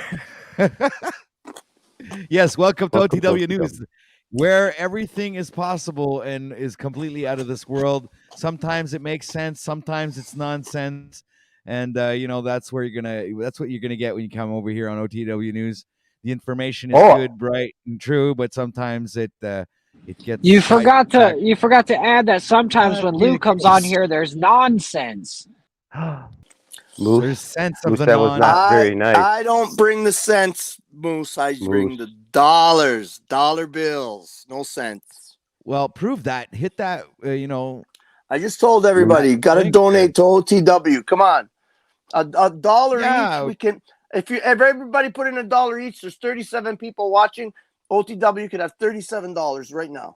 Yeah, Well, and what do then you I do could with go it buy today? bread and put some OTW. gas, you know? Thank you, Okay. people. All right. Yeah. How much gas $1. would that buy you? Excuse me? About a quart. A quart? $37. Yeah, it'd buy me maybe a half a tank, about half a tank. It's not bad, though. That's not bad. Yeah. Is gas up where you are right now, OTW? The price of gas? What's your price of gas at right now? It varies between one. No, right now. Yeah, between $1.70 and $1.85 a liter. Oh wow, yours is much higher than ours. Yeah, so far everything, Lou, everything around OTW is rising except for him, and that's why he needs some more donations. He needs the blue pill. He needs the blue pill, folks. We need some money for it. I don't know. I think he's rising. It up. It doesn't. He has a very magnetic personality. That doesn't. You didn't get the joke, rise to the Emilios. trajectory that you're on. I didn't. I'm sorry, Moose. I got it. I got it, but I was basically just being said silly. his, Sorry. his dick's not working, and then the Viagra. We need some money for Viagra. I was trying to, I was trying to be funny, but I failed again. I'm sorry. I'll stop trying to be funny. You can't talk, OTW. It's not your show. Yeah, I realize that now. I might as well remove myself. Welcome to the the Epic Dick Show.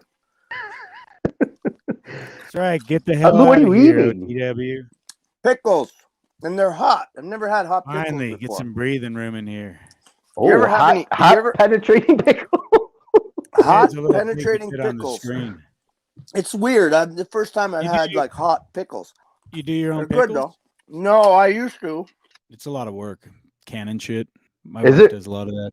See, we were saying, Dick, maybe we should have a cooking show. You and Lou could help OTW, and we could make some things. You could teach us how to make sourdough and pizza. Nah, I don't want to actually help anybody. That's jeez. too productive. Jeez. I was trying to ask you about your sourdough starter because I just made one a few weeks ago or whatever, a month ago, and I was going to ask, how often do you feed it? I feed it twice a day, and I feed use your starter twice a day. Yeah, twice a day. Yeah, once in the Grand Rising, once in the evening, and I use a big long Asian. Okay, so chopstick. mine is dead. Then I've in like 3 weeks or maybe a month, I've fed it all of maybe 10 times. Yeah, and what a lot of people don't realize. Hey, Lou, I just want to let you guys know that you guys are all on stage right now. Moose. We're actually. Hold Someone on, was hold talking, on. I'm Moose. just letting you know. I want to be with clear a ding dong, Mister. Hey, I was. You Someone guys was are basically. Hey, you guys are basically.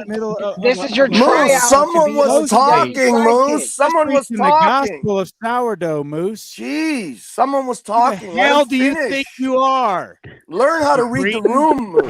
I was just. Let's get ready to rumble. I was letting you know so you try to do the gospel of sourdough. You do it with a little more enthusiasm because you're in a tryout right now. You're gonna get second in command on OTW News. One of you guys.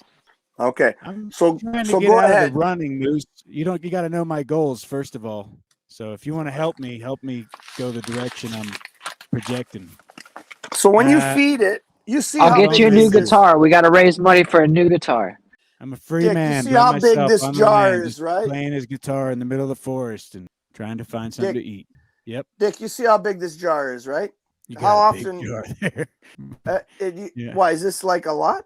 No, that's exactly like mine. Actually, mine's a little bit bigger. Actually, Lou. How much do you feed it at a time? Because I've never really done sourdough, so I'm not sure. But how much do you feed it at a time? Like a tablespoon of flour or what? Okay, so what I do is a quarter cup.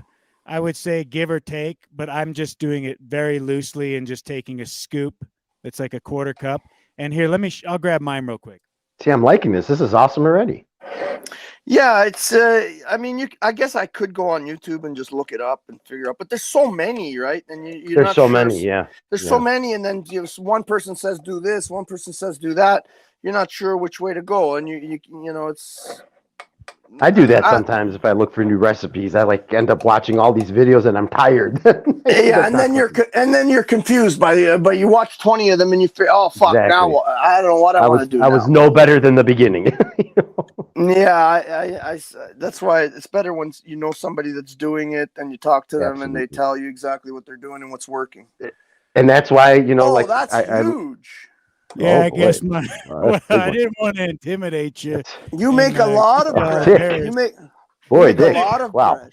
You make bread every day, then, right? Most people do have that reaction when That's they see a it. fucking big pot, man. That's big, Dick. Wow, that's some big WBC. And it's got to be all That's aerated some like big that. WBC there, Dick. Well, mine has air in it. I don't know, and it flows like it's kind of like schnot almost. Is that right? You got to get it really aerated. So I don't know if you can see the bubbles that are forming on the top, but if you're not getting that action and it's not vigorously like forming those bubble formations and you're not getting some sort of rise out of your starter, then you're doing it wrong. You need to stir it more vigorously and aerate it more, and you need to feed it more consistently and more routinely, maybe a few times throughout the day, just low amounts. You could feed it 4 times a day and just do a couple tablespoons every time, Lou. Twice it's overflowed, like twice. Oh, so you're getting a good rise. Twice it was like a volcano. Okay, so you got a good active starter then. So you're making action. That's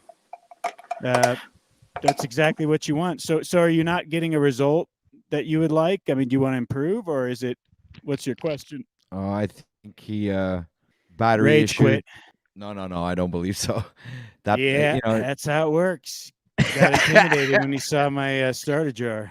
Yeah, I was a little intimidated myself. I hit the wrong button and knocked myself out. Yeah, there's bubbles in it, but it see, I looks told you.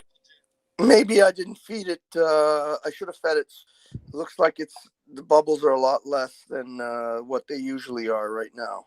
Yeah, because you don't want it to go vinegar. It should have that nice sourdough smell at all times. If it's going like in a odd direction where it's smelling weird at any point, then you're not feeding it enough. It and smells you're not like stirring kind it of enough. like it's not vinegary. I'm telling you, one of the biggest tips I can give anyone, and it seems like no one will listen to me, because I was actually at a friend's the other day and he had his starter and it was not very active. And he was showing it to me and was like, is this good? And it's like, well, yeah, it'll work for you. But if you want it active, get this Chinese chopstick that I was just showing you and fucking mix the hell out of that shit and just vigorously get the air in there, and it will make it more active. But that's just my experience. I'm also high elevation, so that can affect things too. I've done this to it a couple of times. You see these little things? Yeah, that's smart. There you go. I did this a couple of. Maybe that's when it was that it exploded. Yeah, that probably was because you got it's just so active. So you know? hey, I want to go back to this Chinese chopstick, Dick. Moose, exactly where I was going. A lot of things you can do with that chopstick, Moose. Chopstick. Do you think? Oh, he sounds garbled up. Before he comes back, Dick, does it ever smell? Import like American-made chopsticks? No, like an American chopstick as like an exotic, like like an upper class like chopstick. Moose trying to source the top shelf exotic Asian imported chopstick, looking to me for advice today to help him on his chopstick journey. I was just going to say before Lou continues, sorry, Lou, that we've kind of gone full circle here. You know, we're back to the Chinese. It's bringing up some bad memories for Lou. I mean, it's kind of weird how the universe operates if you think about it. Hey, Dick, you said? What does yours smell like? It's like this one smells kind of like almost like stale bread. Does that make sense? Dick, are you there? I think we lost him. We lost Dick. Yeah, stale bread, you'd say? Kind of like stale. stale. That looks nice. Wow. That looks dense. It's actually real airy. It's nice. It's Is it? Wow. Okay. Yeah, it you ever actually put has more, sesame more seeds on the top than usual. So, kind of like stale bread, or like stale old bread, kind of. That's what it smells like. Is that what it's supposed to smell like? Did we lose Dick again? Yeah, it's supposed to smell stale. If it smells like fish, then you did something dirty to it. It doesn't smell like vinegar. It's a good smell. It's a good sour, almost got a buttermilky sour kind of thing in there. But yeah, you'll know it when it's right, and when it's wrong, it's offensive, and you can tell that. That doesn't not mean you have to throw it offensive. out, by the way, either. If it's not right, or it just doesn't smell kind of sweet to you or kind of good, like something that you would want to cook up, then you're still off track. You need to keep working that starter. Do you top your bread with anything, Dick? Have you tried sesame seeds? Does it go well with sesame? Yeah, I got Before a you bagel answer that, mix. can you put An a organic bagel can you mix. put a It's link epic. to your? No, I'm not I waiting want to some of answer this the sourdough question, starter, Moose. man. Sorry, man. I just wanted. I want the people out there to be able to have a starter like me. And then another thing, Dick, like that loaf of bread you just showed, right? How much of the sourdough starter would you actually use in a loaf that big, let's say? Because that's like probably like like a regular like 13, 14-inch loaf or something like that. Like you would buy at the store size kind of thing. Yeah, that's a good question what size it is, but the loaf recipe that I started with just happened to be the perfect amount to make one loaf out of that pan and one pizza. So I've just gotten in a routine where a few times a week I make a loaf and a pizza, and my family devours it, or whatever. Okay. So so how much per like if you were to say you used for that loaf and that pizza, what do you like, a cup, 2 cups? How much are you using of the starter? Yeah, get you a nice bowl to use to do this that you can cover when you're doing it, and then also think about the expansion like you learned with your starter, how that exploded everywhere. Yeah. The same thing's going to happen in this process, and even more so. And so I always want to point that out first when you go about this stage of making bread. But what you're going to want to do is take room temperature water, preferably some kind of filtered water, clean source water, and you're going to want to combine that with a few flours of a good quality flour, something preferably organic, locally sourced, possibly if you're in an area that does that. And the reason I say locally sourced is because in Colorado, of course, we have high elevation Hungarian type flour. That's going to work a lot better at this climate than would other flour would work that was imported. So it's something to consider as you go about it. But then you're just letting the 3 cups of flour and I would say a cup and a half of water sit there at room temperature for a couple hours, and then I will add the starter. The reason I let it sit at room temperature and just kind of sit with the flour for a couple hours and then add the starter is it seems to be a better transition when you put the starter in to the flour combo. But the starter is another kind of trick that any good sourdough maker will tell you is you want to feed that starter within a few hours, preferably about exactly 3 hours before you use it in your bread recipe. And that will give it that really high quality sourdough flavor that you're looking for. And a lot of people miss that. So they'll just be making bread at any point and thinking they can go about it that way. No, put the 1/4 cup of flour in, mix it vigorously, like I'm saying, sit it there for a few hours, and then make your bread with that. And you're going to have a more golden result. Once you put the 1 cup of starter in, because you had 3 cups of flour, cup and a half of water, then you're putting a cup of starter in. At that point, you're going to leave it until you see that natural rise happening, and it's really bubbly. In my case, that can take between 4 to 8 hours. It just depends on what time of year it is here, the temperature, and a bunch of variables that will affect the activeness of your yeast. And then you're going to, at that point, want to add 1 tablespoon of, I use organic sucanat or coconut sugar because I prefer it. I've actually used a variety of different sugars. And for me personally, maybe it's my elevation, I don't know, but that seems to be the superior sugar for making bread. And then I will use 2 teaspoons of a high quality mineral salt, and then 2 more cups of flour. And at that point, what a lot of people do is they start they'll take their counter and they'll put a bunch of flour on it and they'll start kneading all the ingredients together with their hands. Being a man that works on his car, gets grease, shit my fingernails, just played guitar, got nickel all over them. Even with washing them, I don't like getting my hands in the flour, and I don't like using plastic gloves either. So I use back to the Asians, a big old fucking wood Asian spoon and my crock, and I just fucking knead the shit out of that shit, and I make it a workout lesson. And I'll do that as a proofing process. And you'll notice at this stage, the bread will be rising and you'll be proofing it every few hours, because if you don't, it will just explode out of the container. And at that point, you better make bread or you're going to lose the bread altogether. It's going to implode on you, and then it becomes like vinegar, and you have to make a flatbread or something out of it. The hydration level I was going to ask also, because with making pizza dough, for example, because I make pizza dough and my dough's pretty good, I believe, and others have told me the hydration level is very important. Like really important. The higher the hydration level you go with a pizza dough, the higher you can get, the better. Like 75-80% hydration level. So important that some bread makers, they go to a really extensive level to measure every single ingredient to the gram, and I've never done that. I've always done it as a feel, but when you get it off, and maybe 10 or 20% of the time I do get it off, and the bread's still edible, but it's not like where you nailed it. Not nice and nobody else fluffy. notices, but I do. Yeah. But it doesn't sound like the hydration level is very high on the bread you're making.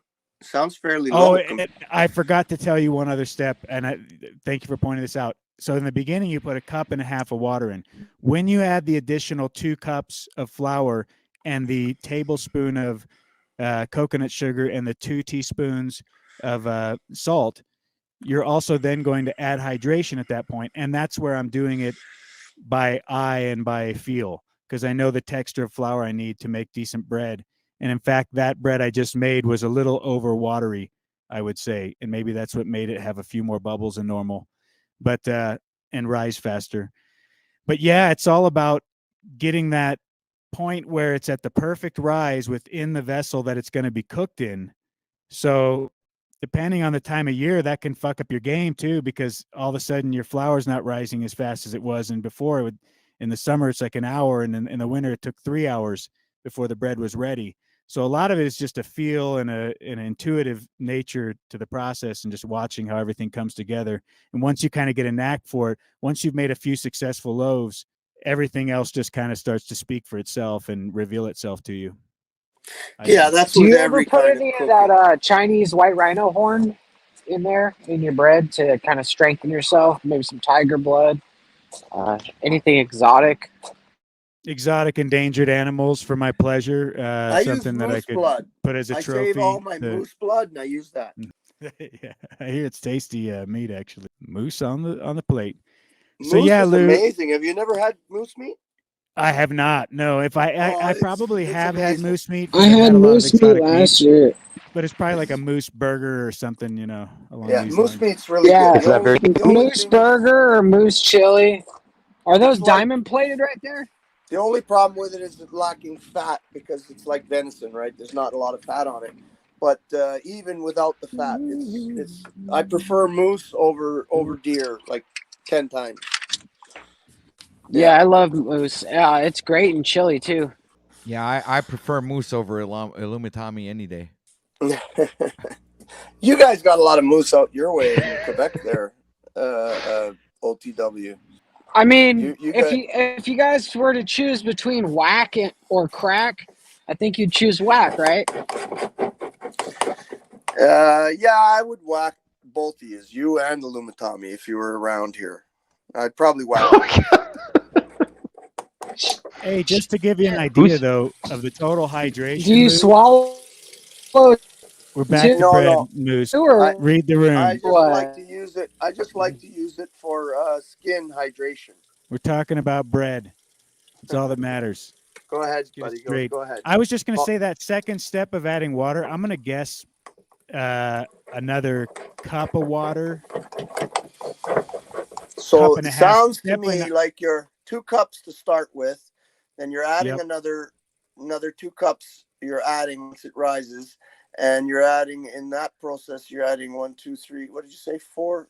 So you're 50%. 3 cups of flour, 1 cup of starter. So there's hydration in the starter too. Right. And I keep a pretty hydrated, active starter. So you'd have to consider that water in there as well. And then 2 more cups of flour. So a total of 5 cups of flour, 1 cup of starter, and 2.5 cups of water. And I would say it's really particular that second step, where if you add a tablespoon too much, you'll know it. You're of what, water? Just of water. Your consistency of your flour will be off it's at that point where I'm just going over the filtered water, the RO tap, and I'm just kind of tapping it, and I'll add another half a tablespoon and then keep mixing. And because you want it just enough to where all the flour mixes, but that there's not more water than necessary to get that process to happen for it to all come together. So it's considerably lower hydration rate than with pizza dough, from what it sounds like to me. I use so there you go. So I'm using my bread dough for my pizza dough.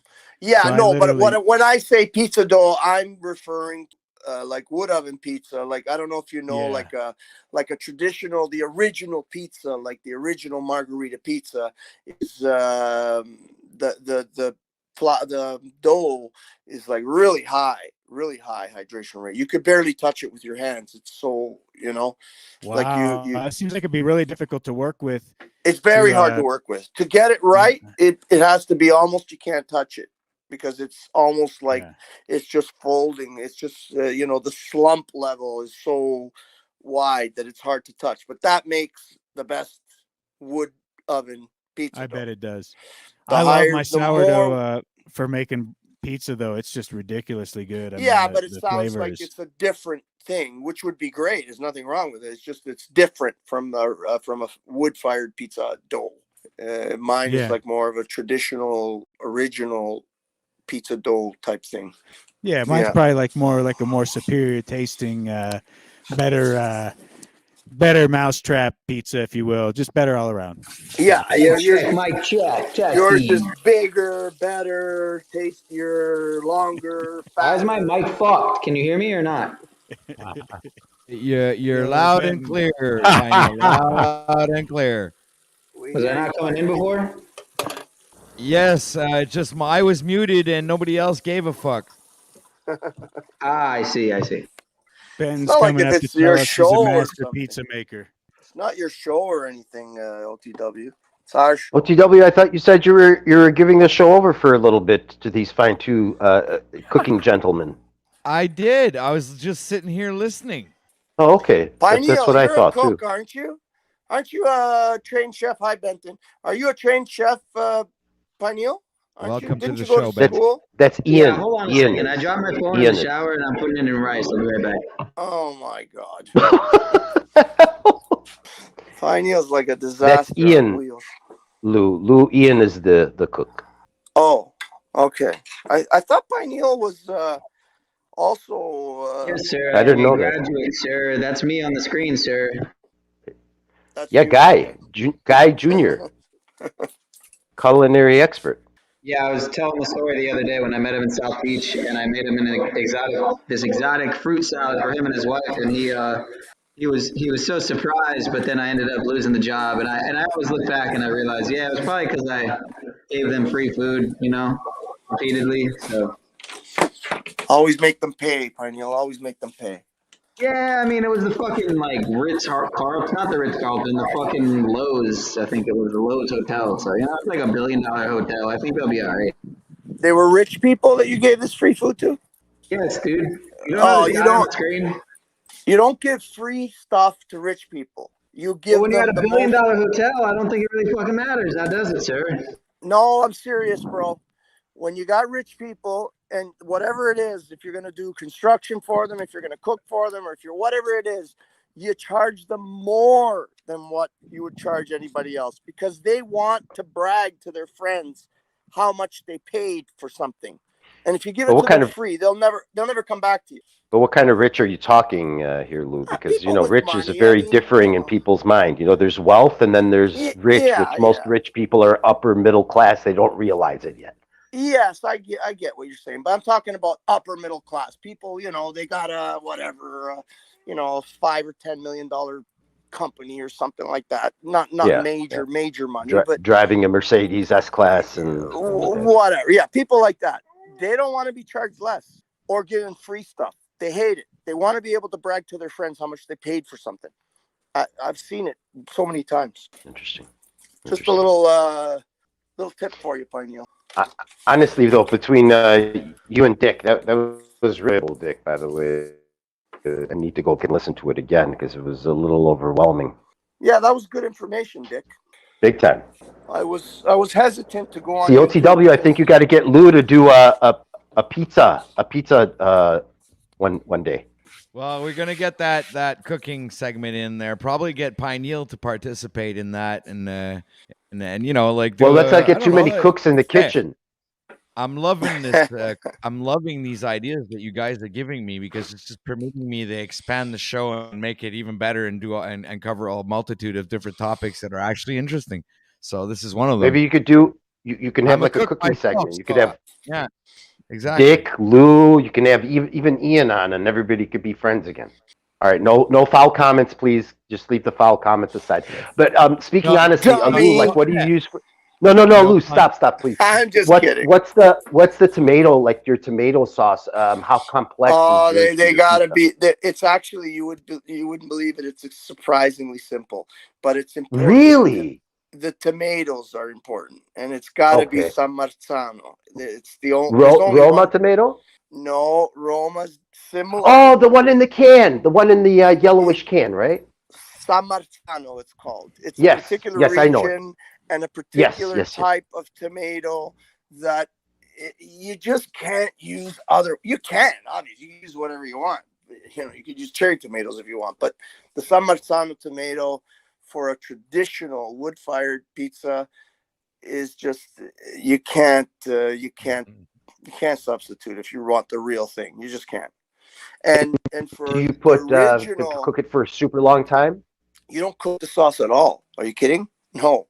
Really? The sauce, yes. And if you really want to go even further, the original pizza, which is called the margarita pizza from Naples, is where it all started. I've been to Naples a few times. Have you had the original pizza there? Yes, I have. I ate at a very famous pizzeria there. Yes, and if you remember, I don't know how they did it, but I know the original one is you're literally just breaking the tomato up a little bit and just putting it in. You're not even spreading it all around. You're breaking it up a little bit, and you're putting like little chunks and pieces and a little bit of the juice around the pizza, and then big chunks of mozzarella, preferably mozzarella the buffalo mozzarella, and not huge chunks, and they're not consistent. Like in American pizza, it's consistently all over the pizza.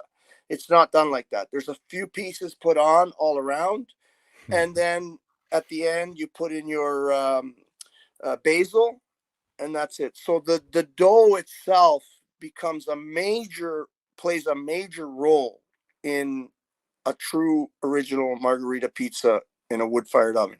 The bread plays a major role. It's not so much toppings, right? Toppings are an American thing, right? It's not an Italian thing.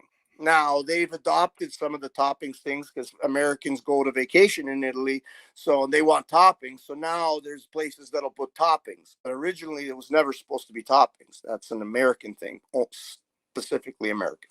So there's your pizza lesson. I don't care about any of this, but this has been very fascinating. I've been listening to all the bread talk. Now we're on to pizza. I know I sound sarcastic. I'm being genuine. Great combo. Very much enjoying it. Did you get the dick talk? Well, I'm not going to miss that, Lou. I mean, okay, good. As long as you got the dick talk, you're good. And on a subject to that, Lou, it's kind of funny you say that because it's funny how like you go to Europe and now they've kind of almost adopted American style pizza and they have pizzerias that are American style, believe it or not. And that's everywhere all over Europe. As much as they made fun of it, they adopted it. Yeah, that's right. Even like, for example, French fries. French fries, they're called French fries because they originated in France. Now, the way they originally made French fries in France, they were like little tiny. They were cut so small and done really super crispy, right? Almost like, how they have those things where they make spaghetti out of like a squash or fucking zucchini or something. It's almost it's almost that thin that they were like, almost like spaghetti thin. The original French fries were, and now they're making fries like they make in Canada. Oh, they got the big chunky slab fries and all. They call. Poutine. And they're making them, and they're making them in France too, like that now, right? But if you go to the right place, I love poutine. Have you ever had it? Oh fuck yeah, poutine! You can't beat poutine. Like poutine is that's Yeah, you're Canadian, eh? So of course you have it. Yeah, Delicious. yeah. Poutine is amazing. It's all over the world. Yes, it is. Look at the guy, man. You don't think he's had poutine? Come on, bro. Hold on a sec. Hey. First of all, poutine comes from Quebec. Yes, that's true. First and foremost, okay? That's so true. Comes where I'm native from. So that's right. That's what I said. Don't fuck around it. It's not Canadian. It's Quebecois. It is Quebecois. Yes, it is. Thank you very much. And specifically, more. If you want to get even more, I know you guys are very snooty over there, right? OTW. Yes, we don't appreciate Canadians. Yeah, I will say the French Canadians we don't annoy me. I was warned when I visited. Real quick, excuse me. I was warned when I visited Montreal. Yeah, sorry. Go ahead. There must be a lag. I understand there that. is. Okay, guys. What I wanted to say is, us Quebecers are not.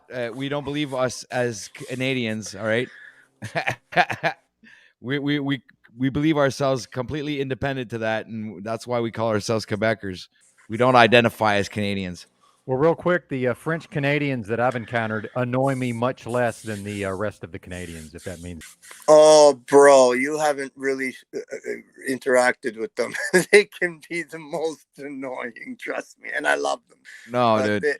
But we're savage, Benton. They're a here, different man. breed. Ontarians, like listen to this story. Ontarians, back when I was like a kid, when they'd hit 18, they'd cross over the border and come on over and party because they weren't allowed to drink before they were 21, but it was legal here in Quebec at 18. So they come over in our bars and start cruising and hitting on our women. So we'd like get into bar fights every Friday, Saturday with these Ontarians because they come on over and cause a bunch of shit and not stay in their own province and fucking start drinking when it's legal for them to drink, because obviously they didn't know how to carry themselves when they started drinking earlier than 18. And there's a reason, because we can hold our shit here at 18 years old with you guys fucking Ontarians can't hold your alcohol. So Case in point, Benton, you just heard case in point. Did you hear that diatribe? That's a Quebecer right there. That's a Quebecois right there in a nutshell. Just play back what he just said, and you'll know the Quebecers. And by the way, we're not coming down there to drink. We're coming down there because all the women strip. They want our women. They want our women. They all strip. They start stripping when they're fucking 16 years old. They're already stripping. Dude, the Quebec women are hot, man. What do you want? The Ontarians, they want to come over here and get our women, but you guys aren't worthy, man. They would come to Ontario with fake IDs just so that they can strip. Oh, you wish. 17, they came here with fake IDs.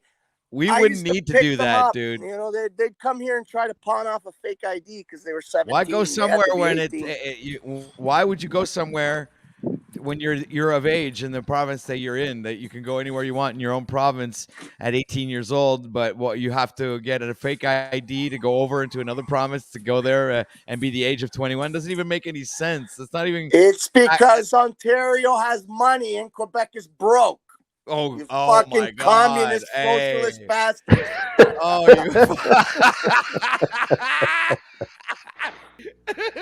You see? Oh, between provinces, we have our own differences. Imagine in the United States, they have 50 states to deal with us. Oh, no, we're not that bad. No, we're not that bad at all. We're not like that at all. No. But I remember when I visited Montreal, I was warned, better learn just a couple of French words to make them happy, because if you don't speak French, they hate you. And it's true. I went to a couple stores. And at the end, I just said, merci. And this big smile came over the face. The fact that I just tried even to speak a little bit French, even though they knew I was visiting. They were nasty until I just said one or two things in French. And then they were happy that I made an effort. Yeah, that's true, man. Yeah, we're kind of like the Vikings of the French extension or something. I don't know how to explain it. We're like, I always saw us as a rebellious people. Until the pandemic hit. When that hit, I saw how weak we were as a people, which was unfortunate because I had believed otherwise beforehand. And Quebec is much more socialist oriented. Conspiracy theories again. Quebec is much more socialist oriented than the rest of Canada. I mean, Canada is socialist to begin with, but Quebec is even more so, from my opinion, anyway, from what I see. I believe Benton wants to say something. He hasn't said nothing in a while. Oh, thank you, sir. I have a quick announcement. I will be going live at the conclusion of this broadcast, whenever that may be. Don't rush on my account. Thank you, sir. Good to see everybody. And I had a rough day yesterday, and I'm disinclined to ever even refer to one of my days as rough. So I appreciate y'all for bearing with me. All good on my end. No worries. Yeah. Very professional. Anyway, I'll be shutting this down. I was intending on shutting this down in exactly 15 minutes. Well, now 13 minutes now. I wanted to say with that, I'm going to 2 minutes bow ago. out, gentlemen. I really enjoyed talking to all of you very much. I do have to get some work done, but I'm going to be listening in the background. All right. Hey, awesome. take care, Emilio. Good to hear. Take care, guys. Thank you. You too. Thank you, guys. Bye-bye. Ciao. All right. So thank you, Emilios, for being here today. And, it's been a great stream. Obviously, like I said before, I was going to end this a little bit early. I wasn't going to go the full 8 hours today because, it's sunny outside and we all want to get a little bit of sun and, profit of the beautiful temperature that we can get and go do something, worthwhile that's important for you. Gardening, cut the grass, build a shed, build a doghouse, do whatever you got to do to make yourself feel creative and inspired. And, I'm going to hand over the mic to Mr. Benton. So go ahead, sir, and do your announcement. He already did. He already did it. I'm sorry. That was the announcement. Yes, sir. That's okay. Oh, I thought you had another one, but it's okay. It was a pretty small announcement. You see, I wanted a bigger one. And what the hell? Well, when Benton goes live, it's like not I am with a you here. So small. we'll just keep on talking Yeah. and talking. Go ahead. The floor's yours, sir. I'm gonna give it to you right there. Put you center front stage. I gotta get out of here. I'm trying to fucking make a sandwich with this bread I just made, and love y'all. You're just fun people to hang with, of course, or I wouldn't do it. So thanks for the time. Thanks for the hang. OTW, thanks for doing the stream and being a good host. Rock on. Take care, Dick. Yeah, I'm gonna get going too, I guess. Salute, Dick Grower. Yeah, I gotta fix my tires on my Hello, Christos. lawnmower. How I are was you just doing doing? a mic check. Sorry, continue, Lou. I was just getting a mic check. Yeah, no, I'm just gonna get going. I'm working on fixing my tires on my lawn tractor. I seem to have had to fucking do new tires on the front for some reason this year, but I'm gonna go deal with that. Thanks, OTW, for having me up. I had a good time, and Yes, thanks sir. to everybody else. And have a good day, everyone. Have a good day, sir. Bye. So I just want to let everyone know that there's a good chance I'm going to have my re-debut stream. I'm going to do a stream. I haven't done a stream in a long time. I'm going to do one this weekend. It's probably going to be a one-on-one with Tommy. So I'm really excited for this, and I'm really curious how it's going to go and what reactions I'm going to get from people. Right on, brother. Looking forward to that. Definitely. We're going to talk about how he hurt his testicle. We're going to hash out the meth stuff and all that good stuff. He's going to get the record clean for everyone. I'm going to try to help him out here. I know he's catching a lot of flack. I don't like some of the things he does and how he goes crazy on channels, but I like the dude, so I want to give him a platform to get out what he needs to get out. Hey, I'm going to drop your link. Cool. Thank you. This weekend on Diners, Drive-Ins, and Tommy's Incomprehensible Statements. Oh yeah. Oh my God, Guy Fieri. I love his meme energy. What a great week. It's been awesome. Yeah, I got through Yeah, it, man, guys. love it. 8 hours a day, 5 days. Well, okay, today's not going to be 8 hours. We're going to be doing 5 hours, but it doesn't matter. I mean, still, it's good. Respect, brother. Yeah. We'll That's be not coming easy. back Monday morning with maybe the cooking show. Who knows? I'm trying to think about it over the weekend, what we're going to, and I'm going to try to set up the whole week in like over Saturday and Sunday. So I'm going to have the weekend to work a program for an even better show next week, and get this thing rocking and rolling, guys. Hopefully you guys are gonna be there, and thank you everyone for your support. And there's other ways to help support OTW News that I've got a link in chat and also in the description below. So please make sure to, if you want to buy OTW News a coffee or help support the channel in any way, shape, or form, that would be a good way by smashing that link and going ahead and contributing to this awesome and epic show that we all create together. So this wouldn't be possible if it wasn't for you. And, thank you to the panelists and also these content creators and broadcasters. Jesus, I'm stumbling. Thank God it's Friday, ladies and gentlemen. I'm stumbling all over my words. It's like I have a stick in my mouth. Oh, God, I didn't say anything else. Oh, God, thank God it's Friday. All right, so I'm going to hand the mic over to these lovely gentlemen here. Go ahead, sirs. Well, real quick, I dropped my email in the private chat. If I ever come to mind some way I may be of service, just don't hesitate to email me if you would, please. I certainly enjoyed the week. It was I don't even know how to sum it up at this point, but I'm grateful that I was able to be a part of it, and I'm looking forward to the future of the OTW News live streams. What is the official name of the show, by the way? The Grand Rising Show. This is episode number 13. Fantastic. I am very much anticipating the future episodes of the Grand Rising Show and looking forward to participating in whatever way that I'm able. Shout out to the chat, by the way, and on to the next for their last words.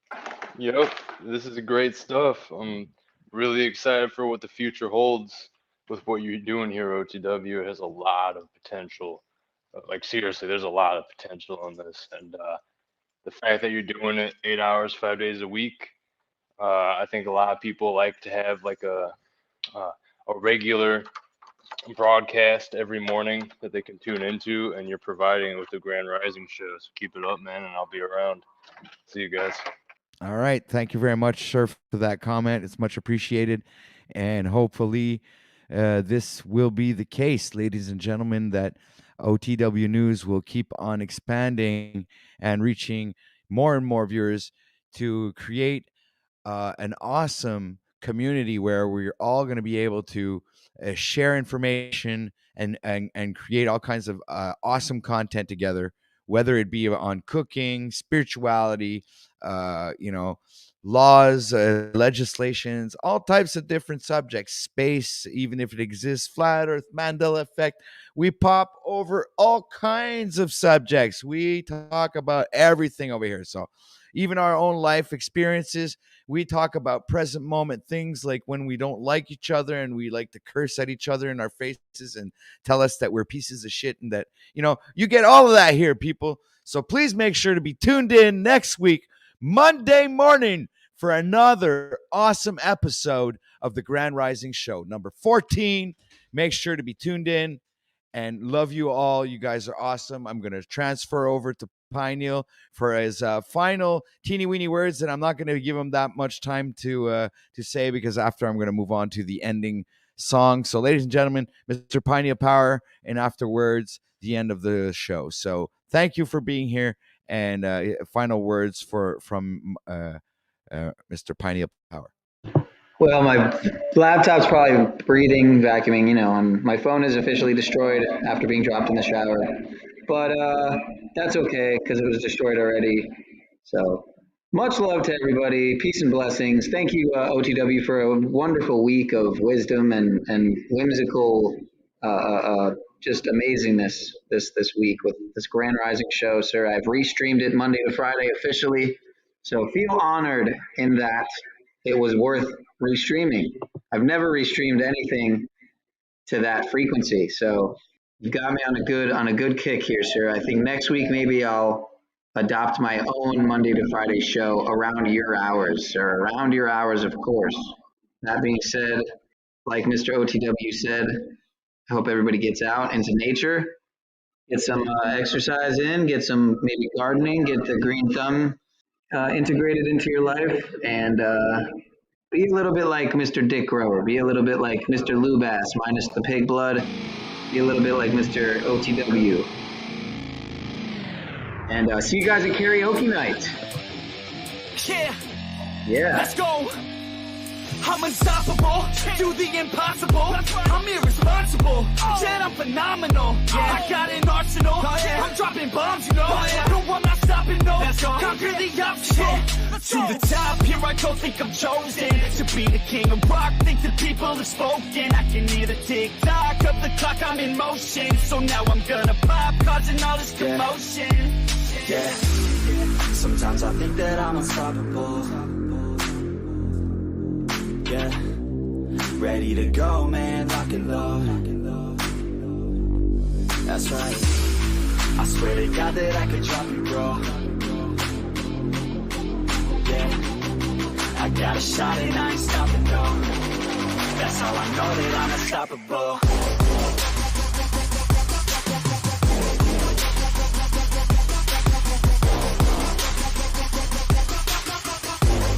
That's how I know that I'm unstoppable.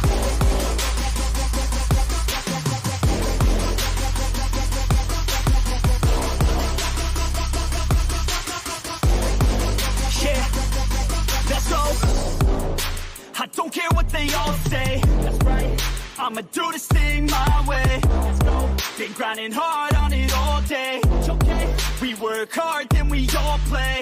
Yeah, I'm addicted to the grind, man. That's right, so I refuse to waste time, man.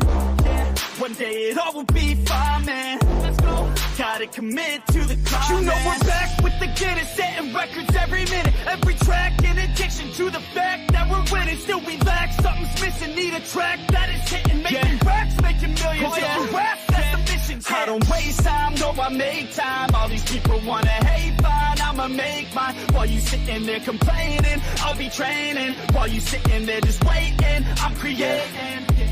Yeah, sometimes I think that I'm unstoppable. Yeah, ready to go, man, lock and load.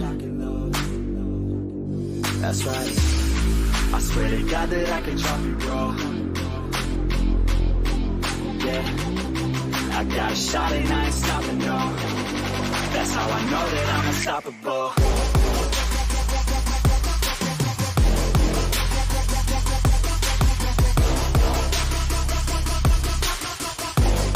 That's how I know that I'm unstoppable.